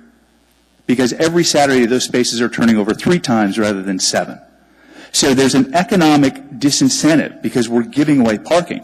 What we've realized is that we came up with an amazing price break. So if you work in the mall, you work downtown, you make a lower wage, we have up to 70% discounts for monthly parking. So we lowered parking for downtown employees. We wanted to push people off the street and into the garages, make the garages more affordable to free up those spaces. The problem is, without Saturday enforcement, those downtown employees that pay for monthly parking still park on the street because it's free. So it's almost like prime real estate on Saturday. I mean, you don't give it away. I mean, there is a very high cost to the downtown merchants. And I will say that parking... Any other questions, sir? Yeah. Parking is just not a problem. I mean, there's actually too much parking downtown. Thank you, sir. Mr. Wilton has a question. Mr. Wilton? So these no parking between 2 and 6 a.m., do the signs actually say snow plowing? Is that the only reason there's no parking then, or is it? The signs say no parking 2 a.m. to 6 a.m. I don't know if it lists street sweeping and snow plowing, but it says no parking 2 a.m. to 6 a.m. October to April. It does have, oh, so it's not in the summer. Okay, thanks. Mr. Steele has a question. Sir, Mr. Steele. I do. Mr. Halcrow, I drove down by the park strip and looked at signs down there, and there's a lot of confusing signs there. There's by permit, there's hours, there's no parking at all, there's back-end parking only, so on and so forth. My concern is, particularly on the south end of downtown, is that for events down on the park strip, if you're charging for parking, that's just going to push automobiles into the neighborhood. The enforcement area is the core of downtown. It's only the core of downtown. South to the park strip, beyond that, we don't enforce that on Saturday. That's not part of Saturday enforcement. It's only the core of downtown. Okay, I didn't get that from the signs, but that makes a lot more sense to me. Yeah. No, we are just focused on that core area. The neighborhood. Yeah. So. Yeah. So, Mr. Steele. Thank you. Mr. Peterson, sir. Thank you, Mr. Chairman, and thank you for staying and enjoying the show tonight, Mr. Halcrow. And I appreciate your ideas in the email that you sent us. I think some of those have the potential to be effective and maybe move the needle in reducing DUIs in downtown. But the question I have is, I received an email shortly before I left to come to the meeting about a disabled person who was saying that he was going to find it very difficult to move his vehicle and find another disabled spot after 2 hours of being parked in that spot in downtown. And I was wondering if you had considered that particular item. Absolutely. And the fact of the matter is they don't have to move. When you're in a handicap spot, there is no time limit. And as a matter of fact, not only is there no time limit, but on handicap meters, you actually get 1.5 times the credits. So if you put a quarter in or $1 in, you get 0.5 more. So we give greater time to handicap cities, and there is absolutely no time limits. And more importantly, through the chair, our parking enforcement officers, we have a pretty solid policy about just simply not ticketing people in handicap zones. I mean, that's not what we do. And, again, those spaces are there for convenience, for people who lack mobility. We just simply, unless it's very egregious, we just simply don't ticket vehicles whose time's expired in handicap spots. Great. Thank you. Thank you, Mr. Halcrow. There are no other questions. Appreciate your testimony. Anybody else wish to testify on this item, please come forward. Anyone at all? Hearing and seeing no one, public testimony is closed. What's the wish of the body? Move the S version. Approval. Second. It's moved and seconded, the S version. Mr. Dunbar. Thank you, Mr. Chairman. I appreciate the conversation we've had with the Parking Authority. We had a work session on this topic. A lot of good information came out of that. My meetings with the Parking Authority spurred me to create this S version to better sync up with their planned 2-hour enforcement policy. And so I think that's something that needs to be clarified. So nothing in this ordinance prevents Easy Park from going forward with the 2-hour enforcement on weekends. They can continue with their pilot program, and their stated goal, as they've said many times, is not to raise revenue. Their stated goal is to increase turnover of these 2-hour parking spots downtown. And they can do that under my ordinance. They will be able to continue doing that under my ordinance using the chalking program. Again, nothing here conflicts with that stated goal of theirs. Now, in the future, if they decided to go beyond the chalking program and start charging for downtown parking, they could still do that after 11 a.m. Under my ordinance. My ordinance creates a grace period so that people in Anchorage can go back downtown after a Friday night, because it's only applicable to Saturday at this point, go back downtown and recover their car. If they did the right thing the night before, and after having too much to drink, they left their car. So, Anchorage is unique geographically. It's true that we don't have data in Anchorage on this particular question, but I would posit that it's sort of common sense for those of us who spend time downtown on Friday or Saturday nights. And I've had a number of young people and non-young people come up to me or send me emails and say, I have done exactly what you say that I'm doing. Now, it's true that they are violating that 2 a.m. to 6 a.m. Prohibition, but I haven't actually had many people come up to me and say that they got towed during that time. So I'm not sure if the enforcement is as stringent as they're making it out to be, and I hope that it isn't. I hope that they're not aggressively going out when there isn't snow, when there isn't street sweeping, and towing people basically because they can. So the three specific examples that have been given about when this enforcement should happen are when they close a street for a special event, when there is snow plowing, and when there is street sweeping. So with the special events, as Mr. Halcrow said, that doesn't include, they don't do the enforcement already around the park strip. And that is actually where a lot of our special events occur. And there was a special event just this past weekend where they closed a couple of streets for parking. It was the Pride Parade, which myself and Felix and Chris and maybe a couple more people were in the parade. And I went back down there a few hours later and they were still closed. Those streets were still closed to parking. But where people actually engage in this behavior is on the other side of downtown, because that is where the vast majority of the bars are. So you have, you have the Pioneer Bar, you have F Street, you have many, I won't list them all, but we all know that they're there. So I don't think that that actually creates as much of a conflict as they are making it out to be. That's one. Now, the snow plowing issue. It happens to be that there's much more activity downtown in the summer than in the winter, and they only enforce that during the winter. They're only supposed to, although Mr. Metcalf testified that perhaps he was sort of predatorily towed.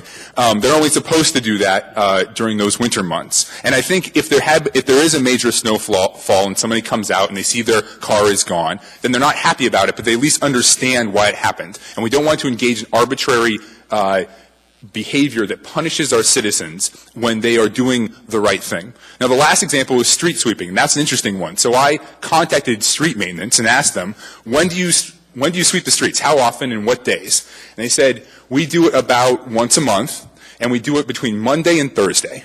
We don't do it on Friday or Saturday nights. Probably so they don't, I mean, it might be their labor policy, but it also might be so they don't conflict with exactly this issue. And if they were to do that, I would ask them to change it, because they don't have to sweep the streets on particular nights. They can do it between Monday and Thursday. So I think those three arguments are a little bit spurious. Now, I understand that legally speaking that they are correct, between 2 and 6 a.m. But when the actual enforcement occurs is not in the place or at the time that the behavior I'm describing happens. Now, it's a relatively small number of people that do this every night. But a DUI is sort of a catastrophic event for our city. It really matters when somebody drives drunk. We probably all know people who have been hit by a drunk driver. Maybe we know people who have been killed by a drunk driver. It is something that we need to be conscious of. And I appreciate that Eastview Park now is saying that they will work with us on those programs. And regardless of whether this passes or not, I hope we can go forward with those kind of things. Because, now, again, the last point I'll just say is I share their desire to increase turnover. I don't want to see 35% of our parking meters sort of going unused or just sitting for people to stay all day. I understand that that is a drag on downtown's commerce. But again, this ordinance does not prevent their pilot program, does not prevent chalking. You can still have their stated goal and have this ordinance together. And the reception I've received from a lot of people in Anchorage is they want this grace period so people can do the right thing and not drive drunk the night before. Thank you. Thank you, Mr. Dunbar. Mr. Whittleton, sir, on the motion in front of us. Oh, well, I appreciate that, and I appreciate the intent of this. And what I've learned through our work session and this evening is that parking is very, very complicated. And I was very impressed with the presentation at our work session about the huge amount of tools that the parking authority is using to control parking. And I don't think they're opposed to the kind of, trying to keep people off the streets drunk. And I imagine they have many creative ways where they can kind of help out with that. So I'm inclined not to support this, but certainly encourage the parking authority to continue the work you're doing and think about this issue, which I think you have. You mentioned several things that you could do that would be alternative to this. But I'm glad this was brought up. It's important. It was interesting. Thank you, sir. Mr. Peterson, sir.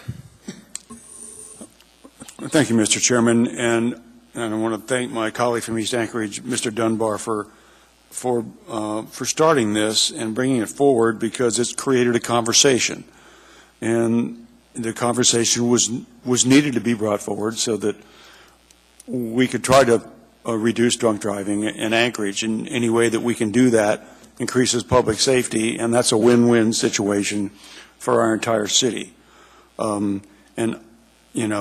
I don't want to take sides in this. I don't want to be seen as taking sides.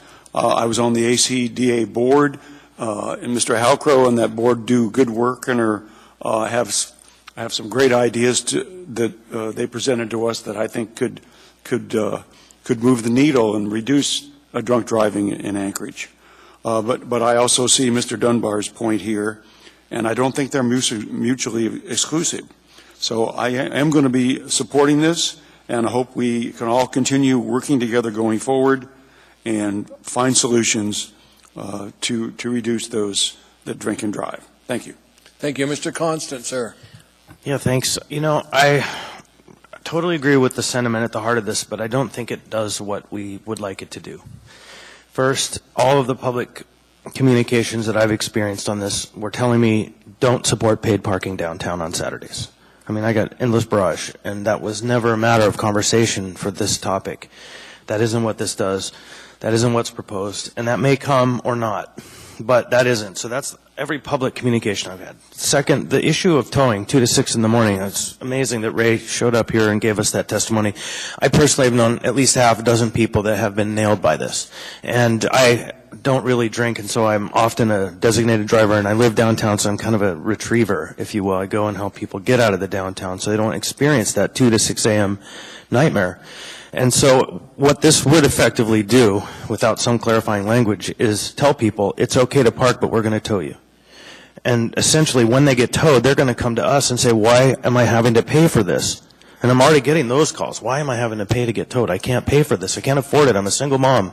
I mean, I get these calls. It's amazing. I get more complaints about parking than anything, Andrew. And so, than anything, even cannabis stores in the downtown. So third, I think that the administration, working with the authority, can really tackle these issues if we keep the pressure on. And the last thing really is that I can't see what this does. It doesn't do anything at this point because there isn't a parking question where they're going to charge. And so it's creating a grace period and a period where there's no need at this time. So I'm going to have to say no on supporting this. And one last note to the parking authority. I heard a rumor or whisper at a meeting that you were contemplating, or somebody was crazy to think they could use the parking ferries as a kind of a marketing message. I would recommend never, ever, ever, ever, ever do that. Otherwise, you'll rain fire from heaven on top of your heads. So, thank you. That was good. Amy? Thank you, Mr. Chair. You know, it's kind of funny with this one. After I listened to the work session, I thought I was with Mr. Dunbar, and then Mr. Halcrow spoke, and then he won me over. And then Mr. Dunbar spoke again. I think the litigator has won my vote. Yeah, right. I feel like a ping pong ball. But I really tried to approach this with an open mind. And what I'm listening to, I completely agree with the sentiments that were expressed from Mr. Halcrow. I think the turnover, you know, I think it will be good for business. I didn't realize until listening that, you know, 35% of those parking spaces are basically held all day. I think there's all kinds of good things from those turning over more frequently, especially when it comes to the downtown businesses. But I don't see, no one has really showed me how Mr. Dunbar's ordinance is going to preclude the parking authority from doing what they want to do.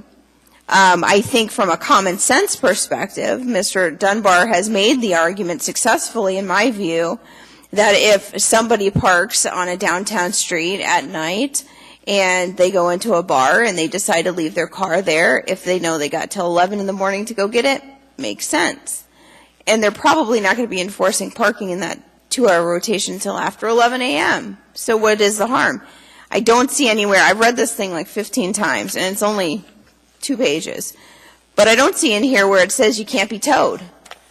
So I submit, you know, frankly, before you walk in the bar, you haven't been drinking, hopefully. So if you didn't read the sign, it's kind of your own fault. I mean, go find one of Mr. Halcrow's cheaper lots and park in, and you don't have to worry about it. There comes a point where government can't hold everyone's hands.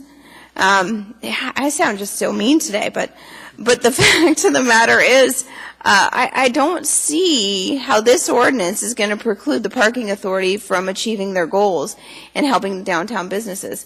To me, that roadblock's not there. This is, I think when we talk about assisting the downtown businesses and helping those parking spaces turn over and all that, I think that's a good goal, and I think it's an important one. But I don't think it ranks above public safety. And Mr. Dunbar has a common sense idea that no, there's no data on it at this point. But as other things that we've passed tonight even have shown, we don't necessarily need data in order to pass something on this body. Gotta tell you, sometimes I wish we did, but no, so I'm going to support it. I think at this point, I don't see the harm in supporting it. I think it gives people an opportunity or an option. Rather, I'd love to see them take an Uber or a Lyft or a taxi home or call a friend. And if this keeps one person off the street rather than making that decision, I think, you know, frankly, it's worth it for me. So I'll be a yes vote. Thank you, ma'am. Mr. Rivera, sir. Thank you, Mr. Chair. I'll be brief. So I want to commend Mr. Dunbar for his work on this ordinance. And, you know, this work is, as Ms. Domboski said, it's a pressing public safety issue. And I think it's an important one that, frankly, can't wait until other solutions are found. I commend Mr. Halcrow for really working on this with the stakeholders downtown, and I hope that in the future there are solutions that hopefully make this ordinance superfluous, but right now I don't think we're really seeing that. And as Mr. Metcalf, I think he left, as he is a perfect example of, this is the season when this issue exists most prevalently. So I will be supporting this. Thank you. Thank you. Mr. Dunbar, quickly. Yes, I'm sorry. I just want to thank the Parking Authority for Easy Park, Andrew and Brian, for speaking with us about this and having this conversation. And, you know, they brought this proposal forward last summer. There was a public outcry, and that sort of started the conversation, and now we're having it again. Going to data, you know, one of the results, I think, of this ongoing effort, this pilot program, this study, will be that we get some more data. I believe the Parking Authority is going to collect the data of how many cars they sort of find initially at that 9 a.m. point.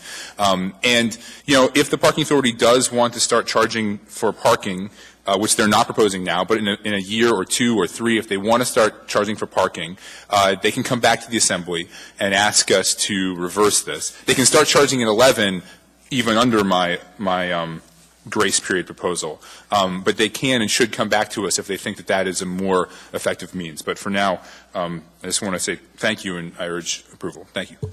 Start voting, please.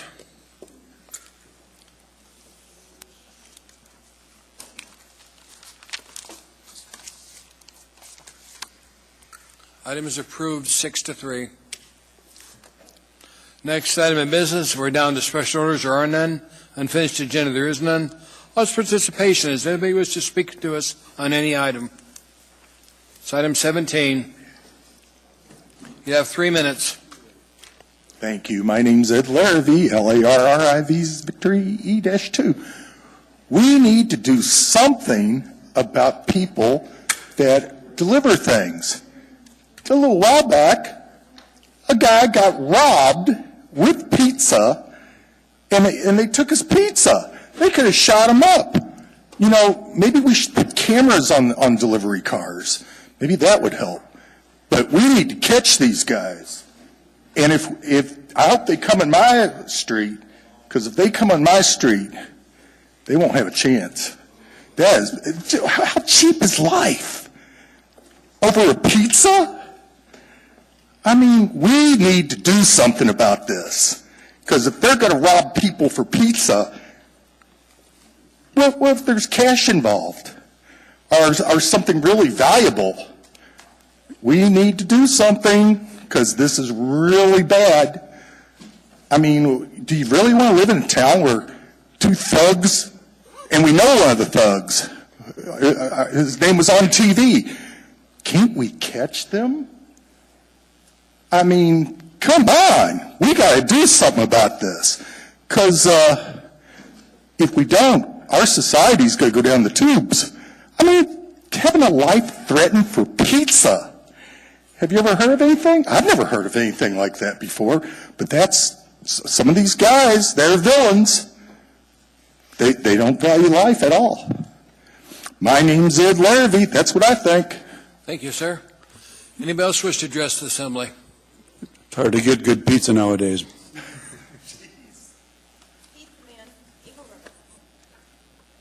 Be there tomorrow night, Amy. Mr. Chairman, Welcome, sir. My name is Ray Metcalf again, and I came down here to support Mr. Dunbar. But since his issue was the last issue on the table, there's something else I was been thinking about since I'm here. You know, when I was in the legislature, we had what was called a bottle bill up for the consideration by the legislature. And we had lobbyists come on from all kinds of places. And one of those days I was on my way home in Juneau, and I was looking in the ditch, and I realized there weren't any bottles in the ditch. There were all kinds of things that had blown out of the back of trucks. Big boxes, you know, something like.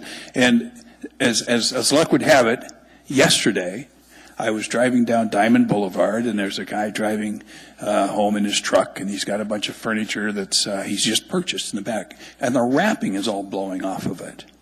And the wrapping winds up around the windshield in the car in front of me. He has to stop and pull it off. And so I pulled up alongside him and I said, I pointed back there and he said, yeah, I know. He didn't care. And if any of you are going home in South Anchorage, you'll see a big bunch of wrapping laying right there in the median, just about 50 yards east of the intersection of Arctic and Diamond. And the guy didn't care. Anyway, I called an officer and I made a complaint about littering, got the guy's license plate. But if you want to have an awful lot less litter in this town, we need to cover the backs of trucks. We need to just set a deadline where every truck has to have a cover, that they can cover any load they have, convenient, on the truck, available. You'll see a dramatic reduction in the litter in this town if you just require pickup trucks to have covers on their backs. Thank you. Thank you, sir. Anybody else wish to address the assembly? Seeing no one, that item is closed. We're down to assembly comments. Anybody want to make a comment? Or just get out of here? Dang it. We're adjourned. Good night.